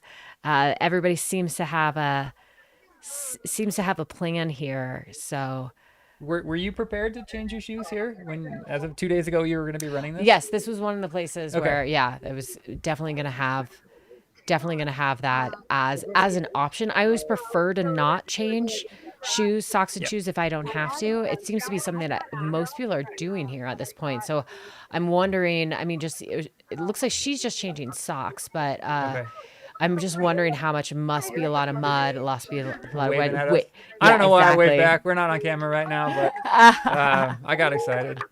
Exactly. No, yeah, it's great to see. And as we were saying earlier too, Laura actually, so she's a Knowles instructor. She has a background in fast packing and backpacking, which for something like a race like this is going to be very advantageous to have that background, to know these mountains. Yeah, it's a background that's becoming, especially with the more and more 200s coming onto the ultra running scene. You're seeing a lot more through hikers and backpackers making their way over. I think from the men's side, Jeff Garmeyer is the name that comes to the top of my mind. Is the guy that's done the Triple Crown and all this, and jumped into Cocodona having no idea what an aid station was, and he's done it every year now, and now he's actually running pretty fast. He's like, aid stations. This is so nice. Yeah, no strategy or anything. So, right. It's pretty impressive. Yeah, no, absolutely impressive. So we got the split screen down there, 10 cup. Trying to figure out what do we got? This out, 179. and I didn't realize it, but she is not sitting down to change her shoes and socks. That says something right there at mile 50 of a race. Yeah, that she feels good enough to not sitting down. People have different opinions on chairs during races. It's a black hole. So I'm always of the opinion if you can avoid a chair, avoid it. All right, it looks like is this Mango Mike? Is this what everybody's Mango Mike? Okay. Yeah. Everybody is in the chat has been referring to him as Mango Mike. Yeah. So we're gonna continue to roll with that. Yeah. We also had the split screen down there at 10 Cup. It looks like our runner there is Catherine Greer out of Leadville. Okay. It's kind of who's then moving. Yeah, Mercedes reported back that 5 of the last 6 athletes to come through are all women there. Right. So they're crushing it. Just to go back to kind of bring this back to where we started, some of this was that one of the reasons that High Lonesome has become such a premier race and such a race that people want is all the things they're doing to truly advance the sport of ultra running.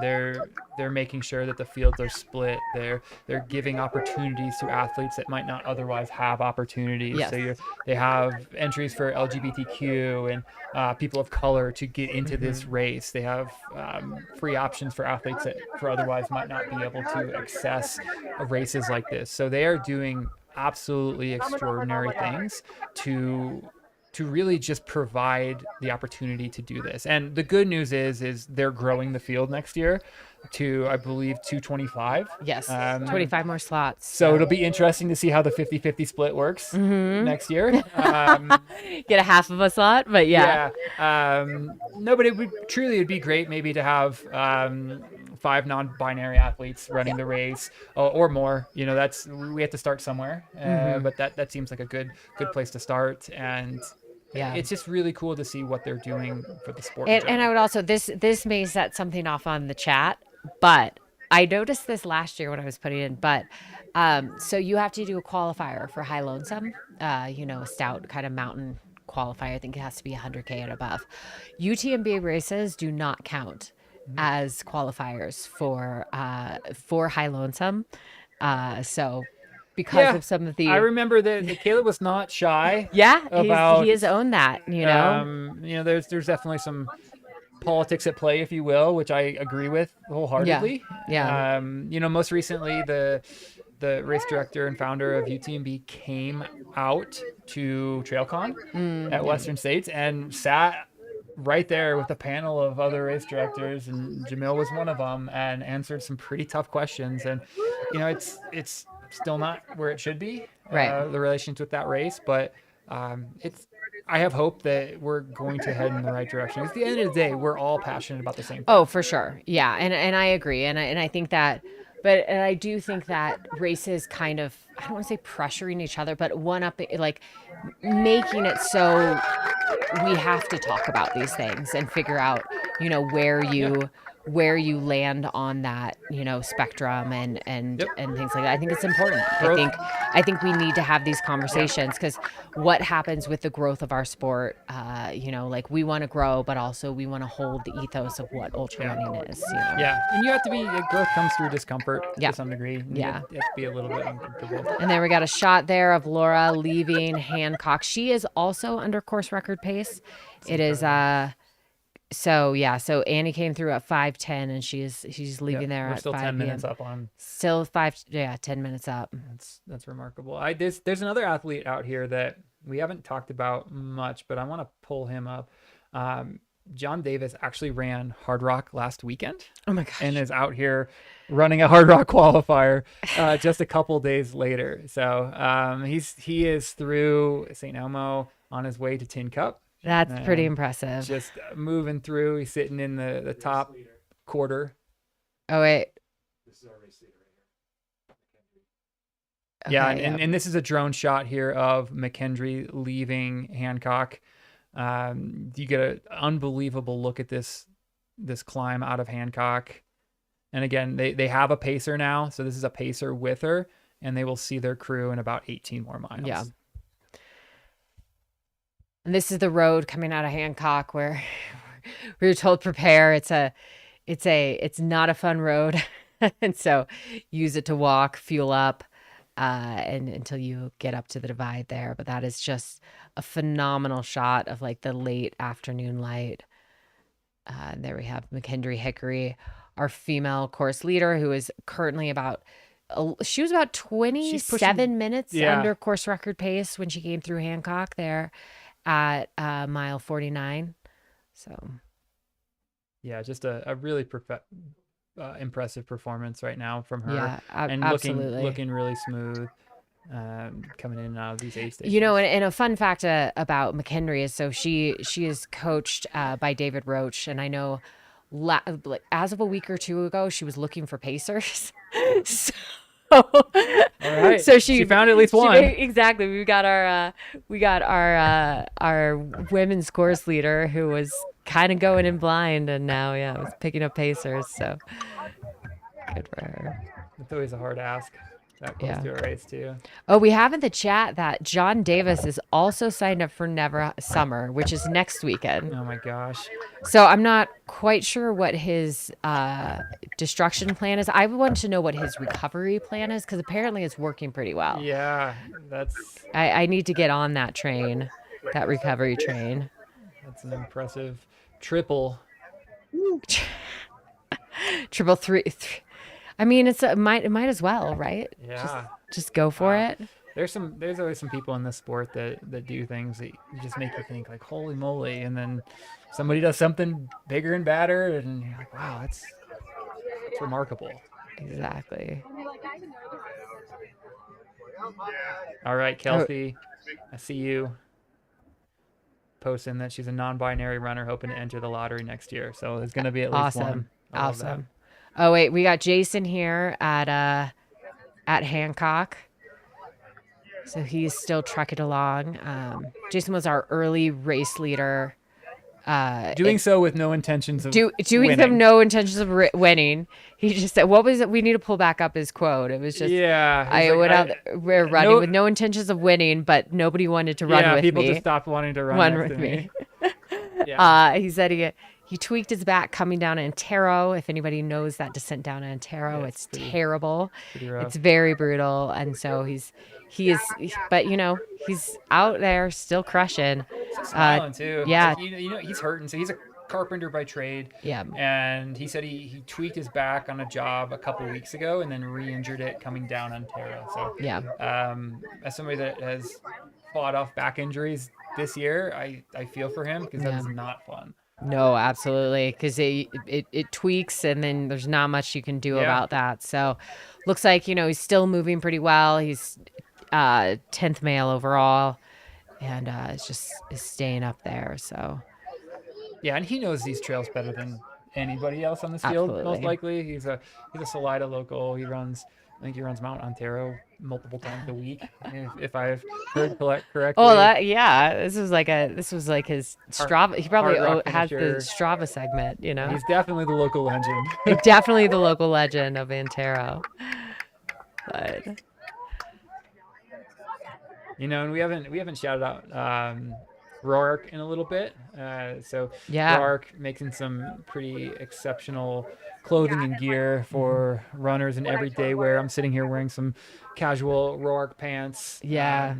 They're a proud sponsor of this live stream. I can get away with wearing Rourke gear to work, which is it's like high fashion casual, but exactly, if you had to run in it, and they make a really nice line of running stuff too. Their Run sure. Line is yeah, quite, the Run Amok their patterns are great. They got some skeleton shirts and it's good stuff.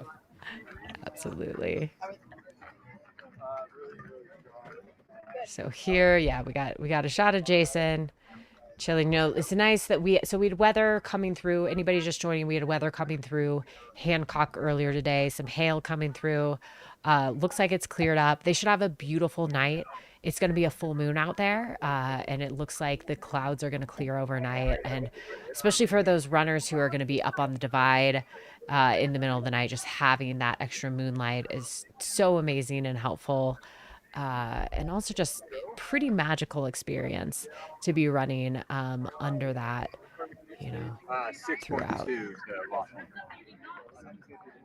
We had a comment from Mercedes, our field reporter there, to look at Jason's Strava. So I'm looking up to confirm. I'm sure he has. He's got to be the pretty much every trophy on. Let's see. Oh, Jason, he ran up Chavano for fun last weekend. Okay, totally cool. Traditional taper, very traditional taper.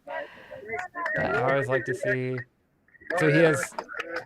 So I've run this is a good example. I've run 1,000 more miles this year than him, and he has about 40,000 more feet of vert than me on the year. I always love those comparisons I know. when you're like, I'm like, I feel I'm doing some decent vert. And you're like, nope. Definitely well, not. But it depends on what you're preparing I can for, confirm too. that I haven't been doing decent vert intentionally up until recently, but it's still really funny to look at. That comparison is great. So he's there at the gear check.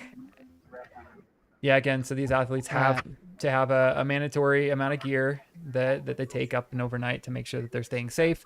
They have everything they need in case of an emergency, storm, or anything unprepared.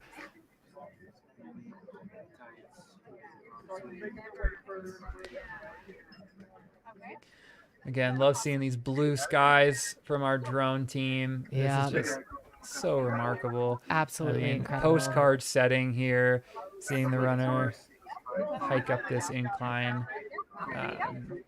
It's funny. It doesn't. You look at it and you're like, it doesn't seem that steep. But then it always is. It always is steep, especially when you're 40 plus miles into a race. Yeah, absolutely. And the good news is the storms looks like they've moved on from this area. We were getting hit by some rain and hail earlier. The drones had to land, but we're back, and the skies are blue, and it looks like these runners are going to have a pretty clear night. It is I think almost full mooning. Tomorrow or Sunday is the full moon. Yeah, but officially. Officially, it's as close as they're going to get. About as close, yeah. Like what a treat to be able to spend time in these mountains overnight with the full moon. I'm always somebody that like I'll look ahead and it's like, oh, this is a pretty clear patch. I'll turn off the headlight for just 20 or 30 seconds and go a little slower just to take that in. Absolutely. I do the same thing, you know, and this is the first year that actually the race has kind of fallen on that part of the moon cycle, which is pretty cool for all these runners.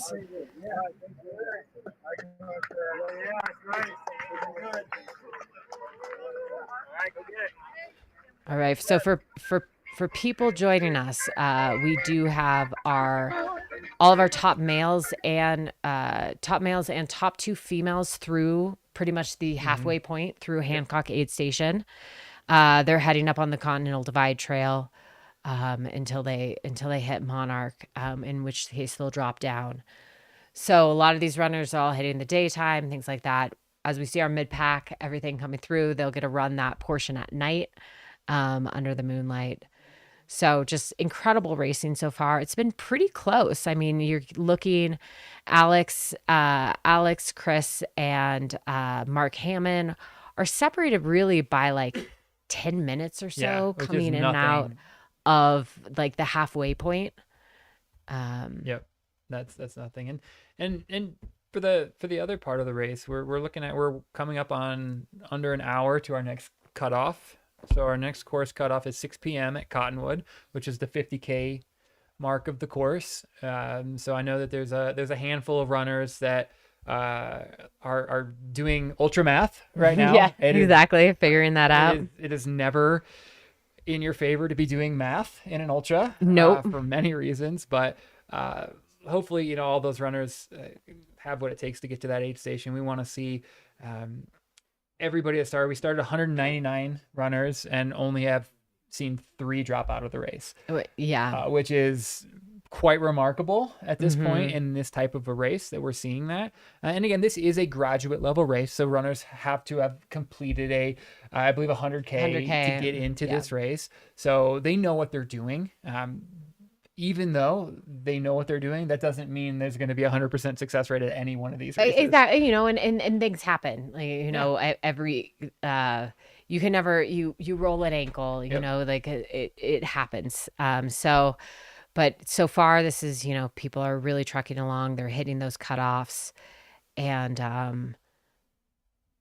I do believe all 4, if I have my number right, of our 60 plus athletes are still in the race as well. Which is, And it's a testament to this race too. So here we are. We have visual on Lost Wonder Hut, which is about 55, and our male leader, Alex Nichols, is coming through. And it looks like we've got Luke on the ground there. Do you have audio? Can you hear us? What's going on?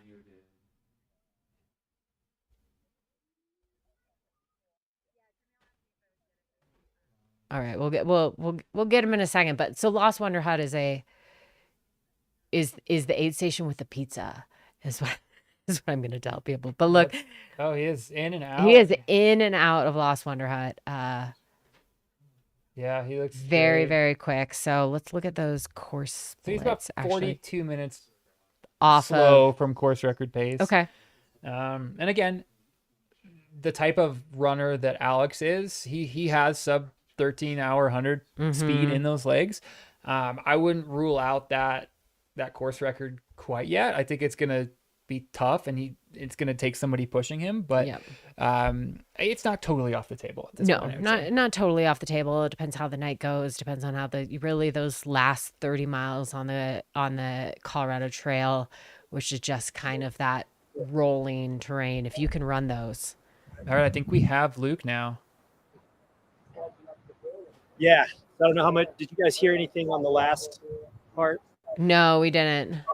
Got it. So, we're at Lost Wonder Hut, mile 55 on the course. Alex Nichols just came through, and so we caught him. He was probably at the aid station less than a minute. He literally walked up on the porch, filled his bottles, looked great, and just looked fine. No issues. Him and his pacer looked solid and ready to go, focused. So they have 9.2, 9.3 miles from here to get to Purgatory, and about 2,800 feet of climbing. So you leave Lost Wonder Hut, you descend down here, and then you hop on the track and kind of circle back around before heading up towards Purgatory, which sits at 11.8. I believe is the highest aid station on the course. So we'll stay here tonight for 2 and 3. I love that. That's so cool to see that he's moving. Did he seem in good spirits? Did he show any signs of weakness yet? And if he had any signs of weakness, he did not show it. He had his game face on, and I was trying to make eye contact with him, but he was locked in and not looking at me. So yeah, flew the models and went it. Gave a smile to everybody. It's pretty impressive. I love that. Amazing to hear. And can you confirm or deny if he had any pizza? The chat is blowing up on the Lost Wonder Hut pizza. Yes, so I can confirm he did not have pizza, but I can't confirm that I did have a piece of pizza. Okay. And how was the pizza? Inquiring minds want to know. The 2 years I did this race, I had a piece of pizza. So this is the third time I've been at Lost Wonder Hut, so I was not going to leave without getting pizza. Okay, and you so for anybody that doesn't know, Luke is just a week removed of Hard Rock 100 finish. So congratulations, Luke. He also had the best send down Gramp Swamp Pass that I've ever seen somebody go down before. Impressive. Thank you. I watched that video many times. But yes, just a clinic. The less I think and the faster I go down that type of stuff, usually the less injured I get. Yeah. I think the only one I've seen. I'd say he was very Killian-esque. Very Killian-esque for sure. Yeah, I think that night went as well as Kevin's night, but my night did not go as well as his usually goes. I did a lot of walking that night for Hard Rock. Man, it's Hard Rock. It's Hard Rock. That's acceptable. That's what a lot of these athletes are feeling right now. You're sitting at about 55 miles in, and I think we're breaking up a little bit on. So, if you guys, can you guys? It's in and out, but we had you now. Okay. So we should be seeing runner number 2 any minute now. Oh wow! Pretty crazy that they're that close. So, yeah. So if it's keep our eyes peeled if we don't. So it's been Chris Hams, coming in, and at the last aid station he left 10 minutes after Alex. So if he's right behind, he is caught up. Yeah, he's made up some ground here. It could also be Mark. Mark only left 2 minutes behind Chris. So either one of those two would be right in. Absolutely. I'm also eyeing that Hancock aid station, trying to see if we can see the third female runner come through. I haven't seen that so far either. Yeah, this is for everybody watching the live stream. This is where it becomes a juggling act of watching cameras, refreshing feeds, trying to give as much respect to the front of the women's pack as the front of the men's pack. Absolutely. And trying to manage all of it. So we're doing our best to make sure we're honoring every athlete. Yep. It's just sometimes it's hard to juggle. Somebody asked if Casey dropped. No, Casey was in 5th. 5th the last time Though it we looks saw like her. her tracker is no longer on there. But I feel like that has to be... She's not on the drop list. She's not on the drop list, but also there's something... No, she did not drop. She came through Tin Cup in 5th place, and she's smiley as she always is. Yeah, sometimes the tracker it has some delays of sorts. Yeah. Just be patient, give it a refresh, and it should hopefully sort itself out. These are very remote mountain checkpoints, and we're relying on a lot of technology to work together, and sometimes it doesn't work. But can confirm, just to level up, Alex Nichols out front of the men's race, and McHenry Hickory out in front of the women's race, sitting 7th overall, currently about just about 30 minutes under course female record. Course record. Right. It's Laura Hansen as well, and Sarah actually was skirting that too. So 3 women really within striking distance of the course record pace at this point. And we just did have a John Davis sighting on screen. Ooh. I mean, that's the story. I want to be like, how do your legs feel right now? I mean, and what did you do for recovery in the 2 weeks before, or in the week between? Not even the week. I'd love to have a conversation with John. Right. Maybe later in the race, if he's sitting down having a snack, we can. Yeah, we can grab time with him. But exactly. Yeah, what a performance from him. And this is absolutely on screen now. We have. On screen now we have 41. Nice work.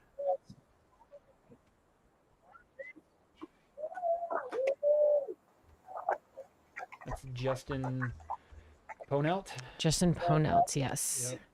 Yep. Out of Durango. So he is doing his gear check now.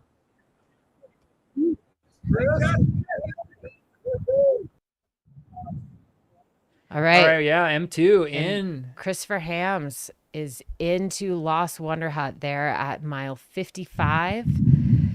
Let's see if he takes a piece of pizza. No. So he made up 3 or 4 minutes. Yeah. Running they're very, very consistent. You know, Yeah. I'm a lot of times in hundreds you can see this, you know, a lot of change in timing in between aid stations depending on what's going on. But they're very consistent. So we're having a little bit of a slow upload on the feed here, but can only hope what we're missing is him getting a great piece of pizza here.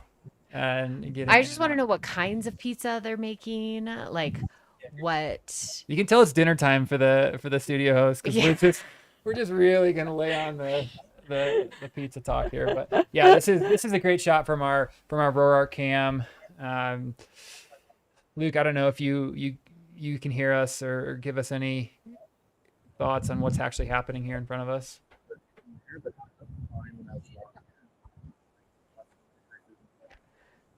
Yeah, but so leaving Lost Wonder Hut, they have a climb where they're going up and over Chalk Creek Pass. That's a couple $1,000-foot climb. Couple right? thousand, yeah. It's not just a little climb. I mean, they dip down to probably 10,500 feet, and then they're getting back up to about 12,500. So, you know, they've got a substantial climb up ahead of them. Before they then kind of like come back down to purgatory, which is aptly named as saying get out of there. Do not stay at purgatory. Notes that I had written on my race plan actually said like get through purgatory as fast as possible. It is the highest aid station on the course. And get down to Monarch, where you will then see your crew. Chris rocking his legs out a little bit there, taking his time here. Yeah, making sure he's getting his good fluids in. This is quite a big climb ahead, and he did pick up positioning, pick up a couple minutes on Alex. So not a bad idea to give a couple minutes back, get what you need, stretch your legs out a little bit. And it looks like he's climbing really well, at least from our dots and numbers. Yeah, but from what we yeah. So that, you know, that's a tough fall. Hopefully he's okay. Yeah, no damage. Oof.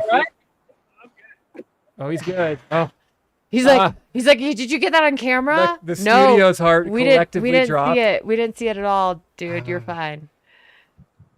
I know how that goes. I fall a lot. That was a tough one. At least it looks like not a bad spot to fall. No, There's not a bunch of jagged rocks sticking out. Yeah, exactly. It's never a great place to fall, but that's. But every time that you fall and you come away unscathed, you're like, it's a win. Oh, thank God. All right, what do we got? Yeah, what do we got, Luke?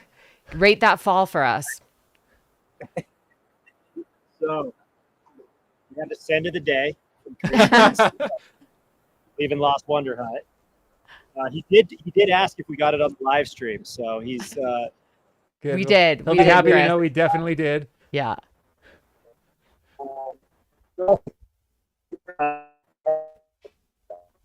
First takeoff. A little bit longer, but he looked great. He looked fine. Kind of shook out his leg, made sure he had 3 bottles full, had some watermelon, some pizza, filled up his bottles. And then he looked relaxed. He looked like he was fine. So, yeah. Awesome. Good. Good to see that. I'm glad that was it was a very theatrical fall, but not not much body damage was exactly, taken. And that's the thing when you're running up this high. I know for me personally, the thing that I start to notice at altitude is I get clumsy. Is that because like you don't actually have as much oxygen going to your brain, and coordination can actually become an issue. It becomes an issue in any 100, especially when you're deprived, like fuel deprived a little bit, but also adding altitude to that mix. It's a whole nother level. And this is a good time to remind everybody, the average elevation of this course is 10,600 feet. Yeah. That's the average elevation. So you're spending a lot of time of it. 15% of the race is completely above tree line. Mm-hmm. So you're definitely going through it. Most bodies are not used to being at 12 and 13,000 feet for any amount of time, let alone some amount of time while actively trying to run. Exactly. Yeah. And, and a lot, some of these people will be out there for 37 hours, Hats off to them. So it's a lot of time to spend up there. One of those races, people think of high altitude races like Leadville, think of, of Hard Rock, and now High Lonesome is kind of like that third high altitude race that's really making a name for itself. The chat is very appreciative of the full yard sale. Full yard sale. Lots of requests for some slow-mo replay. I have no doubt those will come. Don't let the fall fool you, though. A few years back, Chris was top 15 at UTMB, so he knows what he's doing in big mountains. Yeah. You can tell he wasn't rattled at all. It's easy sometimes when you take that type of a fall to be rattled, and right? Just brush it off. Yeah, I mean anybody who got second at Uray 100, knows a little thing or two about some vert and some mountains. Yeah, and at UTMB and he looks like he was 12th at UTMB back in 2018. Yeah, has run Tushers, which is high altitude. Yep. Silver Rush, Leadville.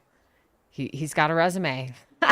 So those are some big boy races. Those some big boy races. It looks like he's running Run Rabbit too, or at least signed up for it. In September. To spend a mile or two with him. There you go. You can ask how that compares. Much more likely to fall than he is when it comes to trail running. I will not do it as gracefully. Have you run Run Rabbit before? I have DNF Run Rabbit. It's the only 100-mile. It's the only race I've ever started that I haven't ended up finishing. So I have some vengeance on that course. There you go. I broke my ankle on Fish Creek Falls, and then I tried to keep running on it and ended up dropping out at Dry Lake. Breaking your ankle is a good reason to drop out of a race. Yep. I am all for people making smart decisions, and in the name of health. You're coming back. You gotta. It's taken me a few years, but I'm ready. I don't know. I get it. I think sometimes, like, if you got to come back to a race, sometimes it makes sense to give it some time. So. Yep. Yeah, look at the shot right now that we have over. Yeah, it gives you it's two things I'm feeling is one, it's beautiful, it's vast, and then you get an idea of the spread of the beetle kill in some of these mountains. That's what those gray trees you're seeing are is beetle kill, and it's an unfortunate cycle of the forests that we're seeing. Mm-hmm. Yeah. No. I think somewhere on that table right there. But just, I mean, awe-inspiring. You can't look at this and yeah. There, our Lost Wonder Hut, aptly named. It is a nice aid station to be at because you get a storm and you've got a place to go. They've got a kitchen. That's how they're cooking those pizzas. Do they have, like running water and toilets. Yeah, running water, toilets. That seems like a primo aid station to be at. Did we so. lose Luke to the pizza again? We may have lost Luke to the pizza. No shame. I'm trying to get an eye on if we've had. Oh, here's Mark Hammond. Mark Hammond's coming in. And then also just an update. It looks like Sarah O has come into Hancock. Okay. So we do have, and she was also under course record pace. Yep. We knew she was trending that way. No. Sorry, Okay. take it back. She's 12 minutes over. Okay. She's still trending that way. Still trending that she's way. Picking up time rapidly on. Picking that CR time. pace. And here we got Mark Hammond coming in. Just one, as we were discussing earlier, just a consistent Yep. runner. And another runner that has 12.5 mile or 12.5 hour 100-mile pace in those legs. Yep. So if he's running a smart race and he has some turnover left, he'll make a push for that podium, the top of that podium. He's also shout out to our presenting sponsor, Altra. He is an ultra runner along with Jeff Browning, so they're out there.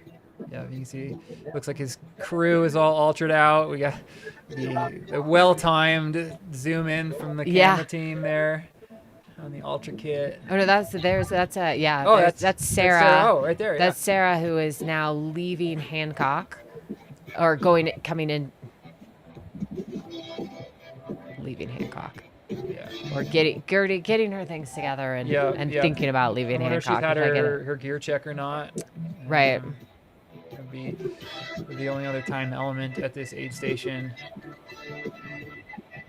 Looks like she's doing the face wipe, which is also another clutch. Another clutch thing, probably like wiping off a lot of sunscreen and like sweat that builds up. It's so gross. It feels so good too, and it's one of those reasons why I like laying in creeks during races too. You just feel refreshed. Yeah. But the trick with the creeks is how to lay down in the creek without getting your feet wet, which is an art that you have to perfect. Yeah, you have to do the weird dead bug move. Yeah, like, and if you mess it up, you're like, no. But yeah, so right now, currently, we are looking at our third place woman who is here at Hancock, which is about just halfway through the race. She looks like she's doing her gear check. She's got her pacer lined up. Hugs. Giving a hug. There's not enough hugs in ultra running. There needs to be more hugs. I give a hug. Hugs. That's like my check-in and my check-out with my crew, which is usually my wife and my mother-in-law is our hugs. Nice. Like it's a little emotional power up. Yeah. So here we have our third place male there, Mark Hammond, who is leaving Lost Wonder Hut, and our third place female, who is leaving Hancock right now. So Mark is 19 minutes back of the lead right now. All right. Leaving Lost Wonder Hut at mile 55.7.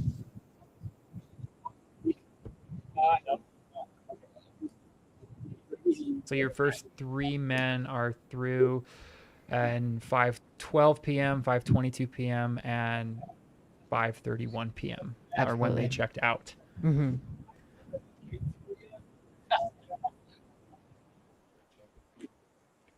Yeah, let's head it over to Luke now that our top three men are through. Maybe you can give us some commentary on who looked the best, who might be feeling it a little bit, and any other thoughts you have down there in the field. Yeah, guys. What left? 9 minutes. Alex. Hey Luke, we're getting some bad audio from you right now, unfortunately. Let's take a moment and circle back. In the meantime, we're looking at Mark Hammond leaving Lost Wonder Hut on the drone shot. Yeah, you can see that. You see that that is a prime road kind of gnarly taking road. a fall. Yeah. Yeah, this is where you don't want to fall. Oh yeah, absolutely. And you get a rock in the knee. Ask me how I know. But yeah. But yeah, he's moving well through this. Again, just an absolute veteran of the sport, right? That knows what he's doing in these really, really long races. So look for him to keep pushing for the top of that podium. Mm-hmm. This is definitely a race that is just as good as the front of the women's pack. So we're pretty lucky to have I'm very real excited runaway podiums right now. This Yeah, is awesome. you to know, watch and unfold. behind Mark, you have Elon pushing. You've got Jeff Browning you back can never there. sleep on Jeff. You know, the crowd favorite Mango is not too far back from those guys. Mango is our crowd favorite. Is that, did we know in the chat, is that actually his nickname, or is that just what everybody has given him? Because if it's actually Mango, that would be phenomenal. So I'm jealous of that nickname. It's a strong nickname. It makes sense. Right.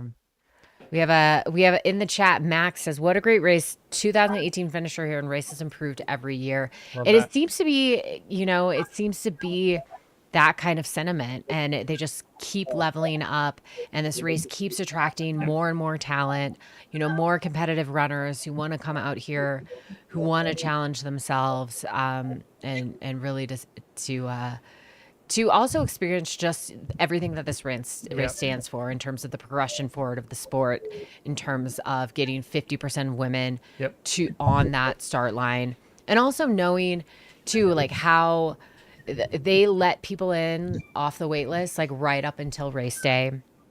And, you know, I dropped from this about 3 days before the race, and immediately somebody was super excited, ready to rock and roll and take that spot, which is always an amazing thing. Yeah. All right. I think we have you now, Luke. Let's pitch it over there and see what you have for us. Great. You guys hear me now? All right. So yeah, just a little check-in. Mark left a couple minutes ago. He seemed a little stiffer than Chris and Alex, I would say. Maybe not quite as chatty, but if I was going to do an eye test, here's my eye test. Alex was the most locked in. Chris was the friendliest, smiliest, and Mark was the hardest to read. So, you know. I will say Mark did not have a piece of pizza, so I'm at an 8 piece of pizza for him. All right. Well, we're getting really good shots of Mark running out, and he looks really strong.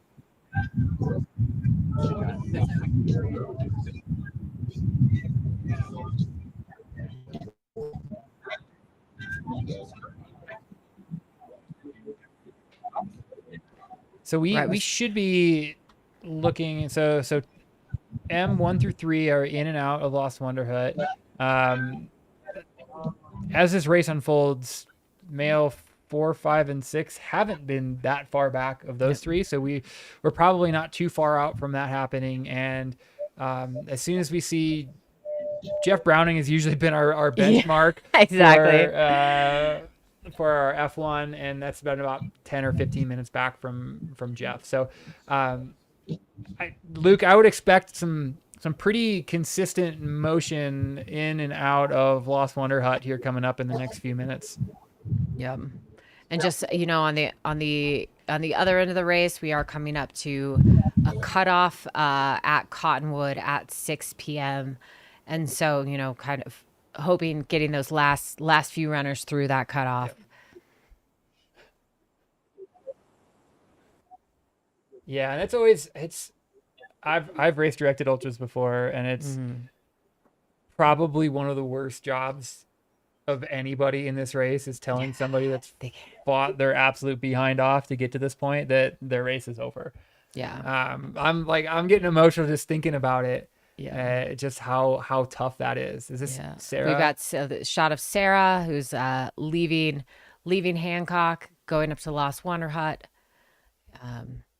Yeah, I mean, it's brutal. I think if anybody's ever been at Leadville, where there's a very tough cutoff coming into Twin Lakes the first time, and it's harsh. Watching that is, I have cried for other people that are total strangers. There's a lot of crying in ultra running. There's a lot of crying in ultra running. We embrace our tears in ultra running. Feelings are okay. Yeah, but no tears right now as we look at Sarah and her pacer making their way towards the pizza at Lost Wonder Hut. So we should have, I'm guessing Elon is going to be next, right around with Jeff, and then Kevin coming in to see Luke at Lost Wonder Hut.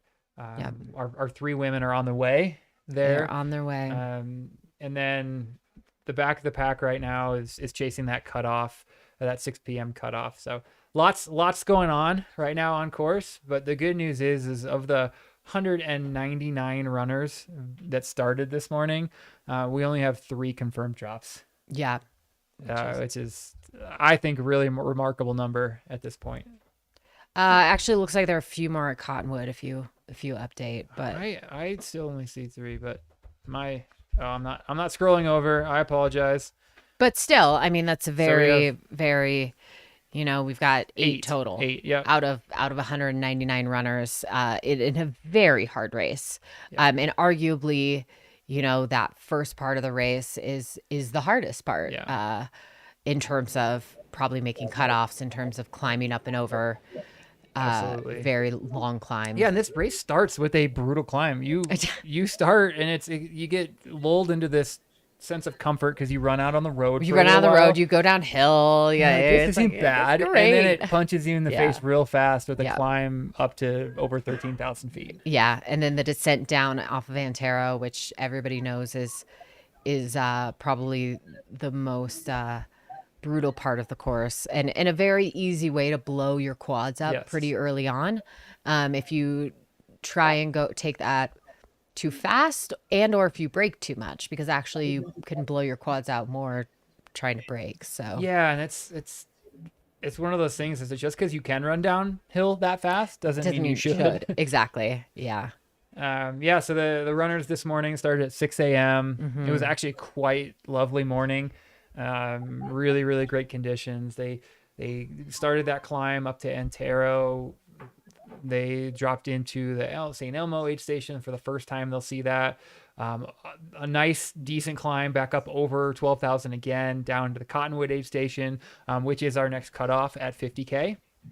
And then from there, they do another climb over 12,000 feet. What a treat. Drop back down to St. Elmo again. And now we're seeing a lot of these runners that are making this climb from Tin Cup over to Hancock, and then past the halfway point now into Lost Wonder Hut. So that's just kind of a quick little race recap. Lots of interesting stuff developing on course. Specifically, the women's race is one for the ages, I'm going to call it so far. Absolutely. I'm going to harness my inner Debo and try to get super psyched up about like the amazing race that we're seeing unfolding. I can't quite do it as well as he does, but the front of this female pack is definitely shaping up to be a really special day. Absolutely. I think we just heard somebody yell runner out from Lost Wonder Hut. So we may be looking at our fourth male coming in. We've got Luke on the ground. What's up? Is this Elon and Pacer? Yeah, that looks like Elon and Yep. and his Pacer. Looking strong coming up there. These little hills into aid stations don't look bad, but they tend to hurt. But then also you like don't want to walk them because you've got like all the people there. Yeah, and you're also like, that. I don't want to be that person that's walking in the aid station. It's so hard to walk when you know there's a live stream camera on you. Also true. Also, there's a camera. But yeah, so it looks like Elon's probably about 10 minutes back from Mark Hammond came through at 5:29 p.m. It's 5:42 here. Yep. So yeah, they're it's about what he was behind Mark there at Hancock. Yeah, so they're 12 back leaving Hancock. I am just impressed that they are like nailing these very consistent kind of splits. They're all just locked into that similar pace. And also, it looks like we have there back at Hancock, that is Casey Lichtig, who is... She's been solidly in that women's top 10. Exactly. She's been, in the top 5.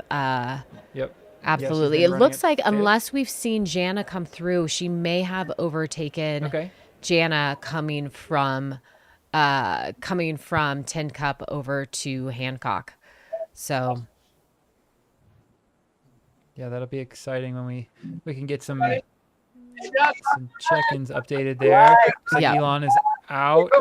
Taking a right. I've not seen anybody leaving with pizza yet. I know. I'm mildly disappointed. Highly disappointed. Like all these front of the pack runners don't appreciate the pizza, but now I'm just gonna be watching for somebody to eat it. I know. Going down every time now. So I ate when I ran Badwater a handful of years ago at like mile 88. I hit an entire pizza over the Ooh. next like hour. Impressive. Yeah. Impressive. I love it. So it looks like Casey's there. She's talking to her crew. She's got her pacey ready. Okay, so now I have to tell my favorite Casey story. Just kind of like embodies her. So it was 2016. She had just finished Western States and won. She just won Western States. She was sitting in the chair at the track.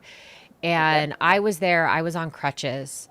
And because I had a stress fracture. And I crutched over to her and congratulated. She looks at me and she goes, "You are so inspirational." And I was like, "You just won Western States. I think you are the inspirational one." That's insane. She just is like so kind and just amazing to everybody in the sport. And yeah, absolutely adore her. So big that. Casey fan Yeah, here. she's one of the good ones. I'm just kind of scrolling through some of these results so far on the day. Some fan favorites. Luke Nelson is sitting 43rd into that last aid station. I have him. So he's running a solid race. He's through Tin Cup on his way to Hancock. I got to shout out Chrissy Mel, who is currently in 20th. What a legend. What an absolute legend. Former UTMB winner. I mean, Hard Rock winner. So fun story. Chuck and Nut, race director. She and Kathleen Egan and Jenny Jurek have actually spent a lot of time out on the Arizona Trail over the past 2 years, like doing sections of that. It's been like a big portion of their training. They're all three out there today. It looks like Kathleen and Chrissy have been running together for most of it so far, and then Jenny a bit behind them. But it's wonderful to see that friendship of the three of them, and the fact that they all got drawn in the lottery here, and really exciting, really excited for them. Yeah, shout out to Scout Mountain Ultra. Jill, thanks for that note. Luke Nelson, who we just mentioned, is out there crushing it. They also do a 50-50 split. That's incredible. Men's and women's races. So really cool to see. I mean, Luke is definitely a big name in the sport. He's a big, he's forefront of some of the stuff. So seeing him take that over and help lead that charge, I think is pretty impressive on his front. Absolutely. No, big fan. I really hope that this encourages more races to consider, consider changing their splits, consider knowing that this has traditionally been a male dominated sport, and that, what we can do to get more women to have these opportunities. And we've seen movements like this across a lot of the bigger races to like make it more equal, but nothing to this regard that High Lonesome has done. So big fans. We're getting shots there now of Casey as she gets ready to take off from Hancock, do her gear check. You're seeing a lot of racers, have the quiver. Quiver now has been a huge thing in terms of how to keep poles, without having to like attach them again. And so it's something that we're seeing huge innovation that's happened over the past however many years. I was thinking the other day about how back in the day of like Ann Trayson, she used to talk about running with plastic water bottles in your hands, and that's it, just random or there's almost like maple syrup bottles, and how far we've come in terms of technology and innovation there. Yeah, I remember, I mean, even just 10 years ago, I remember my first ultra running vest came with hard-sided bottles. Oh, yeah. Yeah. I actually am kind of an old school, like hard-sided bottle fan. I don't know, in chat, if anybody is like me and likes the hard bottles, let me know. I might just be a weird outlier there. I like them for handhelds. I do not like them in my vest. Yeah, I have an old Jenny Jurek vest, an old Ultimate Direction vest that had the small heart. A little here. Had shout out to my girl Jenny that had the old hard small bottles. I still have it. I should pull it out. My first UD vest was the Jurek vest. Yeah, absolutely. Too, so yeah. I can't give you too much credit there. Now for no reason whatsoever, seems like a good time to shout out 7,000 Feet Running Company. Yeah. Local partner here for the race.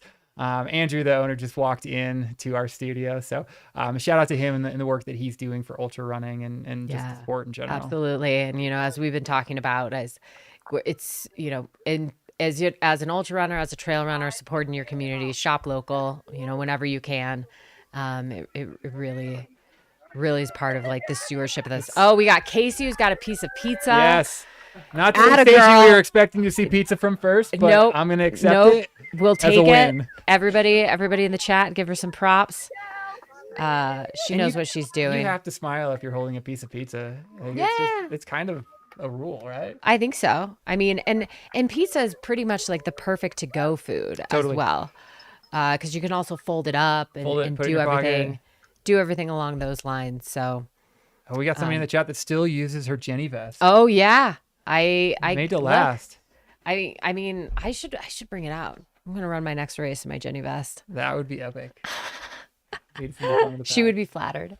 Yeah. So we're talking a lot about vests, but let's not forget that Osprey that has partnered with us for this race, and they are making absolute cutting edge vests these days, made for trail runners. They have probably been making backpacks for longer than I've been alive. I do not know the history of Osprey. I use a lot of their travel backpacks. I got my first long trail backpacking backpack was an Osprey pack that I got when I was 18, and I still have it. That's amazing. It's just so good. The only thing wrong with it is one of the plastic pieces on the zipper broke. Right. And it still works exactly as it does when I got it 20 years ago. So no, I was super excited to see them getting into trail running. And I know they have sponsor some. So I think they work with Rachel Drake and Tyler Green you'll see them both on the ads that run while we're rushing to use a facility or grab a snack between breaks. Exactly. So looks like here we've got a shot on Sarah, making her way to Lost Wonder Hut. And then we've got there in Hancock. We've got some foot care. So anybody in the chat who really likes feet. There was one guy that was looking for the foot videos. Somebody really wanted the foot videos. I hope he hasn't left, because this is his time to shine. And I mean, here is a prime example of the thankless job of crew, where you are just touching somebody's feet, you're popping and you don't blisters. think twice. You don't think twice about it. Like, I've had people vomit on me before. Like, this is just the sport. That's a thing. It's not in that way, but I mean, this is just what we do, and it's what I love to see. It's the most selfless role, crew, pacer. Yeah. You're a lot of times you're doing not too fun job. You're driving all night. You're staying up, and you don't even get a shiny medal at the end of the day. Exactly. I mean, I actually say it's easy to stay awake when you're running. It's really hard to stay awake when you're sitting there at an aid station waiting for your person to come in, and it's the middle of the night. Yep. And so I think crewing is harder than running at points. Yeah. And you're getting a good visual here about how steep that climb is there going up to Lost Wonder Hut. You also get an idea why you see a lot of Jeep traffic on these roads. They're kind of prime Jeep territory. Prime Jeep territory. There's some things to trip you up there. Yeah, this area in general is a very big Jeep and off-road area. So you're going to get a lot of traffic on these roads. People come from all over the country to experience these roads by Jeep. I prefer to experience them by foot. I am the same, or by mountain bike, but I prefer foot, but I'd be like foot, mountain bike, then maybe a motorized vehicle if you forced me to. So I go, foot, bike, motorcycle. If we're getting down to the roller skates, elliptico. It's elliptico. You are known for your elliptico. Are you still rocking the miles up occasionally on that? Occasionally. I think I need to get it tuned up. So okay. I've also just had very cruel people yell things at me on it, but it's life. That's life. That's life. They do it all the time, but some people suck.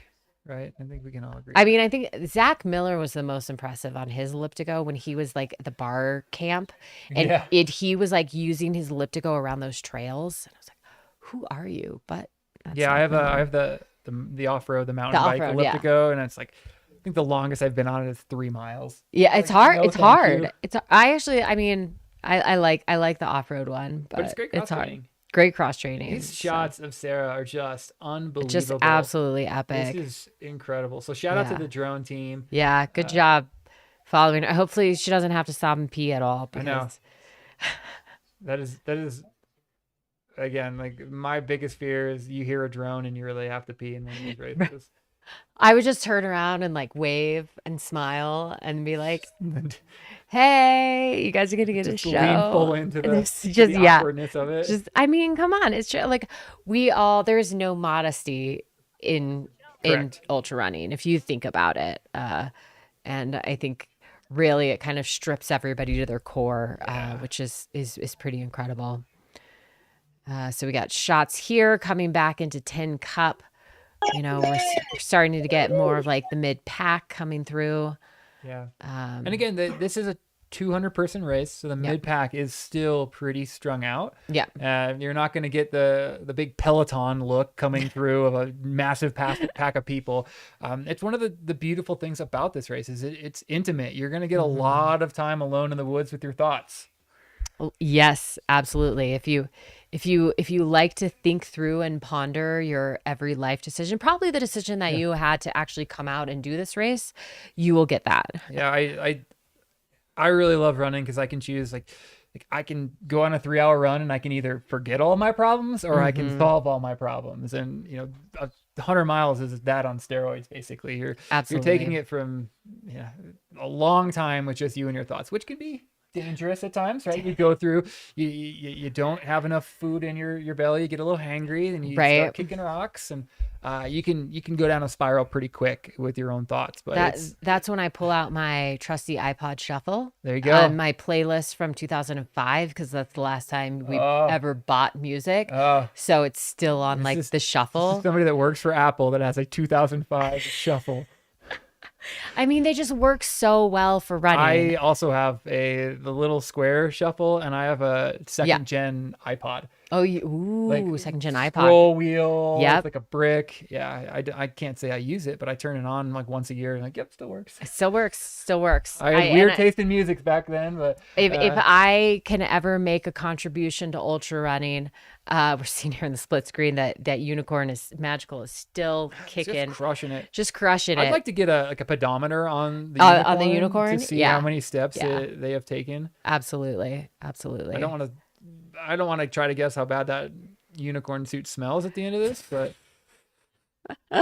they're just doing, this is the greatest. They're just doing jumps. And they are the best. Just loving it. I want to know who the unicorn actually is, because they deserve MVP of this race. Yeah. So yeah, best visually for us non-runners, best aid station so far, I'd say. Yeah, absolutely. I mean, and visually also looking at the shot of this single track. Oof. Yeah, here are our Martin Cam. I mean, we have, I believe that's a runner and a pacer, or 2 runners together. And then there's another runner up ahead.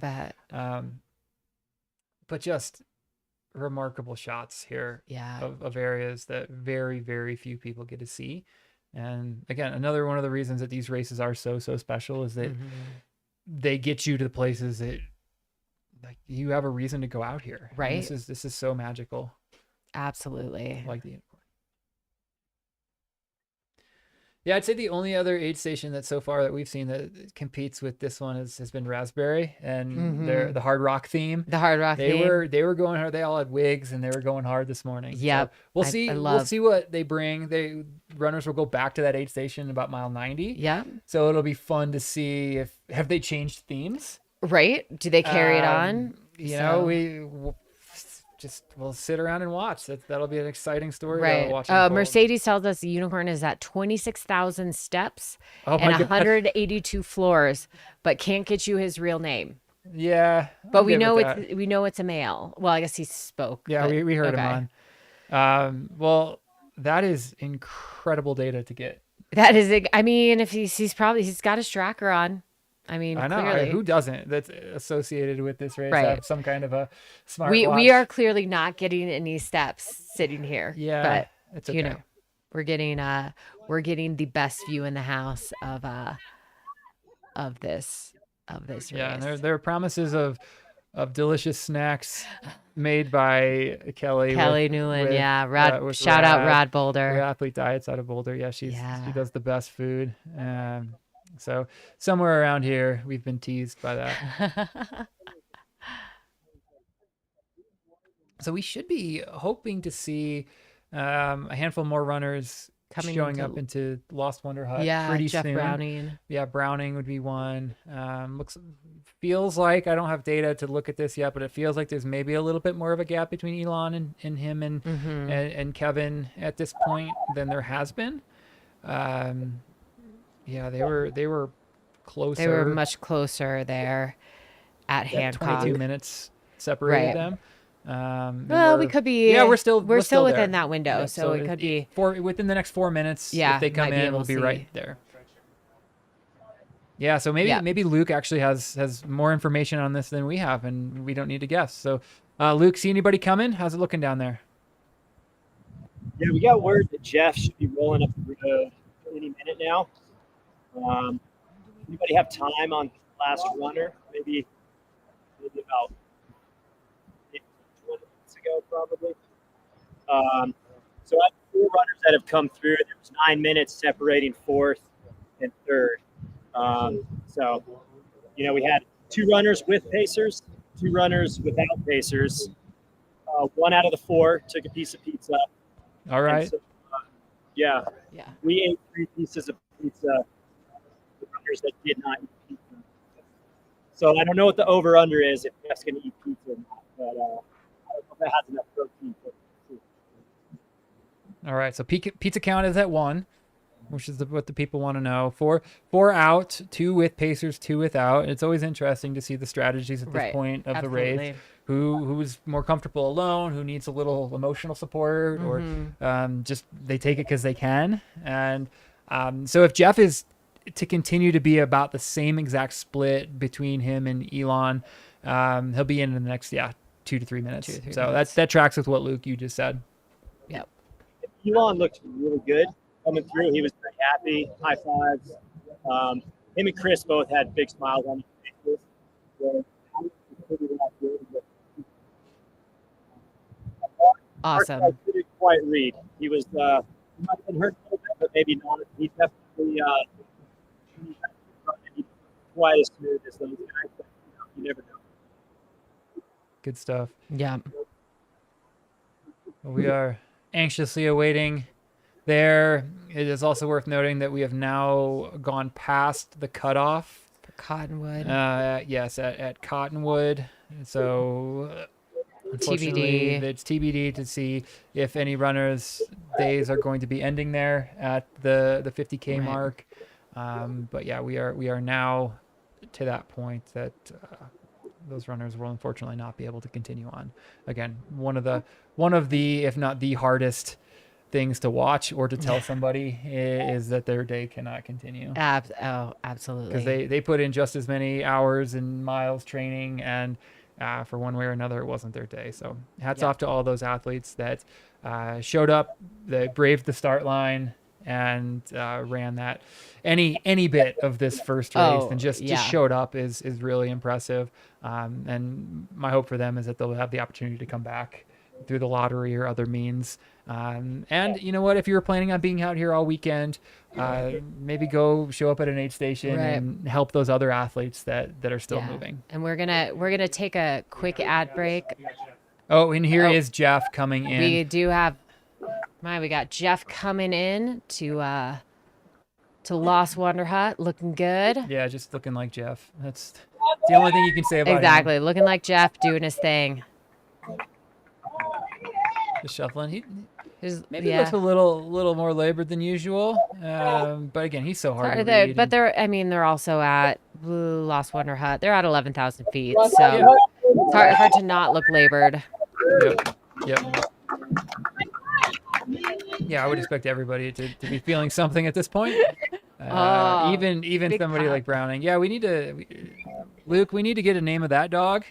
Yeah. Kind of a mandatory thing at this point. I fully agree. Luke's got to be on it. Oh, he is. What's your name? This is the hard-hitting interviews we've come to expect from you. This is what everybody needs on the live stream. Doesn't matter Jeff's sitting back there. No, we have one of the greatest ultra runners in history sitting 3 feet away, and we're trying to interview a dog.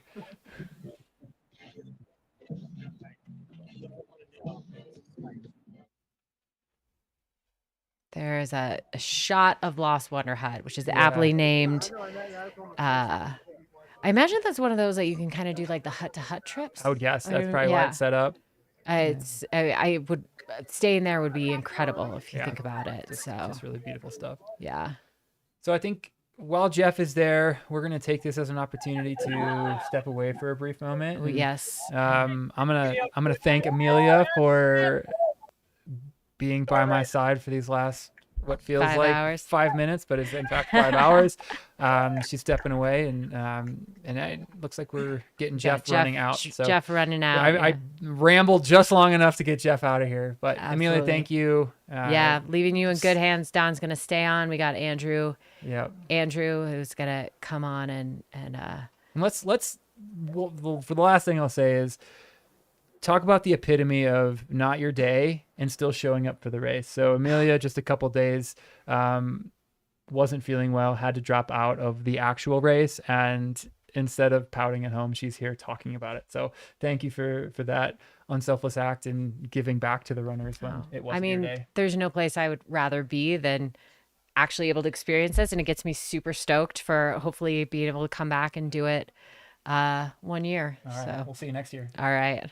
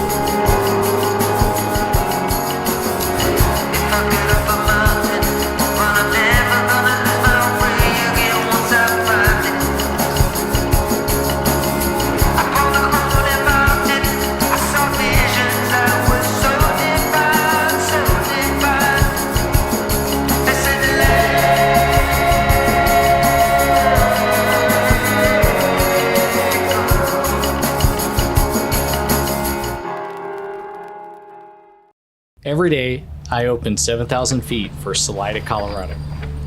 Here, we are about community. Running here is more than putting one foot in front of the other. You run in the footsteps of those before you, next to you, and after you. Running in this small mountain town means being part of something greater than yourself. It isn't just the shoes, it's where the shoes will take you. Why do medals get all the glory? When I wanted to get out there, I found you. You kept me grounded in tricky situations and always knew just how to comfort me. Most of all, you gave me the space I needed. We went out there. We stayed out there. Because I was made to run, and you were made to keep me running. Sure, the trinkets are cool, but I'll never forget who was there every step of the way. Stay out there with Altra.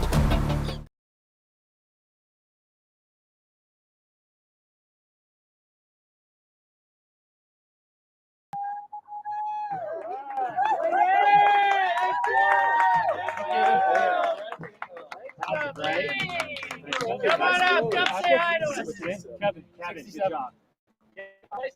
Come on up.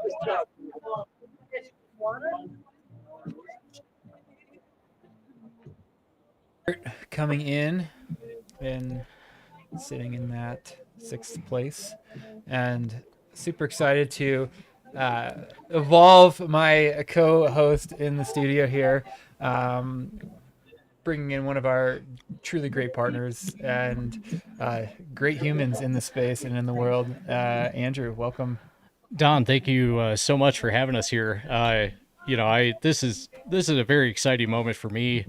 Also as well as the, Chaffee County running community, Salida running community, Buena Vista running community.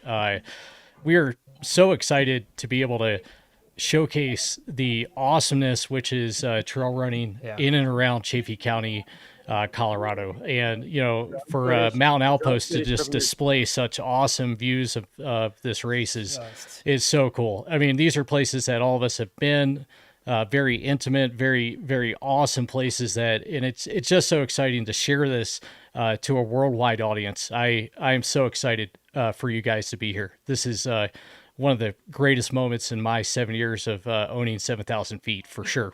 Yeah, it's so special. I mean, I don't live in this county, but I live close enough to kind of claim you as my closest running store.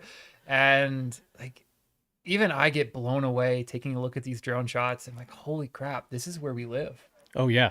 I mean, it's amazing. I mean, you live in Park County, which in itself is one of the most amazing places to trail run. So I mean, we are so lucky and fortunate to live here. It's so cool. And, these views of Lost Wonder Hut that you guys are seeing here, this is an amazing place. This is a pivotal moment for a lot of the runners that are coming through. There is no crew access at this aid station. This is a place where they're about to go up. Why do medals lake in the head wall?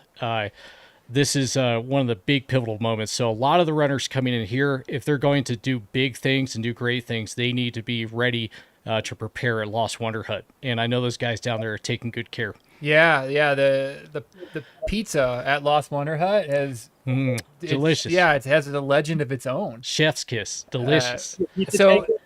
So for perspective, everybody looking at the lead pack leaving Lost Wonder Hut, the cutoff there isn't until 4 a.m. Yes. So that's a little perspective on, how long these aid station crews are going to be out there catering to runners that are out there running the race that they intended to, just taking a little bit longer than the lead pack. Yeah, these guys aren't just ultra runners, they're ultra volunteers, and these guys are the top notch, the best of the best in the volunteering trail running community. I mean, Caleb and Kelsey have done such a great job of fostering an environment where the best of the best want to volunteer at this race. Yeah, we have some running store to running store love in the chat from Phil Snyder. Oh, Phil. BP Run Co. Shouting out 7,000 foot. Two great shops. Two shops that do it the right way. Specialty, community, and good products. Yeah, thank you. I mean, BP Runco, those guys I look up to, they're awesome ambassadors of sport, big proponents, supporters of hard rock, one of the greatest ultra runs in the history of ultra running. If you're looking to open a running shop or you're looking to build community, look at Phil at BP Runco. He is definitely fostering that type of environment. He is awesome.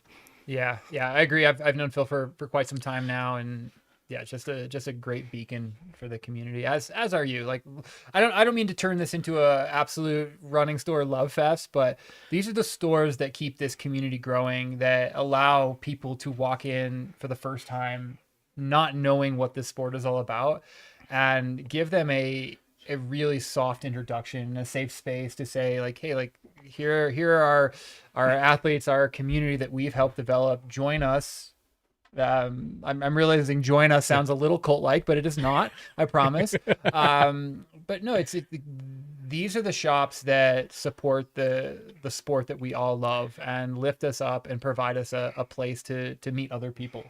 Yeah, I tell people every day. I actually told somebody earlier today that, anybody can do 100 miles. And, one of the people that I know has run 100 miles, and one of the people that has been a big supporter of my shop and helped me grow it the way it has been Luke J., who is down here at Lost Wonder Hut. He is an awesome guy. Luke, I really appreciate everything you've done for me in 7,000 feet, for sure. Oh, Andrew, you're too nice. I can confirm that Andrew and Phil are both solid humans. So appreciate it, guys. For those who know, Andrew's a speaker campaign. I'll try to find. So it's a good one. We're just fighting off some mosquitoes here, but we are at Lost Wonder Hut. This aid station is beautiful. It sits at like 1,800 feet here. This is actually on Ute land. It's a cool small fact for you guys. But yeah, I love this aid station. They're known for pizza, which we've been talking about. Both years I ran this, I did eat pizza here. One time, it tasted really good, and one time I didn't want to eat it, but I made myself eat it. And it paid off later. It always pays off to eat at some point. We've only had one taker out of the top runners on the pizza. So the media team's been well fed up here at Lost Wonder Hut. That's good. They're putting in some really good, impressive work. You're going to make sure to keep track of the pizza count. I think the pizza is going to be the difference between performing well in this last 40 miles or not. I think the pizza's where it's at. Agreed. And for those that were watching, the dog's name is Spike. Spike. All right, so we've reset the race recently. We're going to reset the dog count recently. We had Trout, which was at St. Elmo's, I believe. Here we are. I don't know. Trout is probably back in the truck again.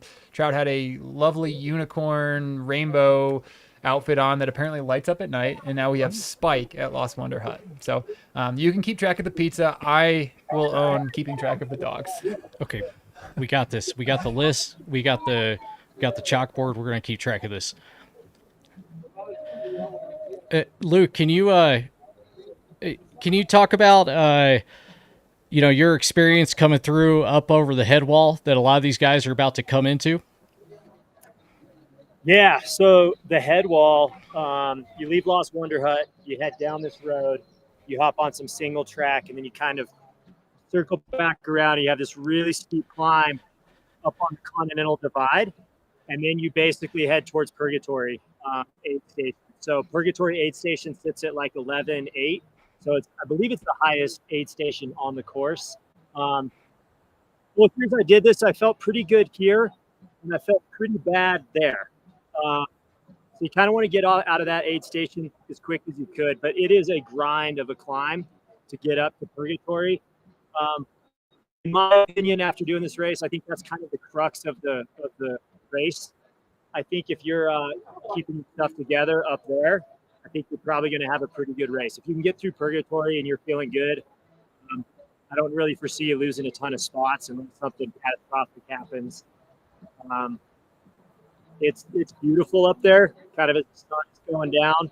But yeah, it's a grind. It's 9.2 miles from here to Purgatory. So nice. And just to keep our eyes out at Hancock, McKendry was only just 11 minutes behind Kevin. And so we're in that watch now that McKendry might be our next athlete in to Lost Wonder Hut just here in the next few minutes. So we're going to stick with you quite a bit, Luke, as we expect her in there imminently. I'm here for it. So just give me. Yeah, the that climb up to the Continental Divide, or actually onto the actual divide itself, it's kind of in two parts, because the first section after you get off the road is you know, kind of just comes up through the trees, a lot of old pondo. Yep.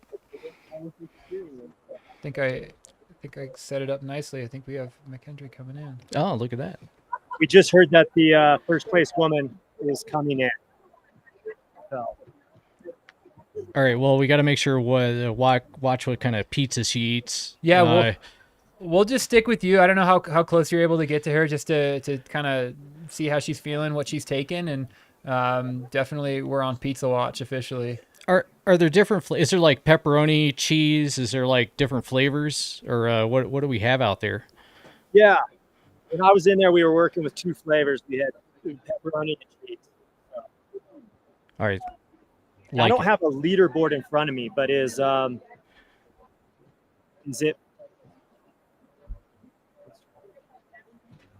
still in the lead, right? Yes. McKendry's still in the lead, correct? The last Yeah, so we're at.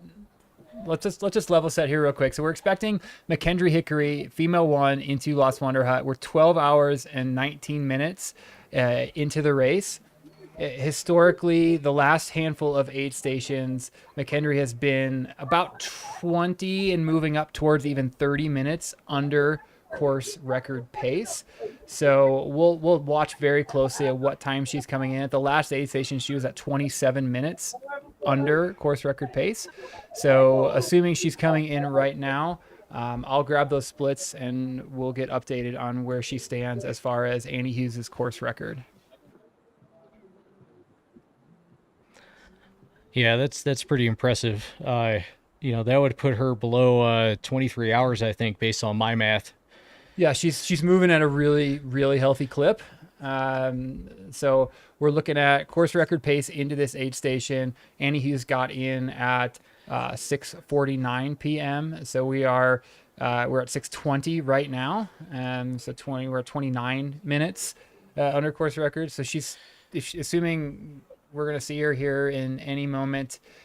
This is her, I believe, on the drone coming in, and she's right here, and she's actually adding to her negative on the course record time. Yeah, her effort has been paced out extremely well. Every aid station that I've watched since watching this morning at 6 a.m., she's looked like in a really, really great, healthy position. She obviously had an excellent game plan, and she's executing that really well, Don. It's pretty fun to watch this. Yeah, and again, we've been told that she has a long trail hiking background, so this is what she does. Right, she knows what she's doing. It's her first mountain 100, which is wild to think about, but she knows what she's doing. She's been on trail a lot in her life. Yeah, she's no stranger to trail like this. This is definitely within her wheelhouse for sure. Yeah, I'm gonna sit back and let's see if we can just get some audio of her. She looks really good coming in to this aid station.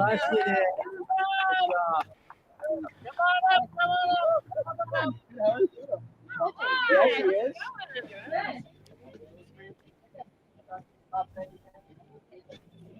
Well, there's Spike greeting her. Of course, there's Spike. Yeah, we have to make sure the dog greets you.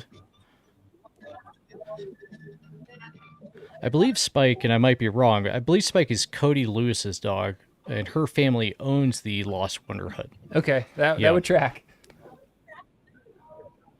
This is great. It's clearly not a large aid station, which I tend to find nice. That you feel kind of like you need to get in and out on some of these smaller aid stations, where if there's a lot of chairs and it's accommodating, you kind of get drawn in a little bit. So I like seeing these athletes not taking that moment to sit down. Yeah, she's running just a really, really strong race for her first true mountain 100. She has run Javelina, 100 miler. That's her only other 100. So she knows what she's doing for the distance, but now we've just added the Sawatch Range around her and just a few extra feet of vert. Yeah, I guess she just said, I'm going to conquer the desert, and now I got to come out to Colorado and conquer the mountains. It's, what can't she do? Really impressive. I mean, this is extremely impressive watching what she's doing today. I mean, anybody who's watching this, if you're not inspired, you just don't like ultra running. Yeah, and what's even more incredible is that she's not alone running under Annie Hughes's course record pace. And so I would say our top 4 women are all within striking distance of that record. Obviously, McKendry is running under it right now, but right behind her is Laura Hansen, and then not too far back now is Sarah O, and they're all running really, really inspiring and strong races. So it's just going to be such a treat to see what happens. The night is the great equalizer, and here we go. Here's McKendry checking out. So we're going to take a quick look at the clock. So she's out at 6:23 p.m. So yeah, we're sitting right there in that 25 to 30 minute under course record pace heading out. And I don't know if we can shoot over to Luke and just get any thoughts that Luke, were you able to pick up anything from McKendry there? She seems good from our end. Yeah, McKendry looked awesome. Most importantly, probably going to help her. So yeah, great pacer. First person coming in with a racing in the front up, so extra style point. From Oak Creek, Colorado, she's killing it. She's absolutely solid, yeah. super happy, super friendly, with grade, and then quick off flying down this hill. I love it. Pretty impressive. Yeah, she looks really, really strong. Looks like no real wasted time in that aid station, which, if anytime you're talking about running on course record pace or flirting with the course record, that's how it has to be, right? You can't sit around and bluff. If you look just most recently last weekend, if you look at Ludo and Hard Rock, I think his longest aid station was like 35 seconds or something like that. It was like I don't know the exact number, so don't quote me on that, but he was a machine getting in and out of those aid stations, and then he set that record. Yeah, I mean, if he doesn't, move through those aid stations as quickly as he did, there's a chance he might not even broken like that 3 course minutes, record. Right? Yeah, I mean, so that's it. And so, that's something, and the same thing can be, you can talk about not just the leaders of the race going through an aid station quickly or doing it well. The back of the packers can also benefit from that type of movement through the aid station. So yeah, when you're talking cutoffs, and I said it before, you never want to be doing math in an ultra. It's never a good thing to be like, oh gosh, okay, cutoff is at 4 a.m. and I have to move at 3 miles an hour, and I've been moving at 2 miles an hour. Okay, gosh.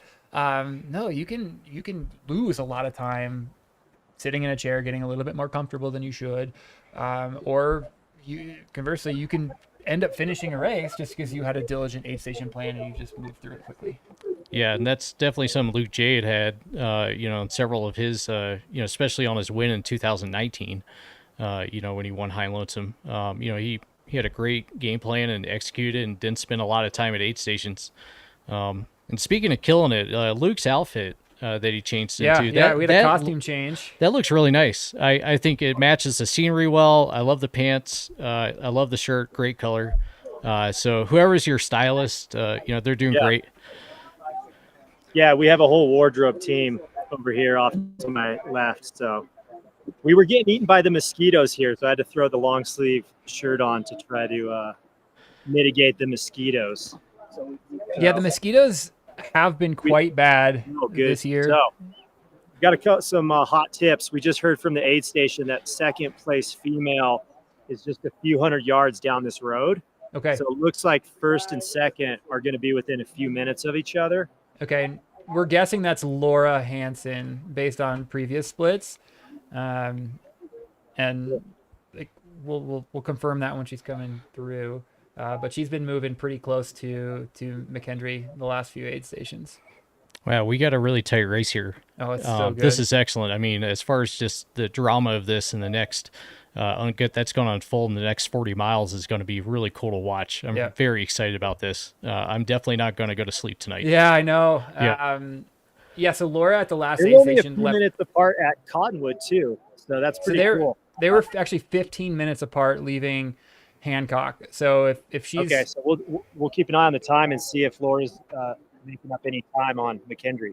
Yep. Oh, I got a shout out. Is this a tin cup we're looking at here? Just to refresh myself. I believe so. Yes. I think that was just a guy. I think I just saw my buddy Travis Massey. He's Travis is out there. Yeah, Travis is a great guy. He's a manager of Hancock. This is Oh, he's Hancock. at Hancock. Yeah. Okay, he might be at Hancock. Maybe. But it's Yeah, just kind of he's at Hancock. Yep, okay. Travis is. Yeah, Travis is he's a manager at Elevation Brewery, the official beer sponsor of the High Lonesome 100. So if you guys like Awesome. beer, check out Elevation.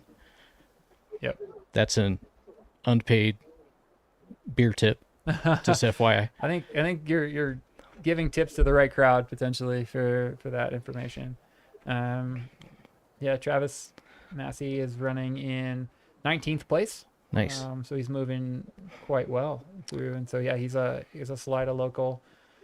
Has he done this race before? Do you know? Yeah, this will be his second time running it. He ran it, I believe, 2 years ago in 22. I ran about 28 hours. We'd like to refer to Travis as one of the biggest sandbaggers in We got in eyes on Salida. Laura. Okay, they have eyes on Laura. I don't know if we can flip our Laura screen coming to up. Lost Thunder Hut. Oh wow! So So we got picture in picture here. So she's about 5 minutes. Since, Yeah, so she's definitely made up some yeah. time. Looks like she's really been moving well too. Nice work. Gosh, this is so cool to watch. What a privilege to be able to sit here Yeah. and just talk about what's happening in front Nice of us. work, nice And work. again, this is still early. It's easy to get excited, but they're at mile 55.7 here. Lots of race to come. Oh yeah. But it's really cool to see what's happening here. I mean, what we're watching here, as far as these, as far as the women so far, is easily some of the best ultra running performances of the year so far. Yeah. As far as mountain ultra running goes. Yeah. I mean, this is excellent view. If you're viewing this, you should be excited. I mean, this is awesome. Yeah, two females in the top 10 overall. So McKendry is sitting 7th overall, and now Laura is checking in at 8th overall. And this is a graduate level race. These are not a bunch of newbies to the sport lined up with them. These are veterans that know what they're doing, and these women up front are putting on an absolute clinic. And Sarah O is rapidly chasing them down. Like Sarah knows, Sarah, who has been in 3rd place. So we'll see when she checks in. But Sarah has course records on Mogollon Monster and Cruel Jewel and Uray. And like, you want to talk about somebody in the field that knows how to race these mountainous races? Sarah O is coming. Yeah, Mogollon Rim. I mean, that has some of the worst trail probably in a hard rock qualifier out there. It is some of the roughest course that you could ever look at. There she goes. Wow, that was what, 90 seconds? Yeah, I got the high five from Luke. How is she?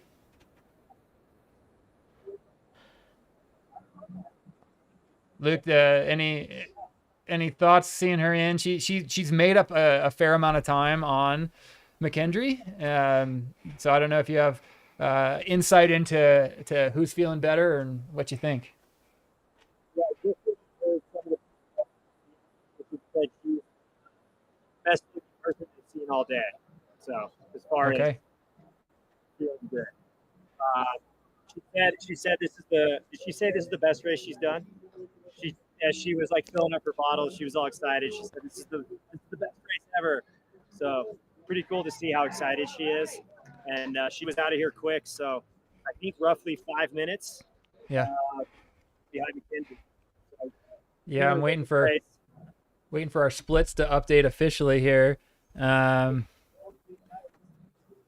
I think a good thing to point out too is, with that 50-50 split for women's, that they did this race, I think 2 years ago when I ran this race, out of Cottonwood, I counted 10 of the top 20 were women. So it was really cool to see a field that was exactly split, half and half.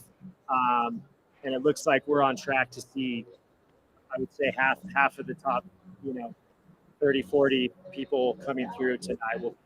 Yeah, I'll give you a count of that here in just a little bit. But the official split leaving Lost Wonder Hut. So McKendry left at 6:23 and Laura left at 6:31. So it's an 8-minute split now. So it was down from 15. So she basically cut the lead in half or cut half into that gap. And I would say, I don't know the actual statistics on this, but with regards to like the top 30 runners, half and half being men and women, that has been pretty consistent historically. And I mean, I know there have been years, in the top 10 in 2022, where I think that 4 or 5 women were in the top 10, and there's something about like this graduate level race that certainly equalizes everybody. Yep. I mean, it's not a race that's friendly for anybody, and any sort of mistake or any problems that you have are multiplied exponentially. And this is not the type of race where, you can make mistakes, because the mistakes you made will be paid with a high level of interest later on. Yeah. And you've already seen a friend of mine that happened to. So in this race. So yeah, it's pretty amazing to watch what we're watching right now. This is awesome. And Luke, I wanted to ask, how many? It's about 500 feet in downhill from Lost Wonder Hut to the bridge crossing, right? Yeah, about that, maybe a little bit longer. In about a mile and a half. So, they're pretty close to getting to that Crux from here. So anybody in the position, they're going to find out where their legs are really at. Cause once that climb starts, it's that first 3/4 of a mile, in a mile before you get up to Boss Lake. That's a nasty grind at mile 60. And then you get that little bit of relief on the top of the dam where you run across. It's kind of flat. And then once you get up there, once you start approaching Hunt Lake, it's just rocks. It's just a lot of rocks, and it's very loose. And if your legs are not under you, you're going to have a big problem. Yeah, I can confirm firsthand experience. In 22, when I did this, talk about that end wall, right? So I was feeling okay around Boss Lake. We hit the steep part out of Boss Lake, and I was let's just say I took a little break on the ground, laying on the ground, and when I was laying there, Annie Hughes passed me with a big smile on her face and a pep in her step, and waved at me and kept going, and that's when she set the course record. So I pulled myself up off the ground a few minutes later and was trying to keep her in sight before it got dark, but I was not able to do that. So can confirm. We got a runner coming in here. One of the things that I always find really interesting, and Luke or Andrew, is how technical the trails get at night here. That adds an element of headlight running. There's Mango, as we've learned he goes by. Good job, Mango. Mike. He is 50-year-old male from Durango running a heck of a race. Does Mango Mike know how much Jason Slarb, I don't know, put his name out there? Mango Mike is famous now. Don't let Spike get in your way. Come on up and say hi. All right, so as he gets aid, and there's Spike. Shame on you not petting the dog. Let's talk about the sections that these athletes are running at night. How technical are they? What are some of the things that you need to really be aware of when you're running by headlight here in these mountains? Yeah, I mean, kind of the general things that, a lot of the white rock that you see out here is going to really kind of, in a sense, the headlight is going to flatten out a lot of these features of these rocks. And so, one of the issues that you're going to experience is that, if you have an opportunity to run downhill, you're going to be very kind of, genteel about it. You're not going to be able to just hammer down these downhills, because the trail, once you get up top of the head wall, is extremely rocky, extremely loose, and somewhat rutted out. And so for a lot of people that, especially at night, kind of in the mid pack and the back of the pack, they're going to be experiencing some very loose, sandy terrain. And then kind of on top of that, if the weather's correct, or the weather doesn't conform to what they need, when you get up top of that head wall in about 7 miles, you might have high amounts of wind for the first time in the race. And if you're sort of already cold, you can't move well, that high amounts of cold and wind combined with the looseness of the terrain could give people some big issues, because they just can't keep warm enough. Sure. Which is a big reason why, obviously they require the pants and the, tape seam jacket. So, yeah, I mean, a lot of these guys, when they go up to the head wall, are going to experience maybe some pain and some suffering that they maybe have never experienced before. As they head over the Monarch ski area and they get to Monarch, they're also going to experience something kind of strange, which is that they're like, hey, most of the elevation gain is gone, but in about a mile after the Monarch aid station, you have the Devil Slip and Slide, which is a terrible place for somebody that doesn't have their legs. Oh, it looks like we got a guy coming in. Another runner in. Nice job, man. Good job. 82 in. That is Mike Cassidy. Ridgeway, Oh, Colorado. he pet the dog? Did he? Yeah. I looked down for 2 seconds and I missed the dog. So we know Mike is a dog guy. Yeah. So we're rooting for Mike. Yeah, it's interesting. These are the stages for me in 100-mile races where you're over 12 hours. The sun isn't set yet, but it's imminent. It's coming. And for me, this is where I really start thinking about how am I going to take care of myself overnight.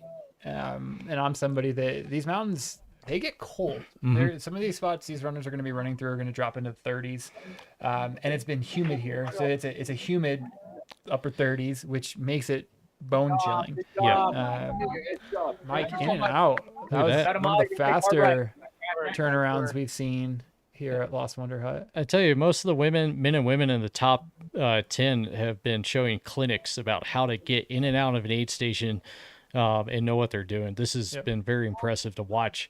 But like you were saying about taking care of yourself, one of the issues with this race is that the heat that you have in between St. Elmo and Tin Cup, and then the rocky terrain that's in between Tin Cup and Hancock, if you haven't been fueling correctly because of the heat, especially if you're somebody in the front of the pack or maybe even the mid pack, and you've hit, the both sides of Laws Pass and as well as going up to Tin Cup in the heat of the day, you're gonna find out dearly that you got to reset pretty quick, because if not, you're going to pay a pretty big price in purgatory at Monarch in that cold weather. And one of the things that for people not familiar with these mountains, this territory, what kind of animals might we see overnight here? Well, so there's I believe it was Ryan Smith, maybe back in 21, where he saw a mountain lion in between Purgatory and Monarch, kind of up top of the ski hill. He did see that. In this area, you might see moose. You might even see some, bears as well, elk. You probably, I imagine maybe early on in the earlier sections, kind of towards Laws, some people might have saw some, mountain goats. And then we have Spike the dog. Spike the dog. Who is probably the most, that's probably the apex animal in all this area. Well, it's interesting. I run these mountains a lot at night, and I've seen a lot of bear, moose more so in the early morning. And the only thing that really scares me in these mountains is a mountain lion. Yeah. And the chance that you're going to see any of these athletes is going to even come close to seeing one is very, very, very, very rare. They're pretty scared of us generally. I've never been fortunate enough to see a mountain lion. Same.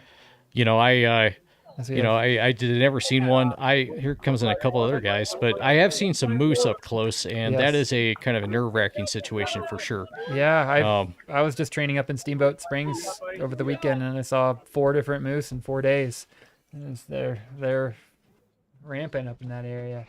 All right, Mike Cassidy now leaving. So Mango, Mike, and now Mike Cassidy are heading out of the hut, and more athletes are coming in. I would think that Sarah O should be right around the corner. At some point, we should be seeing her. Yeah, now we're starting to see people sit down. I was kind of driving up here, so I'm not sure if anybody else had been sitting down, but it looked like most people had been in and out of here pretty quick. For the most part. Browning sat down for just a bit. I don't know if it was just to tie a shoe or he did sit down, but I mean, he was very efficient with it, so he was in and out. I mean, Bronco Billy can kind of do what he wants. He knows what he's doing. He could sit down for probably 30 minutes and still, come out of that real fast. Yeah, kind of So as this aid station progresses into night, a lot of the mid packers and backpackers, back of the pack, will start to really, sit down a lot longer. So this aid station will get quite a few people up here. But Got it. Nice job, guys. Nice, efficient. Hard right aid and station. Yeah. We're heading out.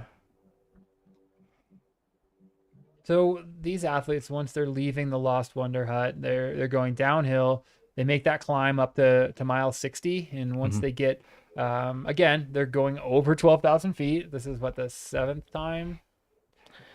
sixth time they've been over 12,000 feet on the day, and then they're going to drop into Purgatory, which is the highest aid station on course. Mm-hmm. So and Purgatory is kind of a cool aid station, and I don't know how much the actual leaders of the race get to experience this, but there is some of the finest food in all of ultra running at the Purgatory aid station. I can confirm that. That's funny. Somebody in the chat earlier said that all I want is someone to talk about me the way Andrew talks about pizza. So we are back on the food talk. Listen, DM me and I'll. The key to I'll give you Andrew's my heart number. is becoming very clear. Oh, I love pizza though. I do love me some pizza.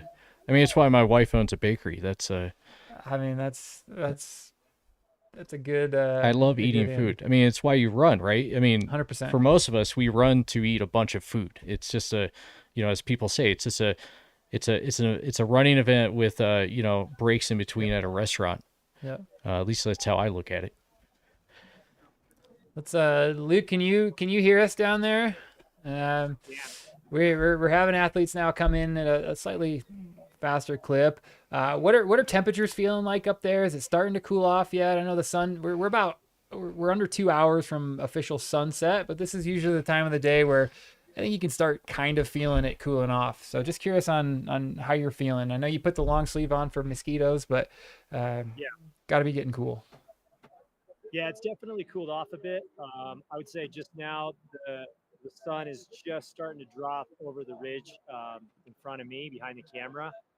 So it's probably dropped 10 degrees in the last 20, 30 minutes. So as soon as that goes down, it'll probably drop a little more, which will be nice for the runners. But depending on how sweaty you are, you got to make sure you kind of stay warm and take care of yourself.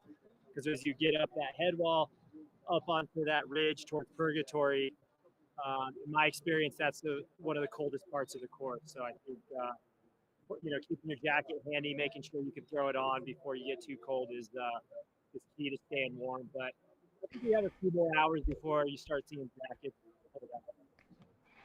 A quick note too, like we were talking about sit down. When Jeff did sit down, he did tell one of the aid station people that he was tired. And then somebody asked him how he was feeling, and he just said, "I'm tired." So, okay. Never bet against Jeff, but he did say he was tired. Yeah, he looked, and I remember him coming in and saying that he looked a little tired, a little worked. But if there's anybody that can fight through that and come back and finish strong on the back half, it's obviously Jeff Browning. Yeah, these type of races, it can change so quick. I've had plenty of races where I felt like sitting down and felt very, very tired, and then 20, 30 minutes later, you feel great. So it's short-term memory and continuing to believe that you're always going to feel better.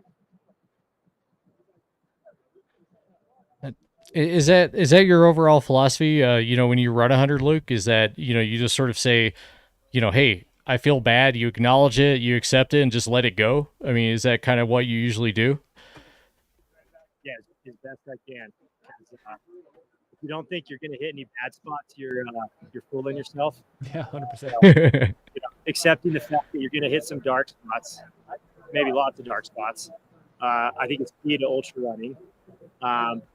But feeling them, letting them go, and just to keep moving because things do always get brighter. It's the yin and yang. You can't have the light without a little bit of dark. Yep. You all should be taking notes right now. These are ultra running tips that you can take anywhere in life right here. Anywhere you want. Yeah. Agree with that. Yeah, it's ultra running is it's definitely much more of a mental sport than I think a lot of people on the outside give it credit for, because you're battling the elements, you're battling your digestive tract at times, and getting food down, but it's so easy to allow yourself to quit just because you're a little grumpy or you need some more food in your belly. You're going through a rough patch. You kicked a rock that didn't feel great, and it totally spirals you. So if you don't have 3 to 5 really good mental strategies that you can call upon at any one time, because there's no one mental strategy that's going to work every single time when you're going through something. You need to be able to just spin that wheel and say, okay, now I'm going to try this. Okay, that didn't work. Now I'm going to try this. And that's why I think athletes like Luke, who ran a tough race at Hard Rock but got to the end. We've been around the block. We've done these a few times. We've developed these strategies. We've practiced them, and we use them in the race. It's not like we woke up one day and said, this is exactly how I'm going to get to the end of the finish line of 100 miles.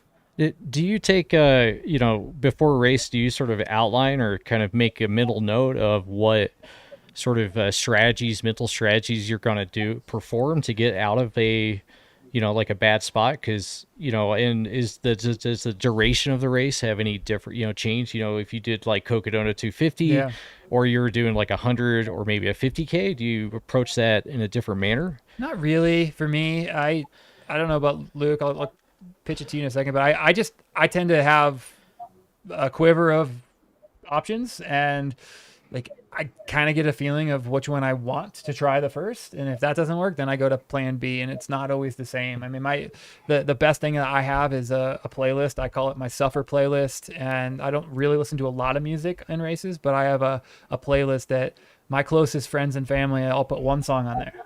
And it's not necessarily songs that are like pump you up, go jam. It's just stuff that have an emotional tie that bring me back to something. And that's something that I would use in a race like this. If I was going through a low point, I would like, okay, I'm going to listen to that song. It's only a couple songs, but it'll bring you out of that funk. And that's something that I'll go to quick. Luke, I don't know about you. What do you have?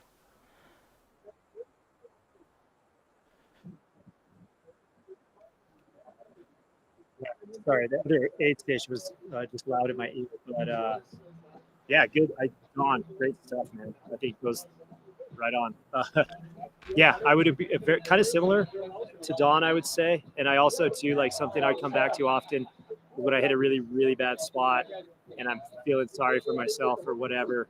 I remind myself that this is what I signed up for, and whatever's on the other side of that bad spot is going to be that much better than wherever I am in this spot.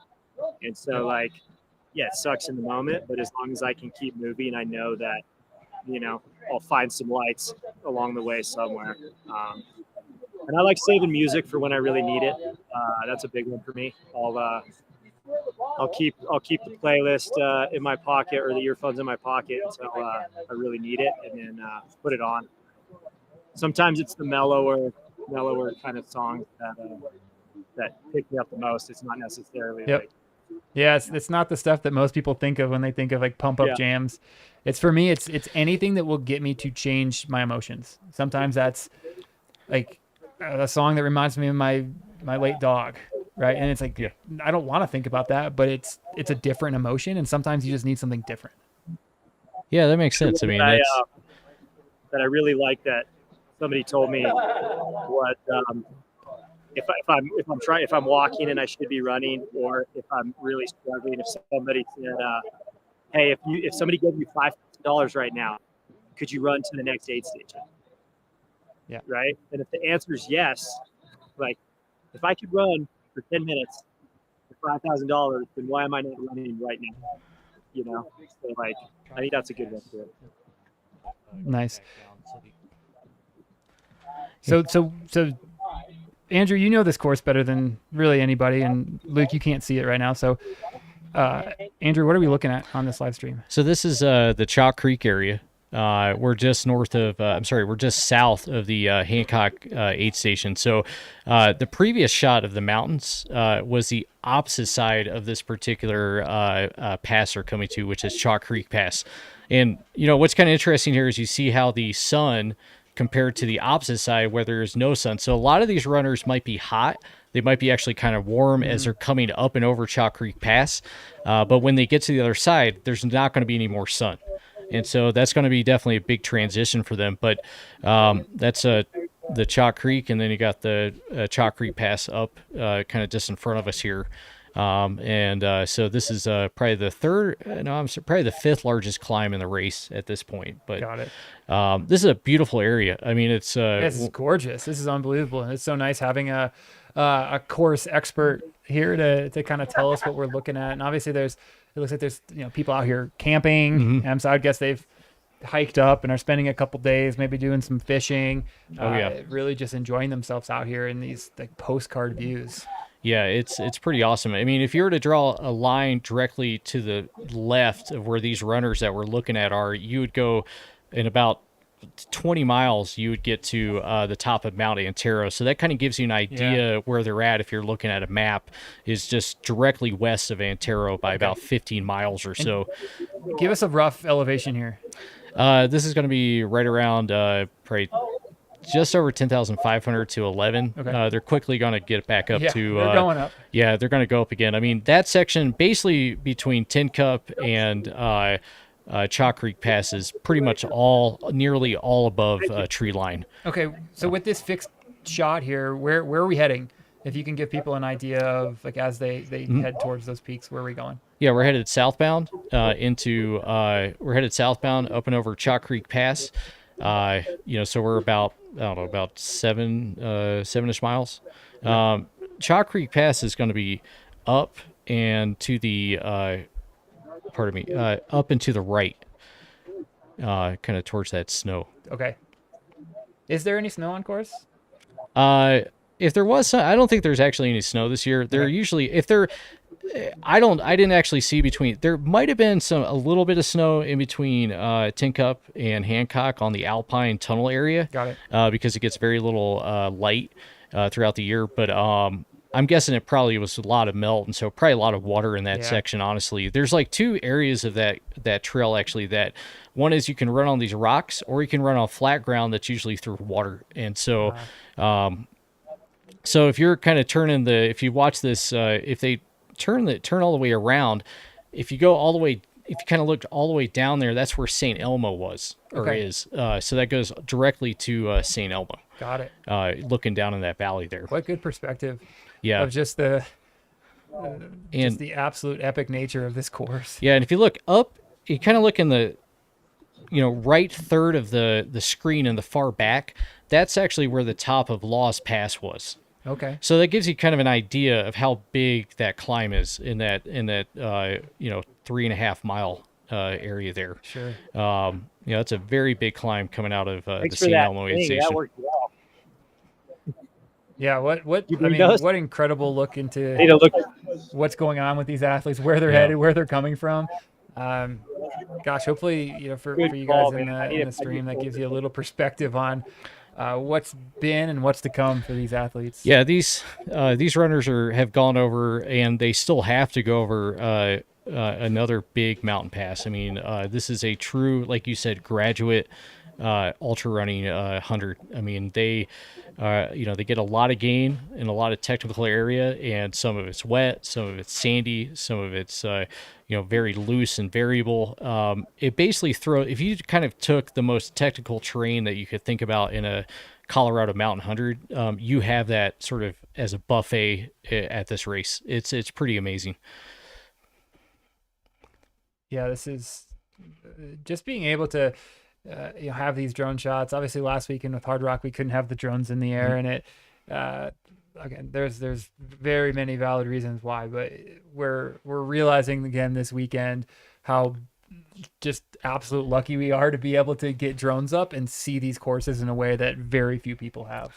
Yeah, it's pretty amazing. I mean, I couldn't have imagined 5-6 years ago, or even about how much technology would improve the ability to show people how amazing some of these courses are. I mean, it is a dream come true for me to have people streaming and viewing this and seeing the awesomeness, which is Chaffee County. It's pretty awesome. Yeah. Well, let's bring it back to the local thing. Like, what do you think that this type of exposure to this race and what this race has done for ultra running in general has done for the local area, for your running store, and just running in general? Well, it's High Lonesome's first year was actually the first year that that 7,000 feet was open. Okay. So what was kind of cool is that their inaugural year in 2017 was our first, and so we have a very intimate connection with the success of this race and the success of the community, as well as our shop. We got another runner coming in, the Lost Wonder Hut, I think. Yeah, I think this is Mike. I'm trying to do my best, guys, to remember shorts and beards. No, it's not Mike Cassidy. He's all right. This is Justin. Justin, come on up on the porch here.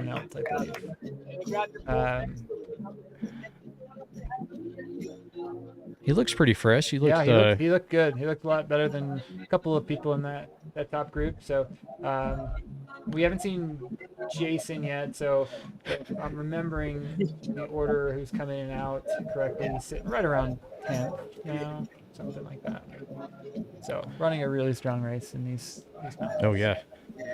But kind of going back to what you asked though about the race and the running community. I mean, the thing about, I think Caleb and Kelsey and I and my wife as well, who helped me open the running shop. I think the thing that we just saw when we opened up our prospective businesses or dreams was that just how beautiful and how awesome this area was. And the thing is that High Lonesome is I would actually think of it not as more of an extension of the community that was already here. It was an addition and added to it, and what they brought forth was the feeling of like anybody can run 100. They want to have this graduate level 100 race that is accessible to a wide variety of people, and to do it in a safe, excellent, fun atmosphere, but also to test the limits of their abilities. And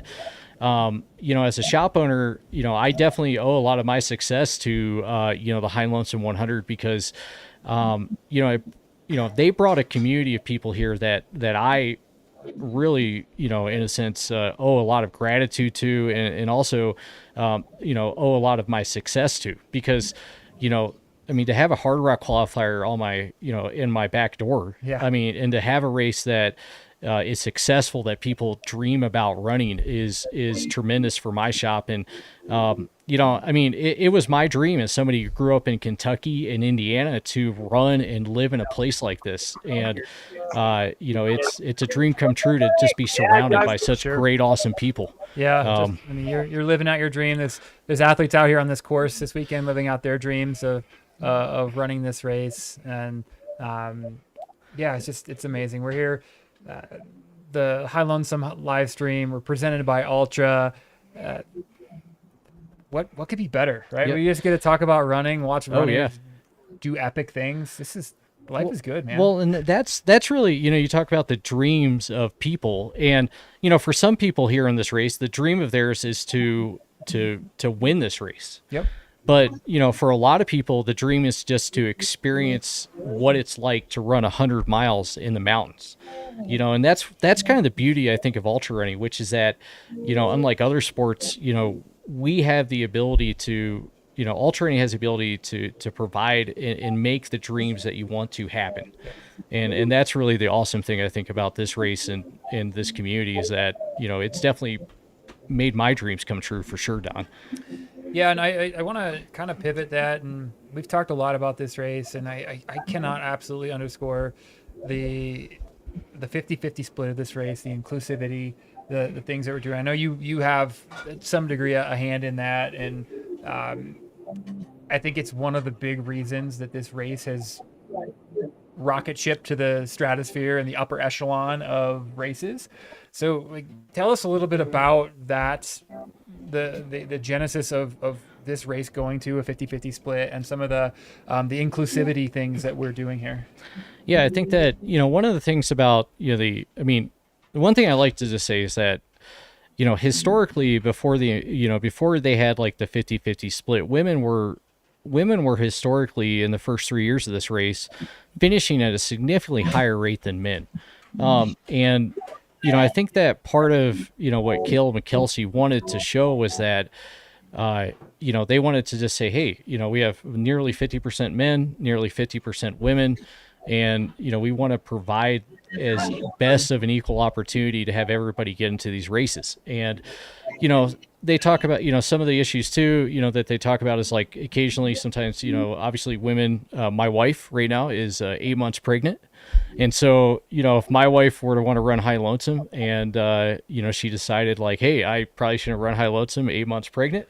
They give the ability to defer. And, I love that. I think that, running is a sport for everybody. And I've always believed that. And I've thought that from, when I was a kid all the way up to, today. And I think that, for them to, be able to help provide people with an equal opportunity to do this awesome race, doesn't just benefit them, it benefits everybody in this community. And the more people that get to experience this race and get to experience the trails means that in the future, like my daughter will get to experience this as well. And, it's not just like it's not just an inclusive thing. It's a long-term thinking that's going to grow the sport in a way that's healthy and beneficial for everybody. Yeah, I love that. And I think it's really just helping lift the entire sport of ultra running up. Caleb and Kelsey are leading by example for a lot of reasons. There's obviously the UTMB thing that they wrote about and made the decision to not allow that to be a qualifier for their race. And I just love that they're willing to be uncomfortable and make stances that they believe in, and pretty much 100% of the time it's for the best interest of this sport. And we're seeing this unfold right now. There's a reason that Jamil and Mountain Outpost are here and not somewhere else this weekend, right? We're at this race because this race is important in the grand scheme of things. Yeah, I definitely agree with that. And, I think that, the thing is that when you all aren't seeing this now, but when you all watch the golden hour at this race in about under 12 hours, under 24 hours, you're going to see something very unique and special. And I don't want to go into it completely, but if you want to see what type of community that this race really has helped create, watch the golden hour. It's going to be one of the most spectacular moments you want to see a bunch of grown men cry? Yeah. Go to a golden hour at an ultra race. It is one of the most beautiful moments in ultra running is the High Lonesome 100 golden hour. As that sun sets over Mount Princeton, it is a very unique experience. And if you're somebody that loves ultra running and loves watching people who have worked their butts off to achieve something great, it'll definitely bring a tear to your eye for sure, Don. Yeah. All right, so I'm going to pull back to the race for just a little bit and level set. So Alex Nichols left the last aid station, Lost Wonder Hut, at 5:12 p.m. We're just after 7 p.m. now. I would, based on how he's moving, expect him within the next 15 to 20 minutes, assuming he's kind of holding similar paces there. So it was Alex Nichols, Chris Hams, and Mark Hammond, 1, 2, 3. And those three were separated by less than 20 minutes into Lost Wonder Hut. On the female side, you had McKendry Hickory and Laura Hansen in and out at 6:23 and 6:31 respectively. And I believe we are still waiting for F3 into the hut. So that's a little quick update. Realistically, we're looking at the lead male into Purgatory, our next aid station, probably, I would guess 15-ish minutes, give or take. Yeah, I think that sounds about right. And just from a historical note real quick, this is not the first time that Alex Nichols has been tracked down by Mark Hammond. It happened once. Bad blood there, huh? Well, not bad blood, but Alex really respects Mark. But yes. In the most respectful ultra way. But Mark was definitely breathing down. When Alex finished second in 2015 at Western, Mark was right behind him. And then I think in about 2 years later at Run Rabbit Run, and I might have that off, but Mark was right behind him as well, trying to get him for first place. So it's kind of cool to see two gentlemen that have had a lot of history racing against each other still running hard and still competing against each other, almost a decade later. So that's really fun to watch from my perspective as somebody who loves the history of ultra running. Yeah, no, I think that's great. And just to go through some other fan favorites. Sarah O was hard charging last time we saw, so I would guess that we should be seeing her pretty darn soon, and we'll flip it over to Luke when we get an idea that she's coming in. And pretty close behind her was Casey Leaktig, fan favorite, absolute incredible ambassador for the sport, and just fantastic human. So those are some of the people that we are keeping our eye out for coming into the next couple aid stations.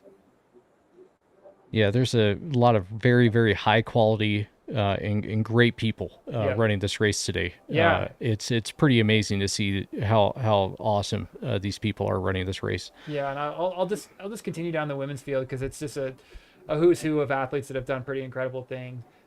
You have Sarah's sister Melissa crushing it as well. Running in 6th female. Right behind her is Liz Canty, former Cruel Jewel 100 course record holder. Oh my God, yeah. Now living in Colorado, so she knows what these mountains are all about. Behind her is Amy Hume, 50-year-old female, running in the 8th place. Like, these results have just been really, really incredible. And then behind her, the absolute legend, Anita Ortiz, 60 years young. It's like, anybody watching this, go look her up if you don't know who that is, because you're going to be inspired by seeing her. And then when you see her come into this aid station, she'll be an absolute breath of fresh air and like just an incredible sight to see.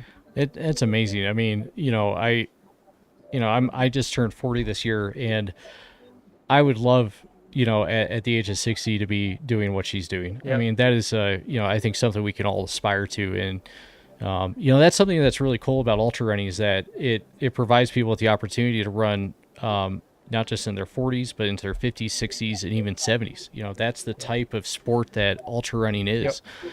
And, it's really cool to be, to watch that, especially in this environment. I said it earlier and I'll say it again. I'll say it until hopefully I'm not on this planet anymore, but I would rather never win another race and still be running these races when I'm 60 and 70. Like, I would take that trade and I would sign that dotted line today.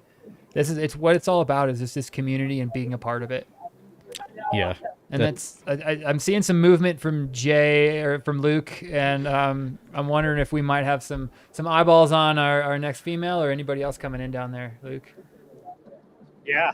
What's up, guys? So we got word that Salida local Jason Murphy is probably going to be coming up soon. And then we heard that Sarah O was charging up this hill as well. Love it. Yeah, we're going to see the 3rd place female, Sarah O, who I believe won Cocodona 250. So she's coming in pretty soon. We were looking at the monitor a little bit ago with these drone shots. We can see it now. But it's pretty cool, being the first year that this is live streamed and everybody can see this footage of the course that generally was reserved for, if you're out on the course deep in the wilderness. It'll be interesting to see how many more people apply for the lottery after watching this live stream. That would be amazing data to take a look at, of like the lottery entry growth once we've live streamed the whole course. I can't imagine it not doubling. Yeah. I mean, you couldn't have asked for a better morning. You had the pink highlights on the mountains this morning. The beauty which was the saddle of Antero, all the way up top of, St. Elmo and Cottonwood and just the drama that's unfolded in this race. I mean, I would imagine that a lot of people who have qualified in some manner this year will sign up. There'd be a dramatically higher entry rate. Yeah. Yeah, but the entries, the amount of entries is going up next year. Is that true? We've heard rumors. You're hesitant to commit to that. It would not surprise me to find out that the entry next year had increased. But that would have to be something that Caleb and Kelsey, they would know that directly. I'm not part of the permitting process with that, but okay. I wouldn't surprise me because, they've shown to the U.S. Forest Service, the county, BLM, and anybody associated with this race from a district that they are here to put on a high quality race that is good for everybody. So it would not surprise me if they got an increase in the entries. The rumors that we're hearing is 225 next year. So we'll put a pin in that. We're not confirmed, but that would be, I think that'd be great. And you're exactly right. There's a trail work requirement. There's like the people that are part of this race are giving back more than we're taking from this land. Yeah. And that's what's amazing about it is who is we got somebody coming in. Yeah. Is this Jason? Nico. No, he was wearing I thought maybe he changed. Yeah, it's kind of funny, as you can kind of see people that have obviously, done different things during the race to get to this point here. So we're definitely seeing a dramatic change in sort of the pace and how people are running now. It's pretty wild to see.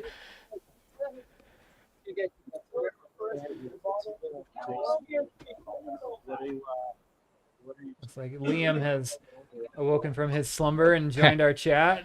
Shout out to 8 Station Fireball. Always there with the real hard facts. And Danny's asking, how many years has High Lonesome been around? So it's been around 7 years. They didn't race during COVID, so this is the 6th edition. Of the race. They started with 75 runners, or 73 people started the first year, and it's all up to 199 this year. And it's kind of interesting is that we see kind of a widespread change in the weather each year, with this race, which is kind of wild. All right, it looks like we have up right there. Looks like Jason Murphy sighting.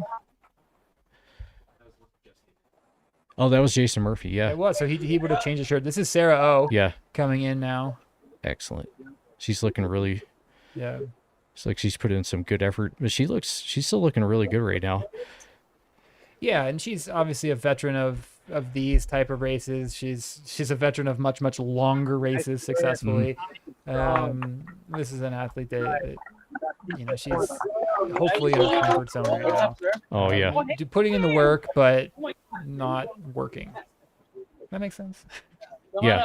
And then, of course, there's Spike, who we can't fail to mention every time that comes on screen. We're going to have to have a Dogs of High Lonesome honorary Instagram page or something. So Jason Murphy obviously is a guy that, lives in Salida, so he's kind of a local favorite of ours, and that's somebody that we really appreciate, and it's nice to have him representing the Chaffee County and 7,000 feet so well. So it's pretty cool to see him grind this out. He is grinding it. Because if you guys were here earlier, he was actually leading the race early, and he got on the mic and joked. He's like, I never intended to win. I had no intention to win. People just got tired of running with me, and they pulled away. He was always cracking jokes. But he injured his back about 2 weeks ago in a carpentry accident, and then retweaked it a little bit coming down Ontario. So he's just battling out. He's one of those athletes that he's just tough as they come and nice as they come, and he's not gonna quit. Yeah, that downhill from the first part of the downhill up to the aid station is relatively pretty nice road. When you get past the aid station, you can tweak a lot of things coming down there on those baby head, the big soccer ball sized rocks. I've definitely tweaked my ankle a bunch there. I've seen a lot of people break lakey poles at that particular area as well. So it looks like Sarah had a little bit of a gear change here, so she's put on looks like a little bit warmer. I think that's her pacer. Is that her pacer? Oh, taking a drink. Yeah, she's behind the screen here. Oh, I see. She's the Spike is. Yeah, you can't see. She's getting race tips from Spike. Yeah, exactly. Luke, I don't know if you can hear us, but is anything you're seeing here right now with Jason and Sarah? Yes. And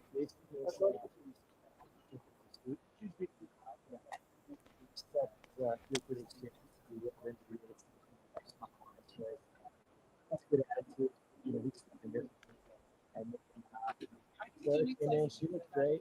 She did hike up the hill. She looked super cute. It wasn't real food.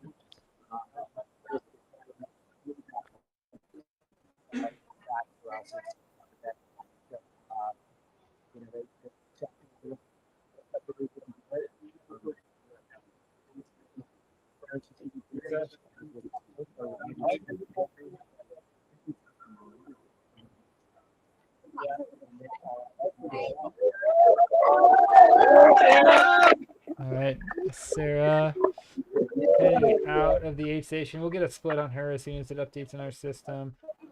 Thank you, Don. But it looks like she's, continuing on that push, and we would expect her to have a pretty solid overnight if she keeps on track here. But I'll update this when we get a chance. And I know most viewers will probably know this, but there's a ton of racing left, and as Luke mentioned, with this last final climb or last big climb, you still have, again, 30 more miles on the Colorado Trail with a lot of punchy, mean climbs.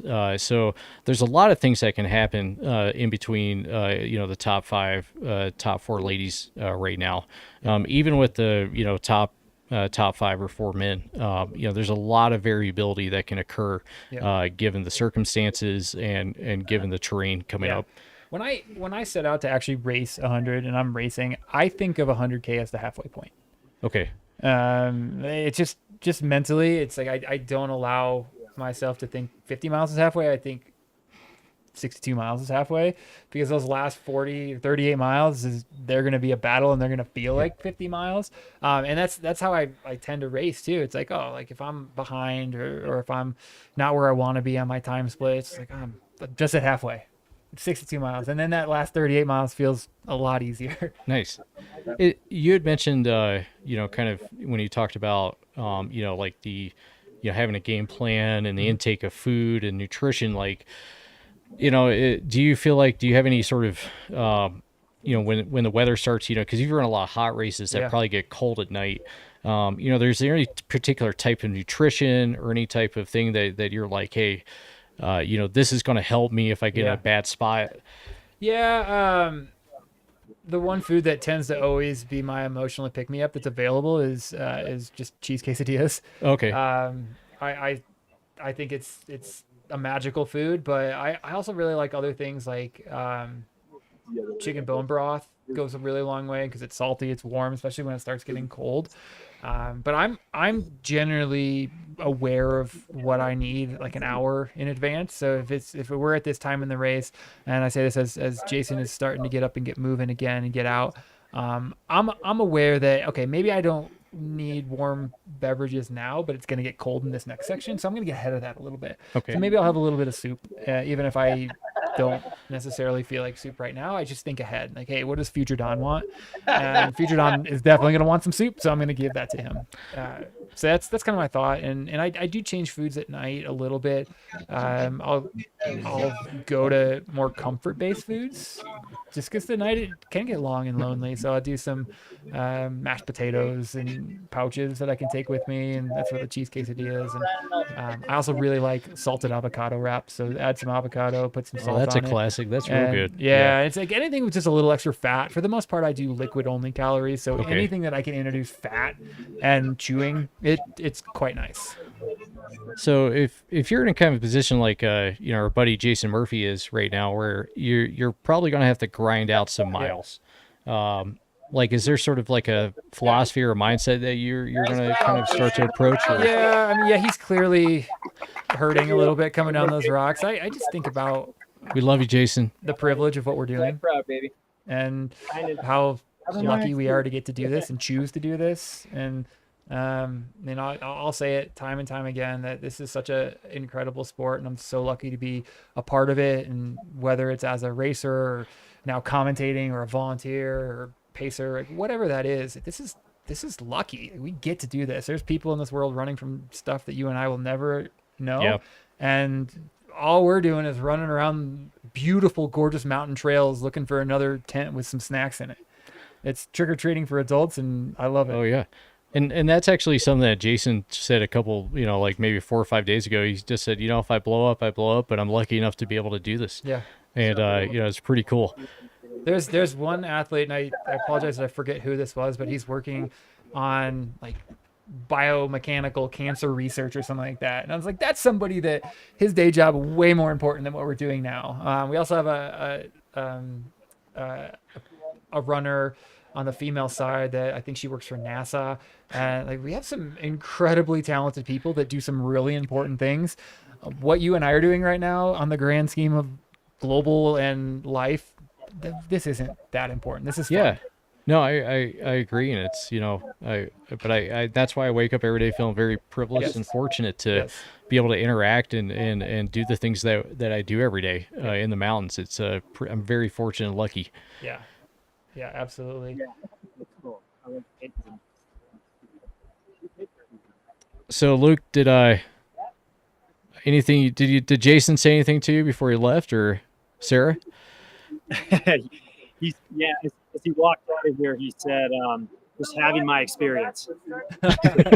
Yeah, we've all been out here for a vision quest of sorts. Yeah, getting the full 100%. experience. So that was cool. And then your guys' point, a lot of some of this live coverage is kind of pointing into this, but there's you could pluck any person out of this race, and it's an amazing story, inspiring people from the front of the race to the back of the race, all in between. Some of the people you mentioned, there's that woman, Brianna, I think works for NASA, and this is her first 100, which was really cool. There's a guy named Yadika Fields, and he's an amazing artist. He's an indigenous guy. This is his 400. He's done Western State, UTMB. He's doing this race solo with just drop bags. But look him up. His art is incredible. He's like a fine artist. Travels all over the world doing his art. So it's just cool, such a rad mix of people from all walks of life that are kind of drawn to this and unified in our vision quest. Right? Yeah, it's so fun to, one of the things that the sport of ultra running and this side of it, the commentary, it does allow us a little extra time to learn the individuals and who they are and cheer for them and almost develop this emotional connection to their story as you see them come through. Gosh, I remember like clear as day watching the live stream last weekend, and a gal came in just minutes before a cutoff, and like the whole live stream was blown up like go go go. Like, I've never heard of this person in my life. And the rest of the night people were like, where is she, where's Lainey? And like just group heartbreak to find out that she didn't make that next cutoff. And that's the sport of ultra running in a nutshell. Is we're a community, we're here together, and once we learn somebody's story, it's like I'm invested in it now. Oh yeah, and that's I've watched so many live streams, and I've seen so many locals, the different races that I'm watching on a live tracker, and I see them get to an aid station and that they're there 20-30 minutes later, and I'm just watching that dot not move, and I'm like going to myself, gosh, I hope they move. Like, what's going on? I need that guy to keep moving, and it's the emotional investment that ultra running has is unique compared to a lot of other sports for sure. Yeah. So just as we're talking, we're looking up Brianna, Dr. Brianna Pagan. I'm sorry if there's an accent over a letter. I'm probably going to mispronounce it. But yeah, so she's an engineering manager at NASA. She's a board member of Footprints Running. She runs for Normal. Like, talk about an impressive list of things that she's involved with. Yeah, that's pretty awesome. I mean, sometimes I think to myself, I own 2 businesses, and I think to myself, gosh, I have so many things I got to do. But, I meet some of these ultra runners that are involved with so many organizations and involved with so many awesome projects in their daily work life. It's, definitely puts my life in perspective and shows me that, every day I can do more and I can actually be better. It's very inspiring from all levels, from the front of the pack to the back of the pack. It's something that's really cool and inspires me every day. Yep, we're all doing the same thing. We're just, out here running, and it levels us up, and then you learn about like take these 199 people and think about all the good that as we leave these beautiful mountains this weekend that we're going to go back and do, whether it's running a running store that allows people to feel better run faster, whatever they want, to somebody solving environmental crises, he's working with NASA, to painting beautiful, inspiring artworks. Like, we're all going back to our own story. And I just feel honored to be able to sit here and kind of talk just really high level about a couple of them. What a cool opportunity that Jamil and Mountain Outpost are bringing to this sport, and showcasing that, you know, we're not just runners, we're people that like to run, and we're so much more than runners. Absolutely. Yeah, well said, Don. That's pretty cool. So if you guys are looking at this camera here, you're seeing this big rock field. This is underneath Mount Etna. This is a fun spot for a lot of people in the summer. They'll skin up to the top of Mount Etna in the winter and ski down. So this is definitely a famous, locally famous area for skiers as well. Chaffee County is well known for a wide variety of sports, not just trail running, mountain biking, skiing, and snowboarding as well. So we're still, I'm trying to refresh the splits. Still nothing out of purgatory for our lead males, but it should be imminent. They should be there on their way, and we're just waiting for splits. But based on times, I would guess it'd be right about now for Alex / Chris / Mark to be making their way up there. Yeah, purgatory historically has been known for having bad connection. It's not their fault. I mean, it's in the middle of nowhere on top of a ski resort, so you're kind of as further away. You're the first away from a cell phone tower in Chaffee County that you could probably get. Okay. So that kind of makes sense. That we'll definitely get some updates on Monarch Pass. Yeah, and again, Monarch will be the first place they've seen their crew in about 18 miles. Mm-hmm. We are now within an hour of official marked sunset as well here in the Sawatch Range, and so these athletes are starting to face the reality of it's getting dark. Yeah, and honestly, the thing is like this is High Lonesome is really two different races. You have the race at night and you have the race in the day. And like you said, that darkness and the cold can combine, really make you have to think about why you're out here. Yep. There's always a little extra soul searching at night. And again, this is a 200-person race. It spreads out. These athletes are spending a lot of time by themselves. So getting a pacer is a true joy and a treat to be able to run through the night with a pacer. I've done many races I run through the night solo, and it's daunting. It takes a toll out of you to be only with you and your thoughts solo in the dark, in the mountains. Every shadow is intimidating. Like you catch your headlight just right and you think it's something coming at you. And so you talk yourself into being a little bit more afraid. And but at the same time, there's just something beautiful about kind of you and a friend being out in the woods in the night, zero light pollution and a full moon. Nice. You want to talk about an epic place to adventure. You talked about, kind of mental progressions you go through to pick yourself out of a hole. Are there any sort of for you requirements or a type of person that you want to pick to be your pacer to help you? I mean, because being a pacer is an intimate job. It's something that's you have to understand. You have to know your runner and to be able to take them out of a bad place, which they can go to. Is invaluable to the success of the runner. I tend to pick people that I'm really close with, that I can have intimate conversations. Like somebody that I would tell something really personal about myself to is the person I want, because chances are it's going to happen. Or you're going to see some stuff that you don't want to see when I have to go to the bathroom on the side of the trail. So I honestly, I've used the same pacer for most of my races. My best friend Shad Micah, who's actually was out volunteering at Raspberry Aid this morning. So shout out to Shad for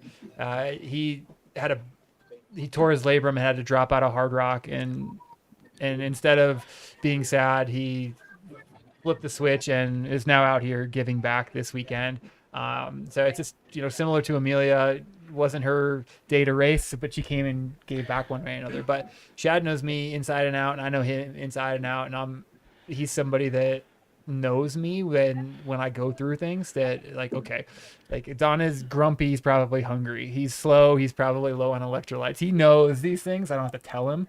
So that's when I think about a good pacer, it's somebody that you're willing to spend a long time with in the middle of nowhere and maybe share some stuff that you haven't shared. I've told Chad some things in the middle of the night that I don't think I've told my wife. Like, it's just, you just get to that point where Yeah. I just want to talk, and you're like, holy crap, I told you that? Weird. Well, I mean, running 100 miles in an ultra is a very vulnerable activity. Yeah. I mean, it's vulnerable mentally and physically, and to have somebody that can take care of you is awesome. And that's something that you really do find who your true friends are when you can go to the bathroom in front of them. That's for sure. Yeah, so somebody in the chat, and I totally agree with this, Randy. We need an AirVipa calendar with pics from these drone shots. Yeah, I agree. I'm sitting here just blown away. Look at this shot on screen right now, just gorgeous. This is Yeah. this is straight cinematic movie quality shots here. That just when you really think down to how this is happening, that we have a battery running a satellite, running a drone robot in the sky, transmitting to our studio miles away. It's wild. It is above my brain bandwidth to be able to figure out how this is all working. And these two, I believe, are Jason Murphy and his pacer. Okay. Yeah, he was wearing a white shirt. Yeah, and he had a red pack, so I'm pretty sure that's them, but you can kind of see the density. And they're about, I don't know, I would say they're probably close to about, 3/4 to a half mile away from, starting that climb. Pretty good. So it's good to see Jason starting to run again. Yep. Especially how he was kind of coming off the steps from that chair. Yeah. Everybody's going to some degree, 50 miles plus into a race, take some slow steps. You can generally tell who is going to be feeling it a lot more in the last 50. And unfortunately, Jason was one of them, but he's a champion. He's a warrior. He'll get through this. Yeah, he absolutely will. He's going to continue to grind this out. It's pretty fun to watch. Yeah. And that's what's great about this on Mountain Outpost live stream, honestly, is that you get to see so many unique stories in a period of 37 hours. And that's something that is just, it's not something you get in any other sport, is to see all these different stories and telling these stories, and you get to root for so many people in so many different ways. It's a pretty cool experience to be part of this. Yeah, I absolutely agree. I'm going to say, as we're looking here, this is also for those of you not intimately familiar with these mountains. Again, this is where you start feeling the cold of the evening setting in. We're definitely within that window of, you better start thinking about your nighttime strategy of putting a jacket on now. It has been humid in these mountains, which means that cold is going to sit in and stay, especially because you're sweating. Upper 30s probably at some of these high alpine areas with some humidity is pretty dang cold. Yeah, these runners here going towards Chalk Creek Pass, when they get into the shadow now of the mountains, are going to experience probably instantly a 10-degree drop-off. It's not like in the East Coast, and not that the races out there are very brutal and hard as well, but you don't get necessarily that quick shift of temperature by 10 degrees. And if the wind's picking up now, which it most certainly could do, this could be a cold night. With the humidity out there right now, it's going to weigh down on them pretty good. Yeah. Well, hopefully they've got a nice Roark jacket. We haven't mentioned them in a little bit, so shout out to one of our great sponsors, Roark, for being out there. Luke obviously is associated. You've probably seen him rocking the Roark stuff when he's on the cam, and then Andrew, 7,000 Feet Running Company, such a legend in these areas with his running store and the community that he's built here. So we're actually looking at the 7,000 feet cam. Just so thankful to the sponsors that are helping bring these shots, right? We say that these drone shots are calendar worthy. We wouldn't be here without Roark, Martin, 7,000 Feet, Osprey, and of course our presenting sponsor, Altra. And just FYI, when I was watching, I had no idea when I was watching the live stream this morning that we didn't know where our cam was going to be. I was just excited to have it anywhere, and so to have it in this place is, it's a dream come true. This is one of the proudest moments of my history of owning a running shop, is to have our logo on this camp. It is really cool. Just to be fair, not to talk about the camp, but yeah, it's so awesome. These are shots that the chat is coming through and agreeing that. So this is Mount Etna here. Okay. If you're People curious, can't believe these shots that we're Yeah. getting, and yeah, we're just so thankful that this is happening. We have these talented drone pilots that are getting these drones up and changing batteries, and it's not an easy job, but it's so impressive. Yeah, and this is obviously what draws so many people to High Lonesome or to Chaffee County, for views like this. I mean, it's this view here is within. You can get this view within a 30-minute drive of downtown Salida. Yep. It's really awesome. You can see the background here. I believe that's Mount Chavano in the back. Okay. I might be wrong, but I think And give people an idea. That's a 14er. 14er. The first one, if you're going, or last one or first one, depending upon which direction you're doing, Nolan's. Yep. Actually, I'm sorry. That's Mount Etna. I was wrong. That's my fault. That is Mount Etna in front of you. My apologies. And then just down to your left is Chalk Creek Pass. Okay. Sorry, we were looking at that earlier. Yeah. On the drowning. Sorry about that. Laura is giving us a shout out. So I'm gonna give Andrew and I both a pat on the back and read her comment. She says these commentators are great, better than Western States and Hard Rock. Oh, so, well. Laura, you've made my day, and I'm gonna assume Andrew's as well. I don't know. You just gushed about the 7,000 foot running cam, Yeah. so maybe it's on par with that. But thank you guys for keeping it civil in the chat during this race. There've been some recent bad eggs in chats, but this has been really fun to chat and be a part of this. Oh, yeah, this for is sure. my first crack at commentating one of these things, and to be here for a sport that I love so deeply and be a part of it like this is it's a dream come true for me too. Yeah, I mean, this is absolutely a dream come true for me. I mean, this is the running, ultra running and trail running is a sport that is very dear to my heart. It's something I love. I think about it every single day for many hours. And, for me to be able to be part of this community and in this environment is, gosh, it's a dream come true. I never imagined that I'd be here, honestly. It's definitely something that is a dream come true for me. I can't say that enough. It's pretty awesome. Looks like we got some good guys here. They're grinding it out, coming up to the hut. So looking back in there is where Boss Lake and Hunt Lake are kind of back in that direction.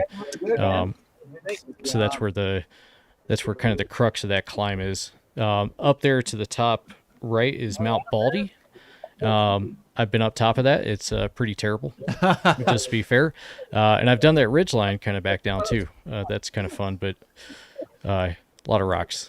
Yeah. I might not do that again. Don't do that.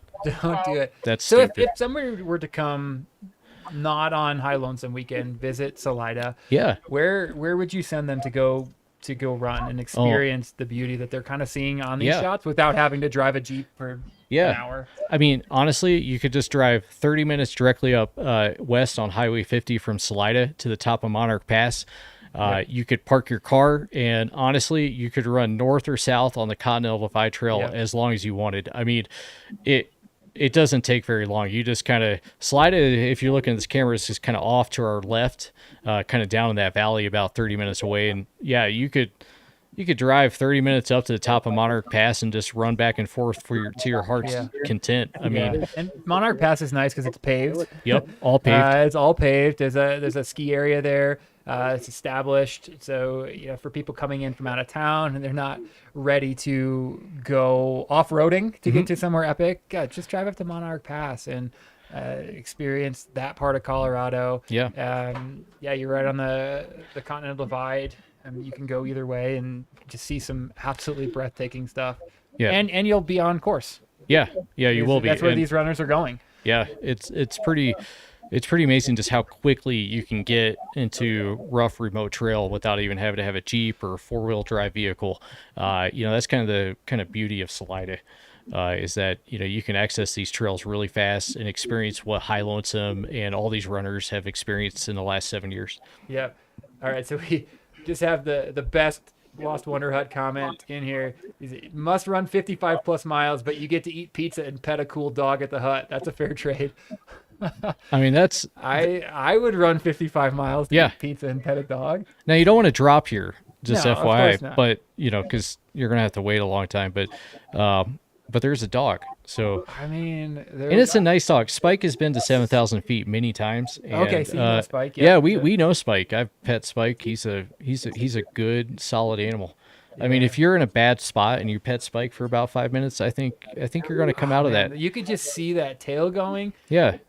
So one of the strategies we've talked a little bit about. I mean, my mental strategies is so I have 2 rescue dogs currently. One her name is Bean and the other is Sprout. And when I run with them, it's like the most joyful thing I've ever seen in my life. So I have this mindset. I call it the Bean Sprout Run Club.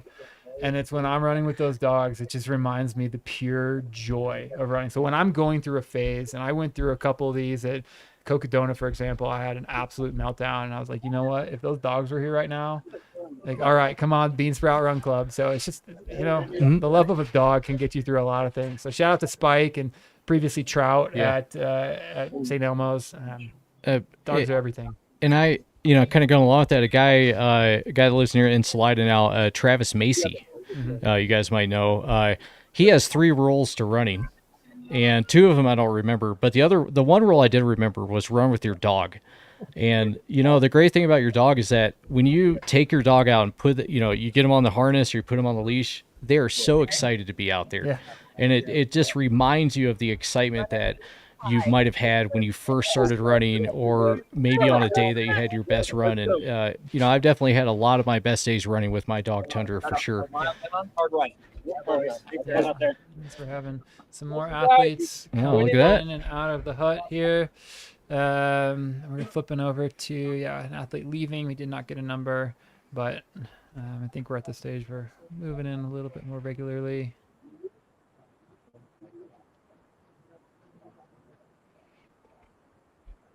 Yeah, it's kind of, obviously some of this has to do with the camera, but, the difference in light between one side of the pass and the other is pretty dramatic. It's dramatic. It's pretty awesome. And then this, again, is looking straight back down towards St. Elmo in this view here. Looks like here comes Casey Leakteague. Oh, yeah. Good job, Casey. He's still running in that female top 5 on the day. I don't know if we still have Luke, if we could get a take on Casey. She's always a bright, shining star. Casey ran Western 2 weeks ago, right? Yeah. That's wild. Yeah, that would have been. It's amazing how many ultra runners are in this race that ran Hard Rock last week. There's like 2 or 3, I think, and then several runners that ran Western. That's amazing how they can recover and do this again. There's right on, guys. There's somebody, if I believe it, was doing either Western or Hard Rock this race and High Lonesome next weekend. Wow. Yeah. Who is that?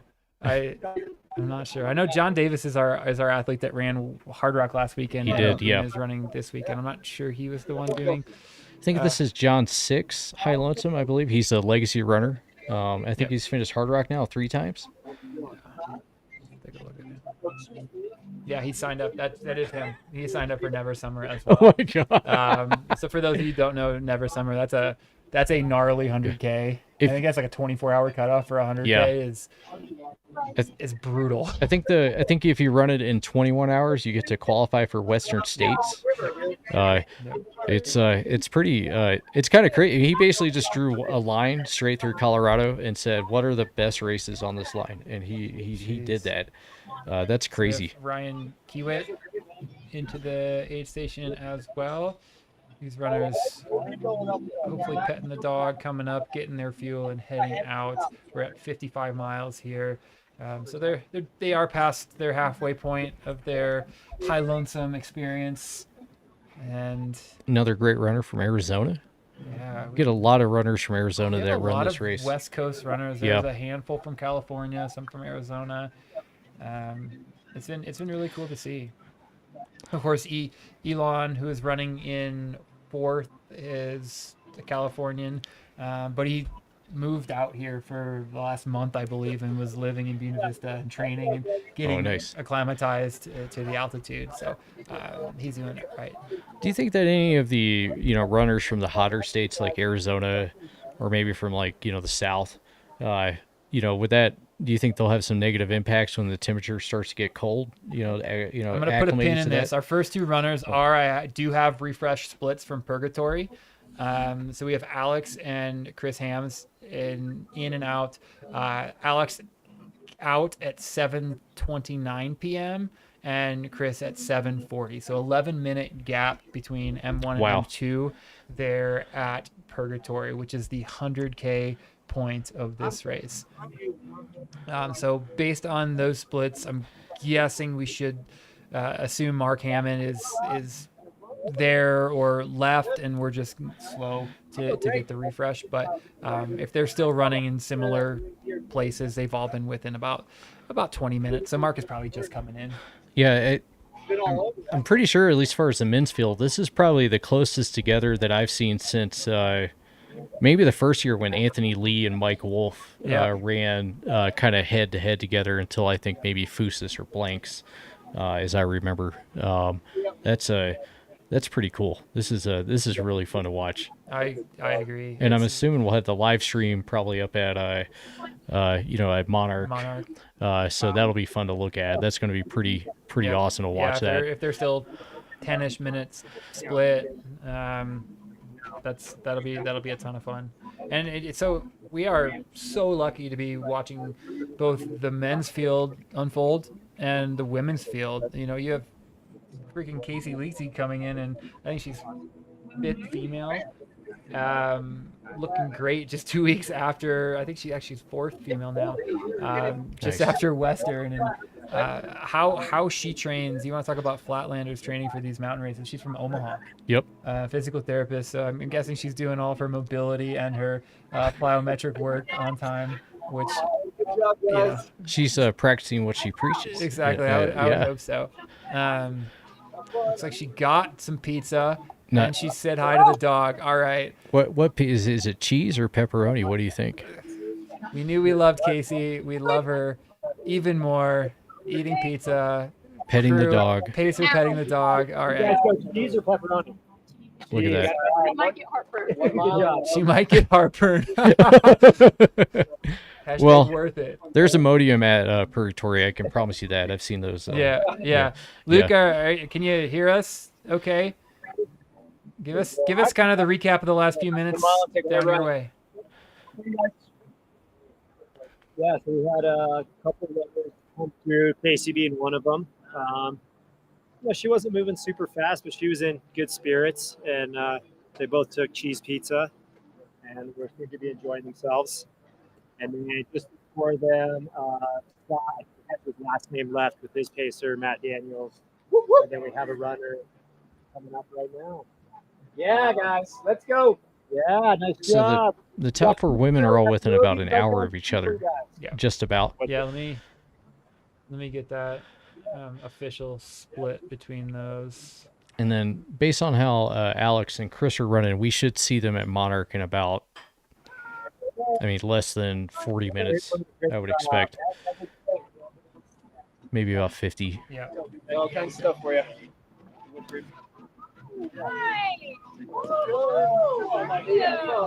Yeah, we're 56 minutes split between the women's top 4. Wow. And that was at that's at Lost Wonder Hut here. So 45 miles to go in this race and less than an hour separating first through fourth. That's a race. Yeah. We have an old-fashioned race on our hands, folks. This is exciting stuff. And normally, in a mountain ultra by the 100K mark, you see a fair amount of separation.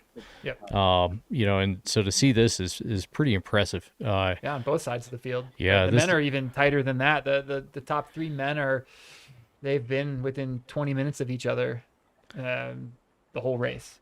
Yeah, I think, it's obvious that all the runners today knew that Mountain Outpost was going to live stream this, and they said they're going to put on the highest quality, the most drama they can make today. So that's definitely they've what we're seeing. It. Yeah. So we should also be looking pretty soon for Ryan Kaiser coming in, another veteran, savage, grizzled veteran of the sport that has been top, Good Lord. top 2 and top 3 in Leadville a couple times. Yeah, he's podiumed. I think he's won I'm Tough as well. Yeah, I think that's right. So he's lingering there in the top 20, and another athlete that I would look at to maybe make a move overnight because he knows what he's doing for sure. Yeah. If I was just trying to run the best race I could, I would want to run with Ryan Kaiser. Right. 100%. Like, seriously, he is probably, I think he has maybe 60, 70 ultra finishes. Maybe I something looked him like up that. earlier, and I wanted to say it was pushing 100. But, oh my gosh! There's somebody that I looked that's up. It was prolific. 100. They're all blending together at this point, but that's awesome. But he's just a legend and knows what he's doing. Which, yeah, like you said, if you were running this race, if I was running this race, I would look at, and I do this every race, like who should I be running with, and who should I not be running with? Yeah. Right. They're athletes at every race, even races that I want to be competitive at. I just know that, hey, look, I shouldn't be running with you to start because you go off fast. Like, you just be aware. But Ryan is one of those that if you want to run a really smart race, yeah, absolutely, be with him. Yeah. Don't be ahead of him. And they're definitely, Sarah, if you look at her race, she's somebody that is running a really, really smart race too, and has the experience that maybe think about being around her. And the thing about, High Lonesome is that, everyone talks about the mountains and the elevation gain in that first 100 kilometers. And, the ability to be able to run on the Colorado Trail, either late tonight or early tomorrow is going to be the difference between somebody finishing in the top 3 or not. It's certainly going to be that the Colorado Trail, while everyone's like, oh, it's runnable, but you've gone now 70 miles on some of the toughest mountain terrain that you can handle.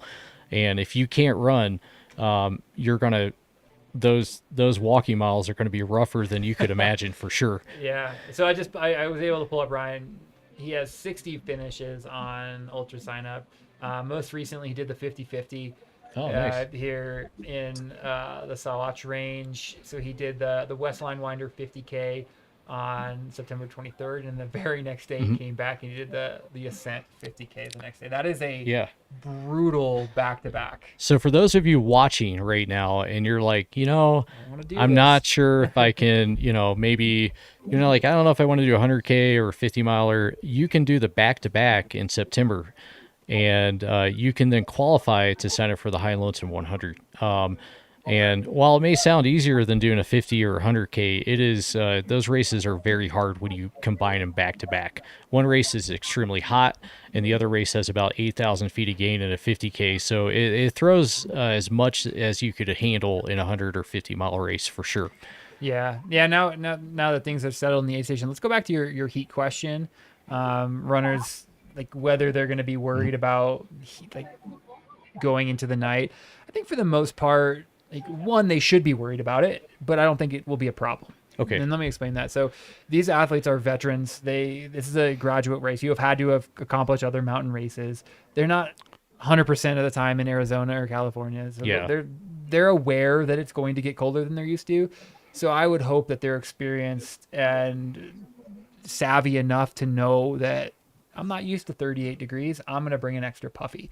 I'm going to do something. So that would be my thought. They will feel it. Okay. It's only natural. Like when I live in a cold climate, when I go somewhere hot, I feel it. But I tend to get there earlier. I do sauna training or I prepare for that differently. So they hopefully are smart enough and savvy enough to just know that they have to put a puffy on or a thicker jacket than they might if they were just running around the hills of Phoenix. Sure. Yeah. So I'm going to refresh and see my theory on Mark Hammond. No, we still do not have a split for Mark in Purgatory. But again, the other two were quite delayed reporting from there, so I wouldn't be shocked if he's there or not through. Yeah, I would think Mark is probably either gone through or pretty close. Yeah. There seems to be always be about, historically, there's always been about a 5 to 10 minute lag there for kind of a multitude of reasons. So that's not a surprise. And we have officially, so we started 199 and we have 15 drops now through the race. You need to go. Good to go. Yeah, go ahead. It's okay. Okay. Sorry about that. Is our Rocky Mountain Runners athlete. We've seen him on and off throughout the day. Looks like he's sticking with the same color and just putting the long sleeve version on of the identical shirt. Gotta love repping your community like that. The RMR community and in all of my interaction and experience with them are true ambassadors of trail and ultra running. So if you're wearing the RMR logo, wear it proud. And whenever I see you guys out in races, I know I'm racing with friends. Just a really good boulder-based trail and ultra running community. Looks like we also have our first ear cover, so I'm gonna guess it's starting to feel cold. This is that hour in the mountains where we're reaching the 8 o'clock hour where the sun is dropping and it definitely starts feeling cold. So you will probably start seeing more athletes putting on their pants, definitely the long sleeves. If this was me, I would probably get my gloves out because I'm a bit of a baby with cold hands. But it'll be interesting to see the strategies of athletes coming in and out of this aid station.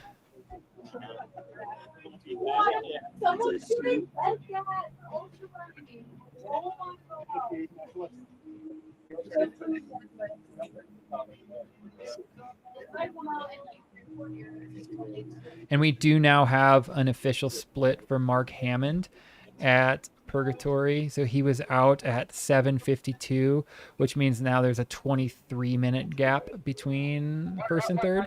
That's just barely a couple minutes slower than they have been. So it could have been just something as he stopped to go to the bathroom, basically right where we have been. Nothing shocking. The next real check-in will be Monarch Pass. They're going to see their crews there. It's about 6 miles between Purgatory and Monarch. And Andrew, what are athletes facing when they leave Purgatory and they head to Monarch? What does that terrain look like? What does the elevation and trail look like?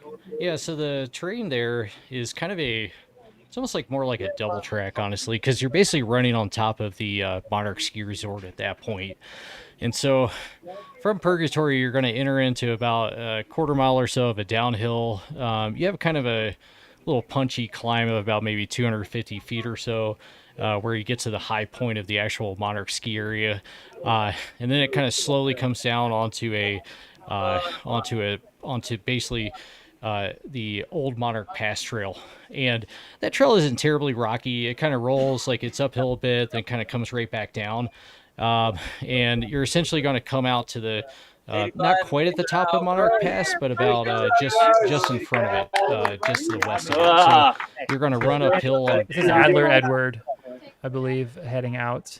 It's looking good. Sorry Pacer. to interrupt you as you're good. giving us just absolutely great information on this, but Adler running a great race. Yeah, he's doing really well. He's looks like, I mean, I've been kind of watching him as well. He's had a real nice splits, and looks like he's kind of starting to reel people in, maybe based on what some of his splits said. But yeah, it's kind of interesting. You look, it's kind of the first time when you're up there on top of Monarch that you can see Highway 50. And so for a lot of people, that's a big turning point, because that's when, most of the, that's the end of the Continental Divide Trail for most of the runners, for everybody. So, it doesn't mean the hard running's over, but it means that, you got to start being able to run downhill a bit. So hopefully a lot of guys still have some quads left to be able to run down Fooses Creek. That's going to be pretty important. Yeah, this is a race that rewards you if you run smart and save your legs. It becomes, I'm not going to say it's a track, but it becomes more runnable as you get later and later. So kind of the big gnarly mountains right off the bat, Ontario. You've gone up and over 12,000 feet 6 or so times now, and you get rewarded for that by running smart, by actually having some stuff to runnable. And as a 100-mile athlete, if you get to those runnable trails and you've blown your quads, it's one of the most frustrating feelings you can ever imagine, course, knowing yeah. that I can and should be running, but I can't. Well, and not only that, but you go down to about, below, I mean, I think at some point you get down below 8,000 feet on the Colorado Trail. So, to suddenly be able to breathe well, but not be able to run is pretty disheartening for sure. Yep.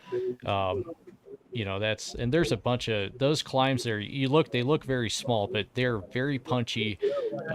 Some are very loose rocks, some are very sandy on that Colorado Trail section. And a lot of people that have finished, for instance, Hard Rock, have had trouble finishing this race because they can't run on that last 30 miles. Yeah, no, that's it. Oh, there's Alex Nichols up here at Monarch Pass. Oh, yep. So we have live shots of Alex at Monarch Pass. He's made it. So we're just going to take a moment. I don't believe we have any audio here, but good to see him looking rather good, if not a little frantic. Yeah, it could just be our choppy screen a little bit, but he made quick work. Again, maybe a little delayed on the split time, but he was, 7:29, so 32 minutes. Is pretty good work of those 6-ish miles. That's a lot faster than I expected, for sure. Yeah, he's cruising. I mean, that can't be right? No, he left Purgatory at mile 62.7 at 7:29, and he's already at Monarch at 8:03, and that's 6 miles. That's impressive. Holy moly! Yeah, and Alex is a really, really good downhill runner. So clearly, he definitely excels in downhill running. So, for him to come up here, coming down Fooses Creek power line and the devil slip and slide, I think, this is where Alex, if he wants to put a lot of time in on Chris and Mark, this is where he can do it. Yeah, he definitely, I would guess, burned a match in that section. Probably with that exact thought that you just had, is like maybe this is his spot to add a little time on this, because that's just crazy quick going there. Yeah, and I know it's sunny. I think the camera brings in a lot more light, but very few people are able to see Monarch Pass in this race in this particular light. This is a very impressive effort by Alex today. All right, guys.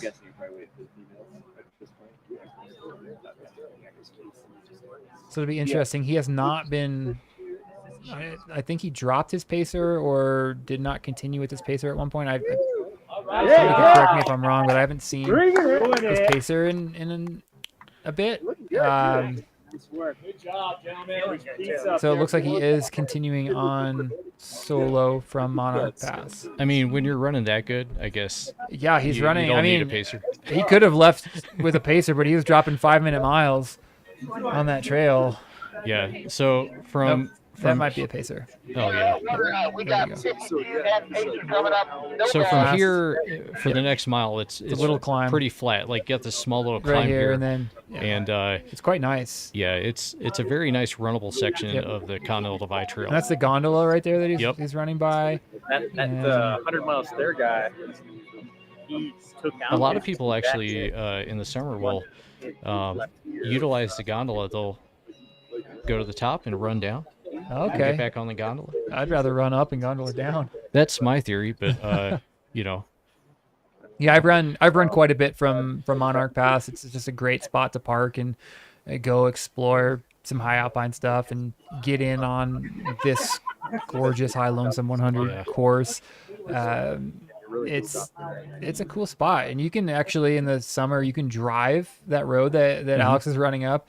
It turns into a 4-wheel drive road. Yeah, that's all Colorado seems to do. You can actually drive up that quite a ways into some really cool areas, and then get to the single track and just get out and run.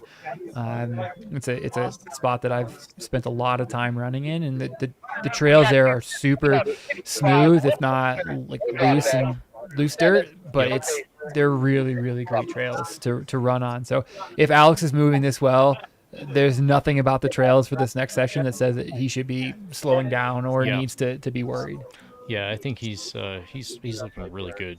Areas I just never cared about. Kind of, like you said about the trail up here is that on a clear day you can actually see all the way to basically the San Juans. Yeah. Up here, so it's kind of a cool place, in a sense, because guys, you can basically see all the way to Hard Rock. Yeah, I was just gonna say, for those that don't know, San Juan's is much further west here in Colorado. That's where Hard Rock is hosted.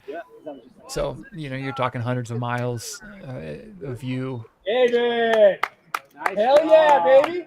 Looking good, yeah. Some fun audio coming from Here. the hut here of some athletes coming in. That's David Hinta. He's a local from Poncha Springs. Okay. He's a real nice guy. Travis too, He's baby! a great runner. He does. Reunion. That guy can slog out a lot of miles pretty well. Yeah. He's a cool guy. Welcome, man. Welcome. Here. Yeah, this is right now is in a sense when the real work begins for these volunteers at Lost Wonder Hut. Because there's no crew here, and so besides the pacers at Lost Wonder Hut, these runners are reliant fully on the volunteers out here to make sure that they can continue forward. So this is a pretty cool scene here to watch, because I've heard about this, but I've never seen it in person. All the people that are about to come in here. Yep. Somebody asking in the chat what the course record pace is at Monarch. How you doing? And so last year, Jimmy Elam, You look pretty good. he got into Monarch at 7:17 p.m. Hey, So we're bud. looking at 40 plus minutes off course record pace. Wow. This year. So it's just, every time we look at these splits, it reminds us just how incredible of a race that Jimmy ran last year. That's a course record that I wouldn't be betting gets broken anytime soon. No, that's going to last a long time. I mean, unless someone has, they're going to have, whoever runs that's going to have an A game the whole day. I mean, that's what Jimmy had. Yeah. For that race. Yeah, it looks like a perfect race on paper. Yeah.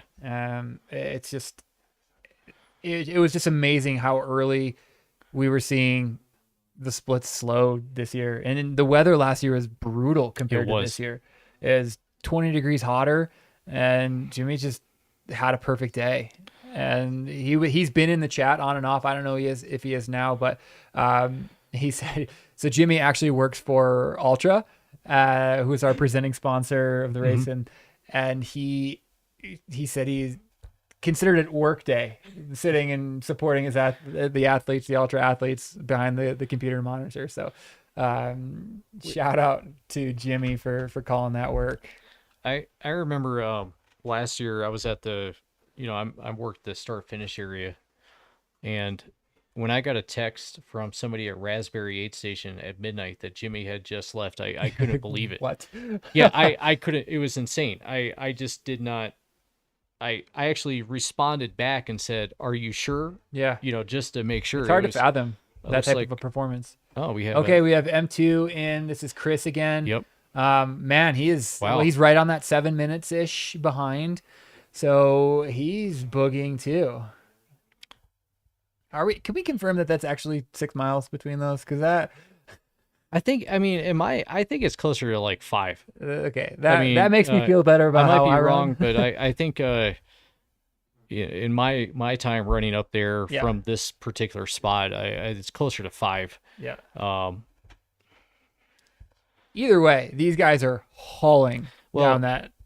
And I don't know if the measurement maybe was made. So actually up there, there's a loop up there. Yeah. On that side. So if you go over, which they go up the north side of the loop, or the west side of the loop, it's a little bit shorter.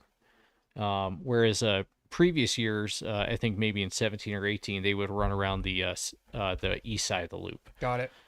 They actually, if you're kind of looking up here at this wall up here, that's Highway 50. I'm sorry, that's behind Highway 50. Highway 50 is to the back of them, but the reason they switched it was because when the runners would come along the south side trail or the east side trail, they would see the aid station and think they had passed it at night, and so they would try to And so to rectify them being fearing that they had passed the aid station, they brought it up the west side. So it might be a little shorter. Maybe it's still 100 miles Yeah, sure, but just kind of small little trivia we got there. we got the kettle chips out, a fan favorite. We couldn't. Somebody knows that bag better than I do, but I believe they said it was salt and vinegar potentially, and that got rave reviews from my wife's here. She eats salt and vinegar chips. I think she could confirm. Oh, and we got Funyuns too. All right, Chris is bringing the party. Okay, the long sleeve shirt is coming on. Expecting it to get a little chilly. He will be taking a headlight with him at this aid station, so they see their crew here. They can obviously continue on with the pacer if they choose. But once they leave this aid station, so they're at Monarch Pass, this is 67.7. They will not see their crew again until 83.1 at Blank's cabin. So making sure that you get everything you need and don't forget anything. They will have one drop bag at Foose's Creek, which is the very next stop that they'll make, which is about 7 miles from here. So maybe, if they don't take everything they need, they can pick it up at their drop bag, assuming they've had one.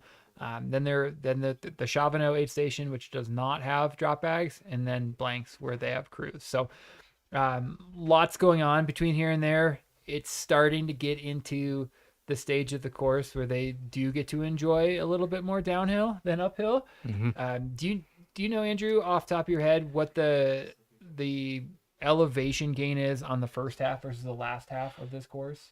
It's roughly about 3 to 4.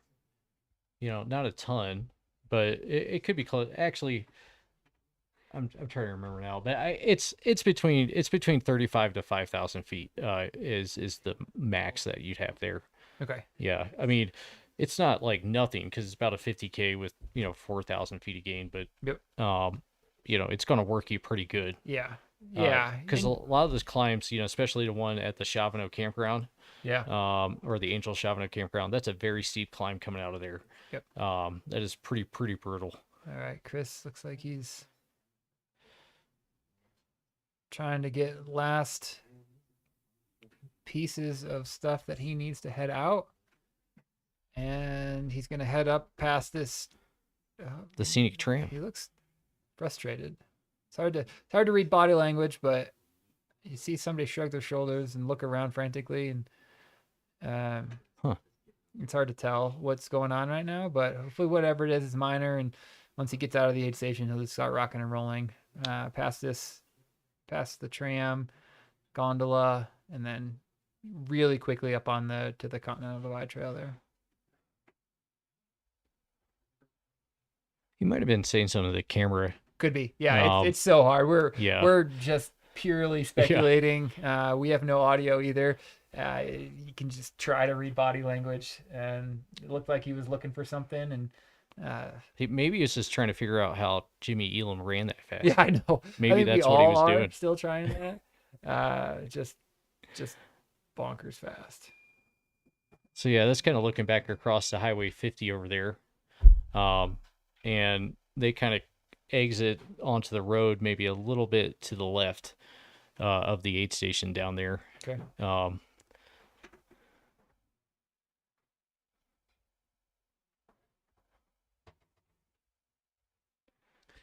So yeah, so we're definitely we're crossing into the hours where the runners are keenly aware that their headlights are about to come on. It's gonna linger for a while, and there's always this weird in between of, do I really need my headlight? And then all of a sudden you definitely need your headlight. And it's always a weird time of the night. Luckily tonight we're going to have an absolutely beautiful full moon. Almost. I think the full moon's Sunday, but still these athletes are going to be treated to quite the experience in these mountains overnight. And man, this race is unfolding up front in both the female and the male races is absolutely epic. And gosh, I'm just so lucky that we're here for it. Oh yeah, this is pretty awesome watching this, and how this all is going to play out is going to be really fun to watch. Yeah, Don, and I'm just happy to be here with you to experience this. So it's good. Pretty cool. Hi folks, Hi. You haven't seen our faces in a hot minute. I'm Don Reichelt. This is Andrew. Hi. How He's y'all doing? the owner Hey. of your friendly local running store, 7,000 Foot Running. And gosh, what a privilege it is to be just able to talk about ultra running and trail running. And shout out to the Mountain Outpost team for doing this, bringing the light to the sport that we all love. The drone shots, our drone pilots are getting nothing but love in the chat, as they should. I think the word of making a calendar of the photography that they've gotten has already gotten back to Jamil. That is going to be something that I would be shocked it doesn't happen. And just to put this out there, the what you're seeing today on course is a culmination of many hours of hard work from dedicated people to provide this coverage. This isn't something that just, somebody woke up one day and just said, we got to do this. This is a very, very hardworking crew here, and they deserve as much props as you can give them. Yeah, we have the easy job. We just get to sit here and talk about running and just talk about what we see on the screen. And there's people out there worrying about drones running out of batteries and Starlink's not connecting. And man, I can't think of anything easier than just talking about running. Yeah, this is what I mean, it's my dream, Don. I mean, to sit here and talk to you about running all day is I could do this all day long. I mean, this is and thanks to everybody in the chat that's joining in and asking questions and being a part of it. And at the core of ultra running, this is community driven. Everything we do is community driven, and without people watching, we're just talking to ourselves. Yeah. And that's not that interesting. So thanks for actually playing nice in the chat and asking good questions and encouraging us to be better at what we're doing and look into different things for you guys. Thank you all. Yeah. And we couldn't do it without you. We couldn't. And we do have looks like this is an accurate update. The mileage is not, but I know that Alex, Chris, and Mark are your top three, can confirm that. And then Elon and Jeff have been consistently running. And so this order looks accurate, but the mileage is not. So the top two are confirmed in and out of Monarch, which is mile 68.7. We are officially waiting for Mark Hammond to check in there. Based on timing splits, he should probably be there within 10 minutes. Yeah. We're expecting the lead female. This is the kind of the developing story that will be really exciting to follow overnight. Is McKendry Hickory and Laura Hansen both absolutely flying considerably under course record pace. Last look, it was about 26 minutes under Annie Hughes's 2022 course record. So, and then there's Sarah O and Casey Lichtig right behind her.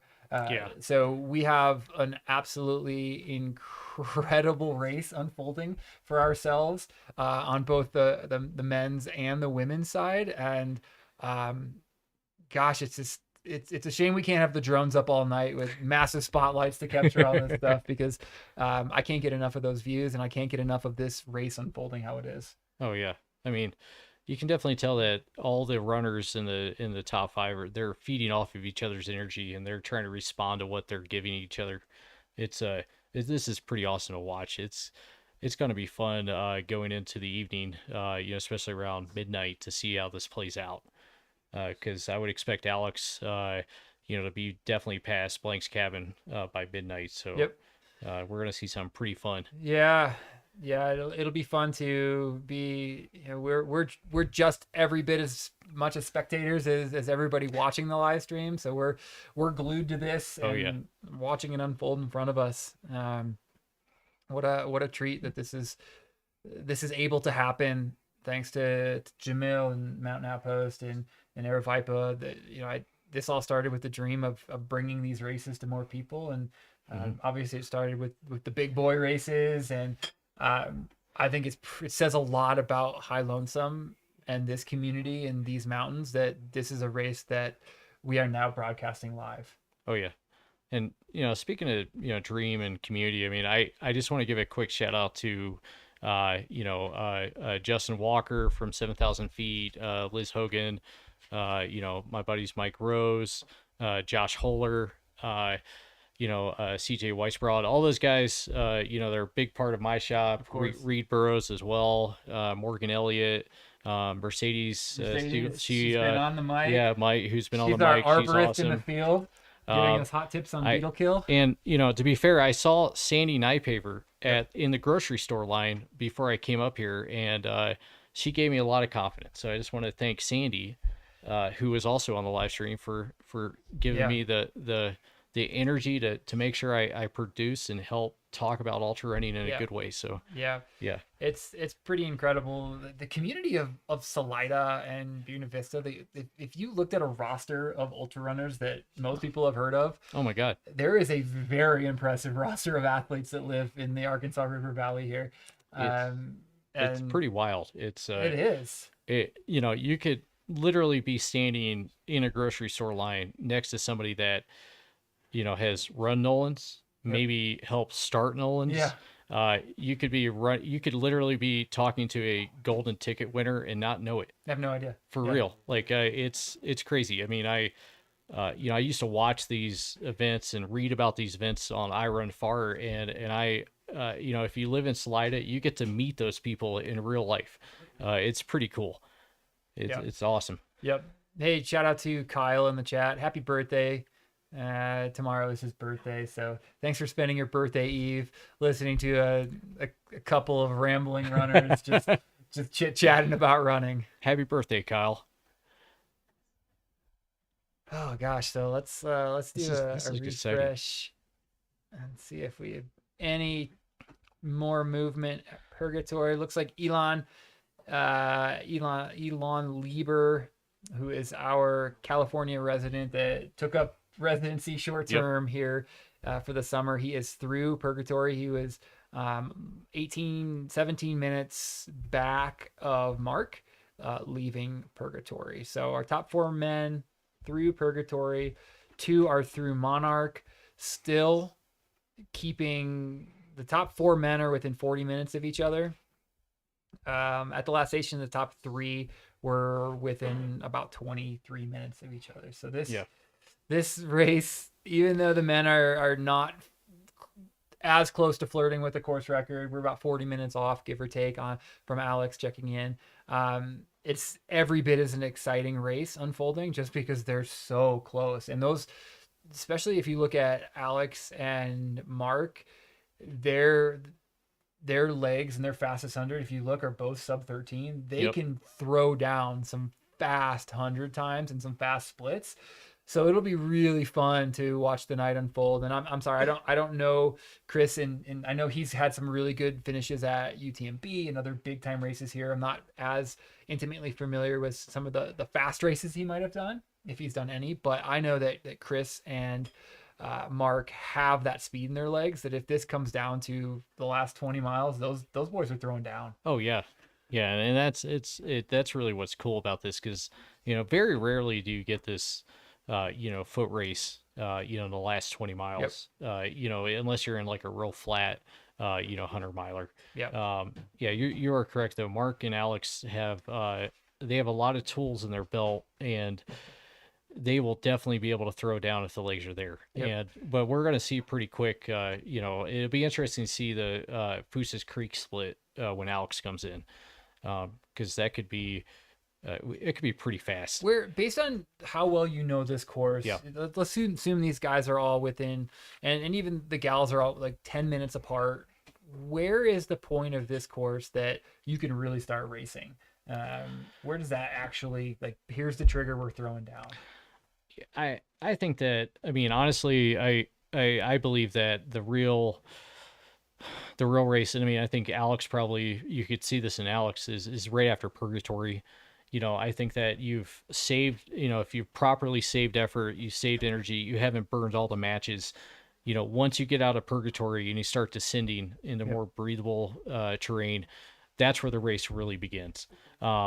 You've seen it multiple times in past races where a lot of guys are coming in very close to each other, and right after Purgatory is where the guys that have paced correctly, nutrition's been good, everything's been really nice and tight. That's where everything is that's where it really starts in my mind. Yep. And I think you saw how quickly Alex ran that. Yep. And you also saw kind of, I think, a little bit of a difference between Chris and Alex in that aid station. Yep. Alex was extremely focused. You know, he's been here before, and he obviously was like, I got to get out of here. I got to make this happen. Yeah. So, yeah, and it's always the longer you can, the more aid stations you can get out of without turning the headlamp on. It's just a little extra pick me up. It's gonna happen, right? They're gonna flip those headlights on most likely before Foose's Creek, but still, the more time on course without a headlight, the better. That's pretty universal. Yeah, and you know, to have the confidence when the headlamp comes on, because you know, to be fair, when you turn that headlamp on the first time, it can be quite jarring. You know. Oh, we have looks like Mark Hammond coming in now into Monarch Pass. So this is M3. And we're looking at 22-minute gap now. So he's actually picked up a minute. Nice. On Alex. This is incredible. These guys are here to play. It's in 22 minutes with 52 kilometers is not. It's nothing. Not unreasonable. I mean, yeah, at all. It's one bad aid station. Yeah. You're passing them, or one really, really good 10-mile stretch you can pass somebody. And so man, like I wasn't sure that we would see anybody into Monarch in the light based on kind of some of the slower early splits, but these guys are progressively moving and starting to pick up the pace, and they can, I think they know that there's a race that's about to break out between the three of them. And this isn't even to talk about Elon, who's likely still only a couple minutes back of Mark. Yeah. So I think Mark's the first runner we've seen sit down. Yeah, that is true. So it looks like he's gonna take the vest off. You can see that Altra running kit there, who's the presenting sponsor of the race and what we're doing here. So you got the Mount Blancs on. Yeah. Rocking the BOA dials. I wonder if he's got the carbon Mont Blancs or just the standard. You're gonna know more than I am. They look like the carbon. I'm pretty sure that's what it is. Okay. Yeah, I'd be surprised if he was rocking just the traditional Mount Blancs. You know, especially with his ability to run. I mean, that carbon plate on the last 50 kilometers is going to be very useful. Yes. And so I didn't actually see what Chris was wearing, but I think Mark is the first runner to come through with a carbon plate. Okay, so Alex was in Scott. I think it was Super Track Ultra RC. It's the RC something. Yeah. And then I'm not familiar either with what Chris was wearing, but Mark definitely rocking the Ultra presenting sponsor, and he's looking good. I would assume that those are his kids and his family. He's getting that kid power. Yeah, that's always such a. I mean, if you're gonna get energy from something, I mean, you know, 3 and 4 year old probably the best place to go. Yeah. I mean, he's going to draw that from his family. That's going to be a big, you know, I'm sure that's pretty inspirational for him to see his family there after almost 70 miles. It's a nice pick me up. It's been a couple hours since he's seen his crew. You're pushing hard. Mark is out of Utah and has a pretty darn impressive resume if you look back at some of the stuff that he's accomplished.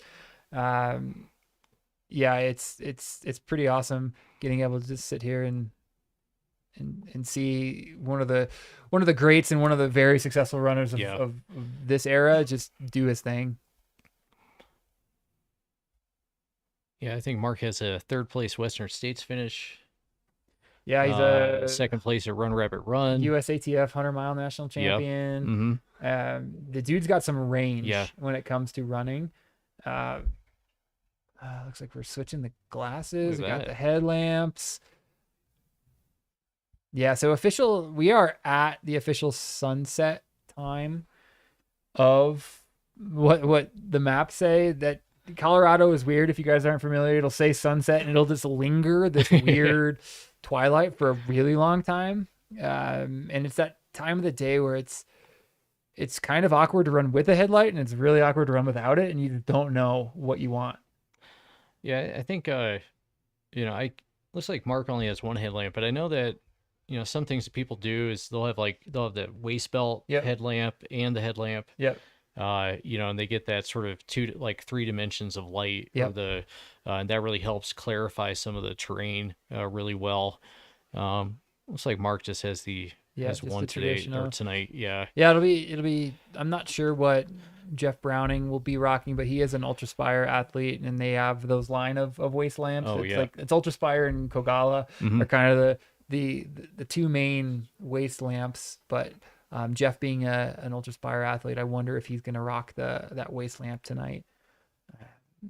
But it's as ultra running has grown, it's been cool to see the advancements. It's something as simple as a headlight. Oh my gosh. Like the stuff that's on the market now, and you know better than I do because you sell it for a living, but holy moly, there's some incredible stuff that can self dim itself when you come too close to another light. And it's impressive the options we have now. 25 years ago, like if you wanted to, have a high powered headlamp that could last all night, you better have a backpack with a car battery in it at that point. I mean, it's pretty impressive where the technology and the battery has gone, as well as like you said, that light differential and the change to the light and where it aims and stuff like that. It's pretty awesome. I mean, it allows you to run way faster, at night compared to, like 10, 15, 20 years ago. It's pretty awesome. Yeah. Yeah. And I mean, it's proof in point of all of this is that we're here talking to people right now. Yeah. Right. It's a whole, it's the whole sport in general. It's the outdoor industry in general that, people are trying to do new things, do epic things. And with that comes advancements in gear. And, you look at our road running counterparts, the Breaking 2 stuff and all the advancements that came out of that, like super shoes from the Nike side. Martin came out of that. Best place ever. One of our It's sponsors wild. here. Looks like here's Melissa O. We've been focusing on her sister quite a bit, but Melissa is absolutely crushing it. What you got, Luke? All right, guys. So we're at Lost Wonder Hut, and we are streaming off the phone because Starlink went down. But we got the hot info for crystal you guys. clear. Yeah, we got a great race going on in the women's side. Amy Hume just left a little bit ago, and then Melissa O just took off. We can just see her heading down the road. And then a few minutes in front of them was Silke. And then Liz Canty's in aid station right now, heading out. So really tight race for that women's. You guys can probably see on your end. I think it's maybe 7, 8, 9 or 8, 9, 10. Yep, that's Range. exactly right. Yeah. Yeah, so Liz has been running in 8th for a lot of the day. With Melissa Wright has been ahead of her in 7th. So yeah, you're looking at the back half of the women's top 10, all very experienced mountain runners. And like, if they're running well together, it'll be fascinating to see that race unfold and see who moves up. Yeah, Silke took a little bit longer. She actually stopped and brushed her teeth, but she looked super chill. She was sitting on the porch, stretching her legs, brushing her teeth, and then threw everything in her bag and took off down the hill. And then Melissa O took in some real food and she headed out. So yeah, great race. And then Amy Hume, one of the best runners we've seen come through here. She was super stoked and ran all the way up this hill. So I foresee her in hunt mode. Wow. All right. Oh, that's cool. I have to definitely keep an eye on that. Yeah, good to know. Amy, one of our Grandmasters runners, checking in at the ripe young age of 50, showing some of these younger athletes what's up. And of course, you can't mention an absolute savage runner from maybe a few years older than Anita Ortiz. Yeah. I think she is out there. I would guess, Luke, you should be seeing her somewhat soon. She has been hanging around the back half of that top 10 as well. And just an absolute legend of ultra running that is out here showing a lot of people what that 60 years old is not young when it comes to ultra running, or is not, excuse me. Wow. Let me I've been commentating for a long time. 60 years is not old. That is young. It is not. She is crushing it, and that experience is going to pay off overnight. So it's going to be really fascinating to watch what happens with her. Yeah, I mean, that years and years of experience that she has is priceless. Not just for it's valuable for nutritionally, mentally, valuable on how to pace correctly, valuable how to make changes on the fly. I mean, it's it'd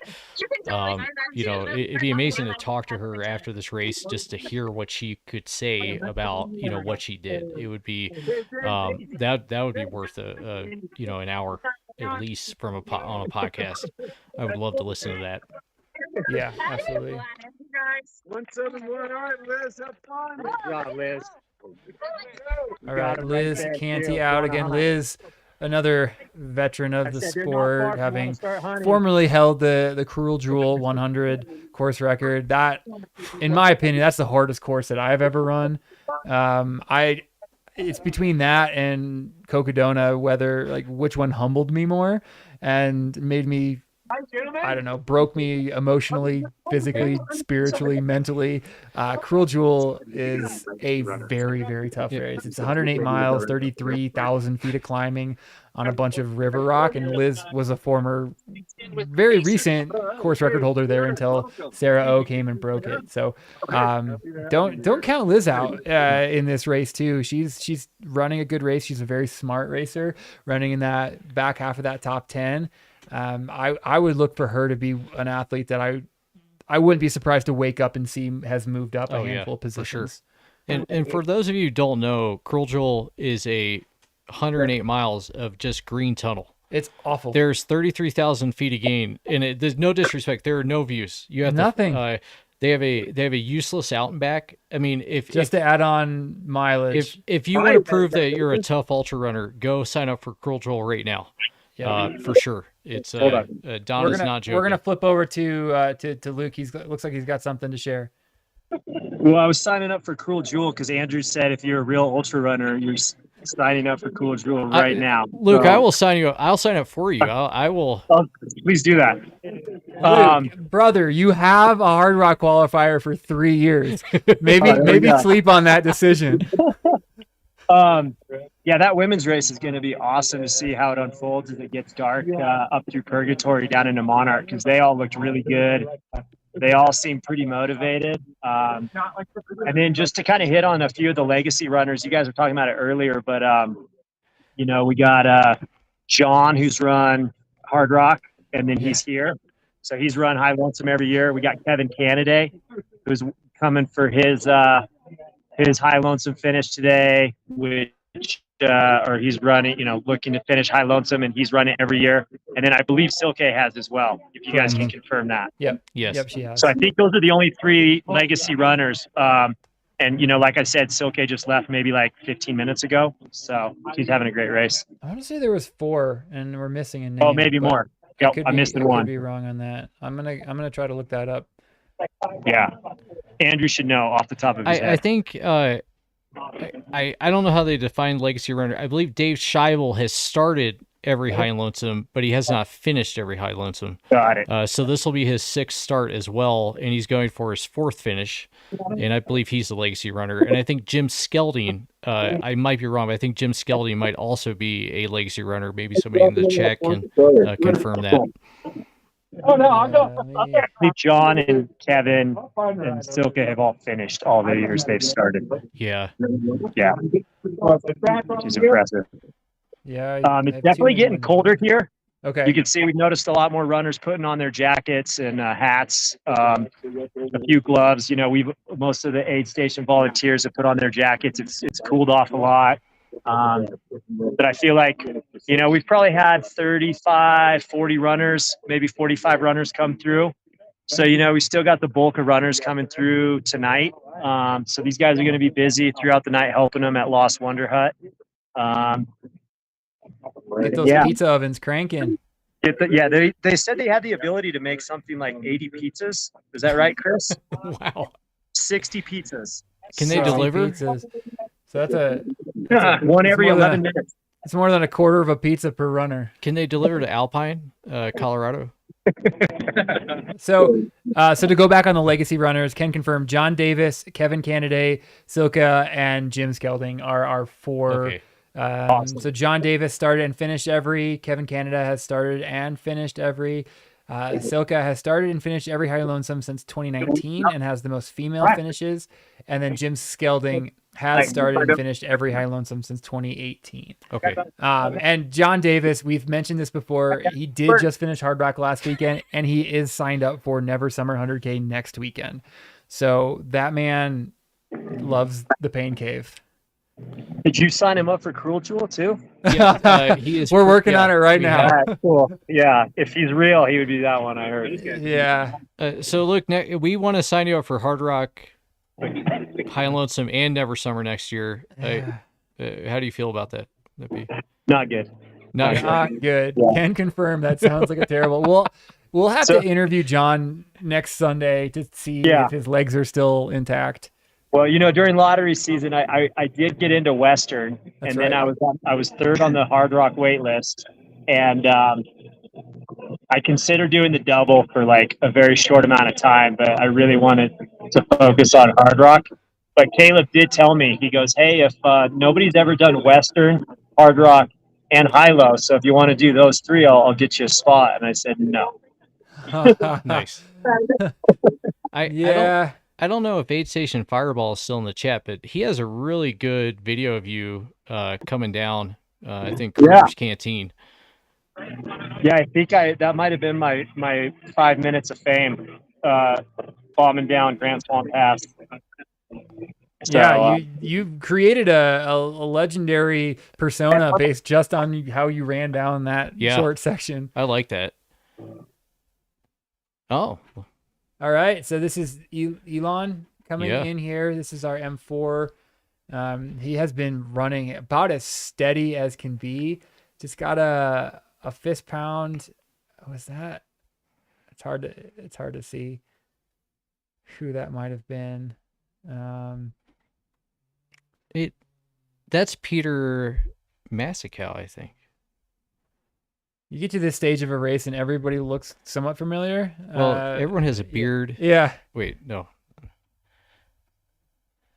So it's good to see Elon coming in, looking strong into Monarch. So how far? What is that split between him and Mark? Yeah. About 9-10 minutes. Let's take a look. So we'll start again with our men's leader. The race came and left from Monarch Pass at 8:05 p.m., which was 40 minutes ago. M2, Chris Hams came in 9 minutes after that, and then Mark Hammond left at 8:35. So there's a 30-minute gap between Alex and Mark for the men's podium leaving Monarch Pass. And now we have Elon, who we don't have an official split coming in, but it's 8:44. So we're looking at about 40 minutes, depending on how long he spends in this aid station, plus or, could be a little bit more than that. He's obviously going to do a change here, as you can see, getting ready for those colder temperatures. Got his pacer changing out, we appeared to see as well. Pacer 2 has a headlight on and the pacer bib. So this is always for me a really exciting point, to change pacers. Not that I don't love the pacer I've been running with, but it's always kind of it's just nice. It's like, hey, like, tell me a story, like a new person. Let me tell you how things have been.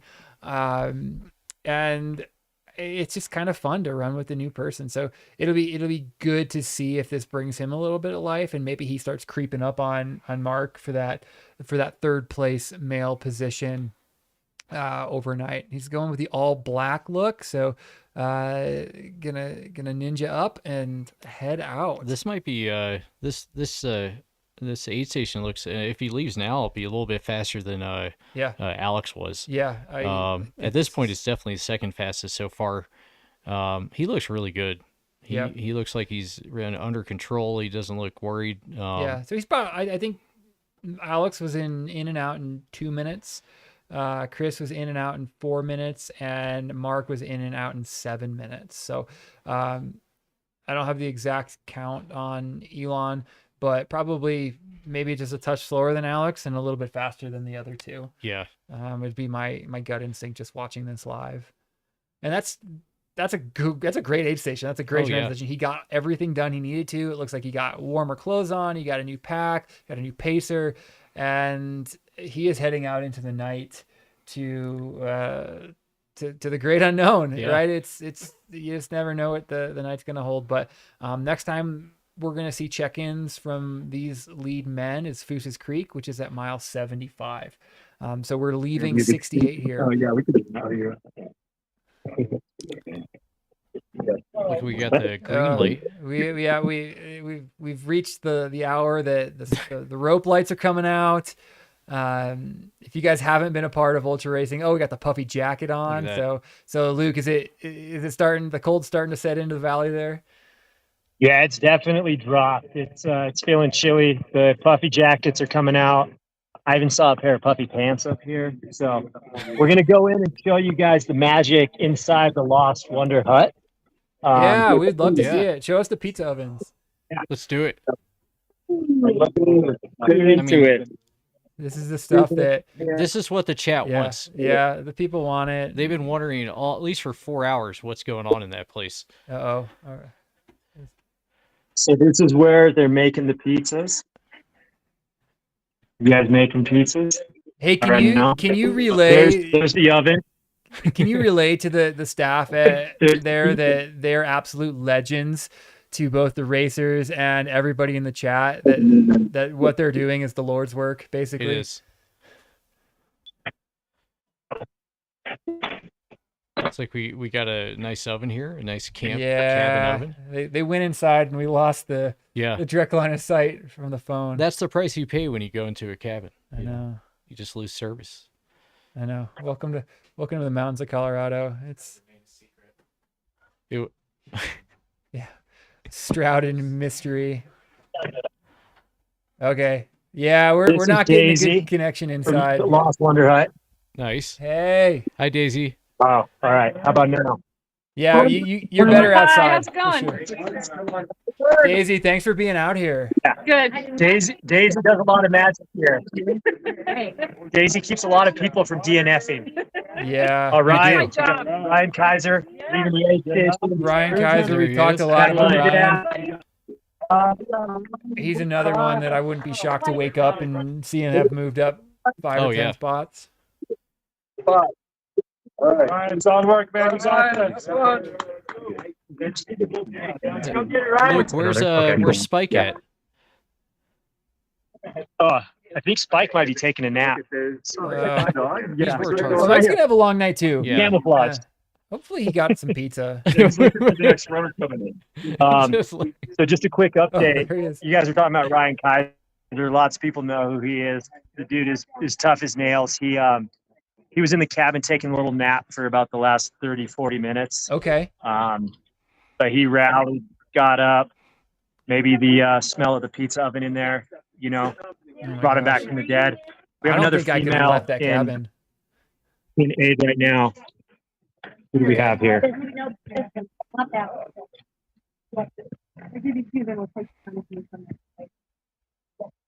Lindsay Wagner from Durango. We got Lindsay Wagner from Durango. Durango. A lot of runners from Durango. Right around, so we got 10 or so.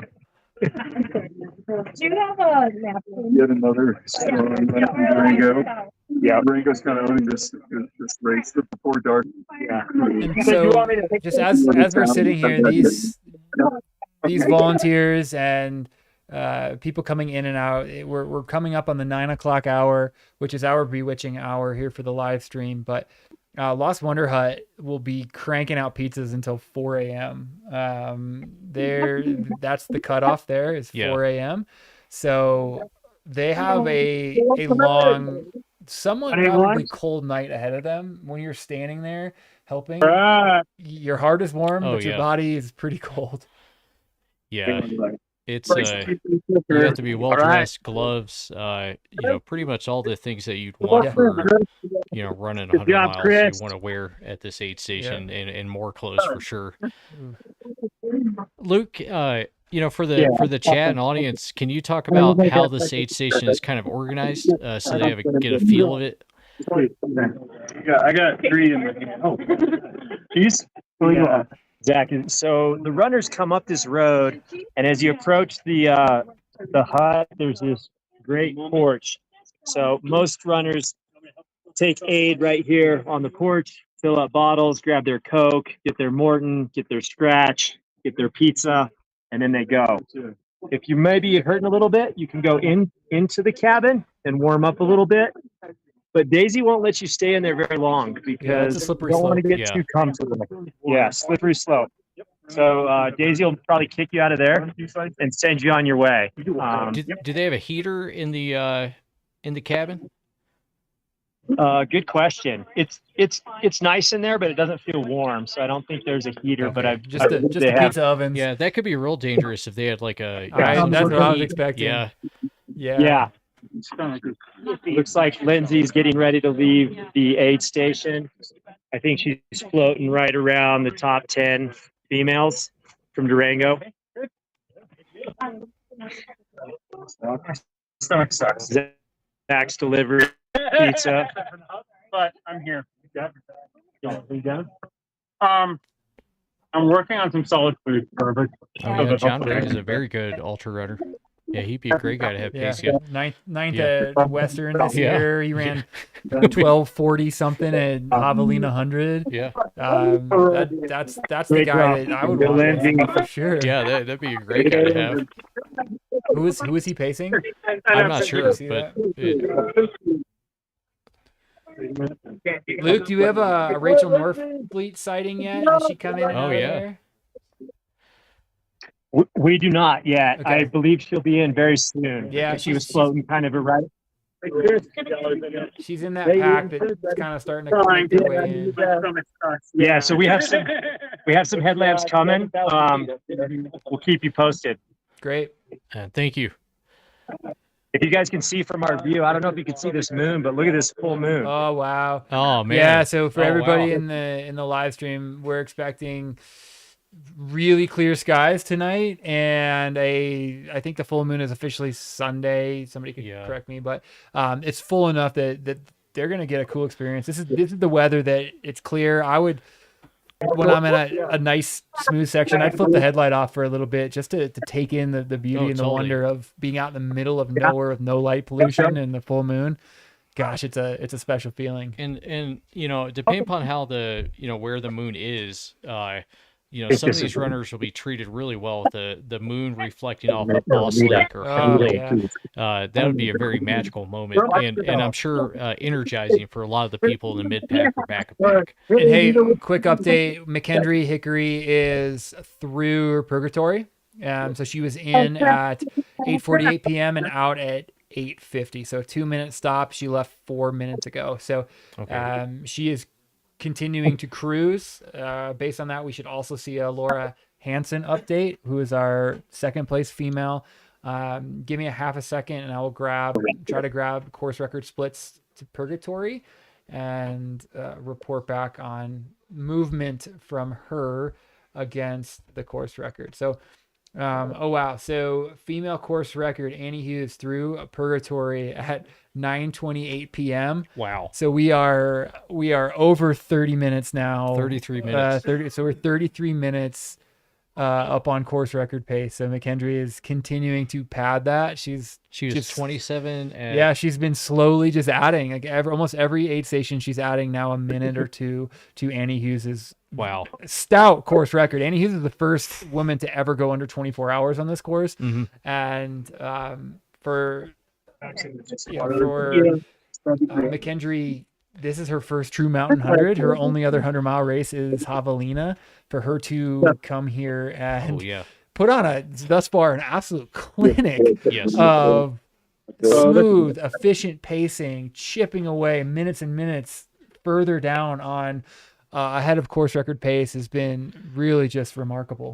Yeah, it's it's pretty wild to see this. That Annie Hughes record was very impressive from 22. Yeah. And to see 3 women within striking, actually 4 women possibly within striking distance to that record is really impressive. Do you know what the second fastest time on course is? Just to give us an idea of what historically the fastest times are. I'm putting you on the spot. I think it's help throwing a jacket on or gosh, something like that. yeah, that's a good question. I'm off the top of my head, I don't know. There's a couple women that I would sort of think that have it, but yeah, I'm not 100% sure who has that second fastest time, honestly. Yeah. I would imagine it's somewhere in the 25-ish range. Probably. Yep. Yeah, shout out to Jason Schlarb, who's joining us in the chat. Jason hosted the first block of time this morning on the live feed, and now is back to watch us wrap up the day and wrap up our coverage. It's really truly is a shame that we're gonna cut our feet here at 9 p.m. And we'll be back at 5 a.m. It's You guys hear me? the racing is just Oh, yeah. coming out, and I don't know about you guys, but I'm going to be struggling to sleep to just hit refresh constantly. Yeah. I'm going to be picking up the mic first thing at 5 a.m. and I don't know if I'll be sleeping between now and then. So, can you guys hear us? Yeah, we got you, Luke. What's going on? Anita Ortiz is in the aid station. Oh, wow. We talked about her earlier. Yeah. Paced by her daughter Mandy, I believe, who we chatted with at Cottonwood. She's crushing it. She's got a bunch of solid food down.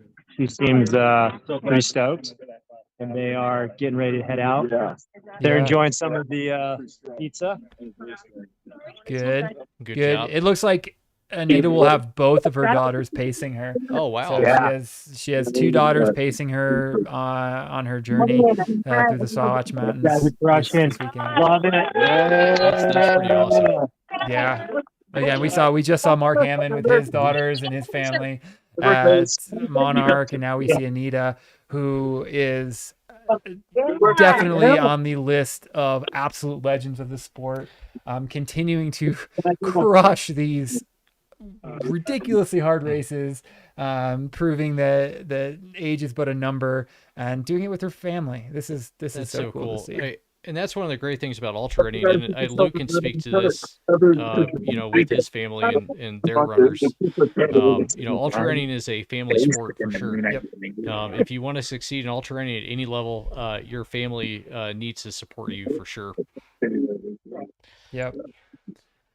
And I'll use this as an easy excuse to thank my wife and who's my crew chief and allows me to do this stuff and go out and run. And I'm right there with these athletes that we've been seeing with their partners and their spouses and kids. Is like, I have a great support system in my wife, and I wouldn't be where I am as an athlete without her. And like, your wife has been here with us and supporting you. It's amazing stuff. Mom, Dad, thank you too. Yeah, right.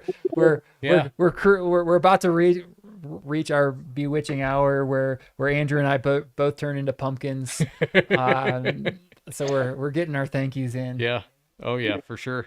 While we're doing that, let's take one last opportunity. Thank our sponsors. We are here presented by Altra. Andrew, we'll sell you a pair of Ultras gladly. Yes, 100% over at happily. 7,000 Feet Running Company. You got it. One of the true great community-driven, small-town, pure running stores. So if you're ever finding yourself coming through Colorado, come up to Salida. It's an absolutely incredible town, mountain town, community, worth a day trip, even if you don't spend some time here, which you should. Go say hi to Andrew at 7,000 Foot. And we also have to thank Roark. You've seen Luke J all day rocking the Roark gear. Oh yeah. They've got some really cool edgy designs and really functional. I'm actually wearing a pair of Roark pants right now. I've been wearing them all day. Super comfortable stuff. Martin making unbelievable fuel for athletes at the highest level of research and doing stuff. And last but not least on our list is Osprey, making packs for runners. You see the commercials. You have athletes like Tyler Green out here crushing races. Tyler, of course, is the picture of consistency at Western States, finishing the top of the top 10 year after year after year, it seems, rocking Osprey. So it's without those partners, we wouldn't be able to do this. We wouldn't be able to bring you any of this coverage. And the more eyeballs that we have on the sport, the better it is for everybody. So thank you to everybody. We're about to go off screen. You can bet your butts that Andrew and I are going to sample a little Law's whiskey with the production crew here. And it's officially time for us to say good night. Luke, thank you so much for your time out in the field. People have been loving what you've been doing. We can't thank you enough. To everybody running cameras and drones, thank you for today. We will be back tomorrow at 5 a.m. Thank you, everybody, and can't wait to see you tomorrow. Every day, I open 7,000 feet for Salida, Colorado. Here, we are about community. Running here is more than putting one foot in front of the other. You run in the footsteps of those before you, next to you, and after you. Running in this small mountain town means being part of something greater than yourself. It isn't just the shoes, it's where the shoes will take you. Altra running shoes help you stay comfortable and stay out there. With room for your toes, you can run the way you were designed to. Because you get better inside by getting outside. So get out and stay out. Run wild. Run free. With shoes made to actually fit feet, you'll get comfort and performance you have to feel to believe. Stay out.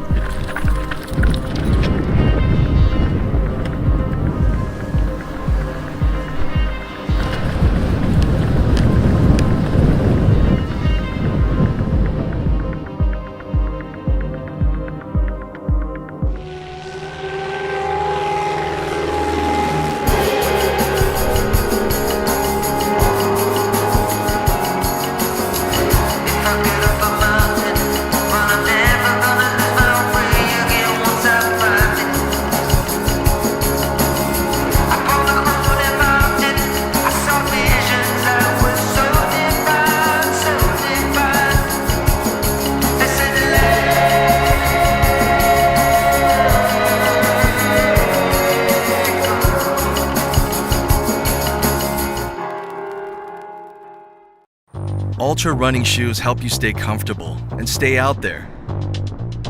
With room for your toes, you can run the way you were designed to. Because you get better inside by getting outside. So get out and stay out. Run wild. Run free. With shoes made to actually fit feet, you'll get comfort and performance you have to feel to believe. Stay out there with Altra. Why do medals get all the glory? When I wanted to get out there, I found you. You kept me grounded in tricky situations and always knew just how to comfort me. Most of all, you gave me the space I needed. We went out there. We stayed out there. Because I was made to run, and you were made to keep me running. Sure, the trinkets are cool, but I'll never forget who was there every step of the way. Stay out there with Altra. Every day, I open 7,000 feet for Salida, Colorado. Here, we are about community. Running here is more than putting one foot in front of the other. You run in the footsteps of those before you, next to you, and after you. Running in this small mountain town means being part of something greater than yourself. It isn't just the shoes, it's where the shoes will take you.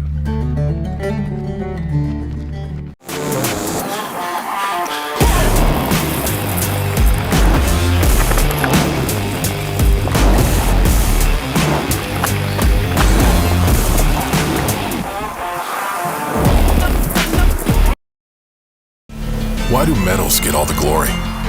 When I wanted to get out there, I found you.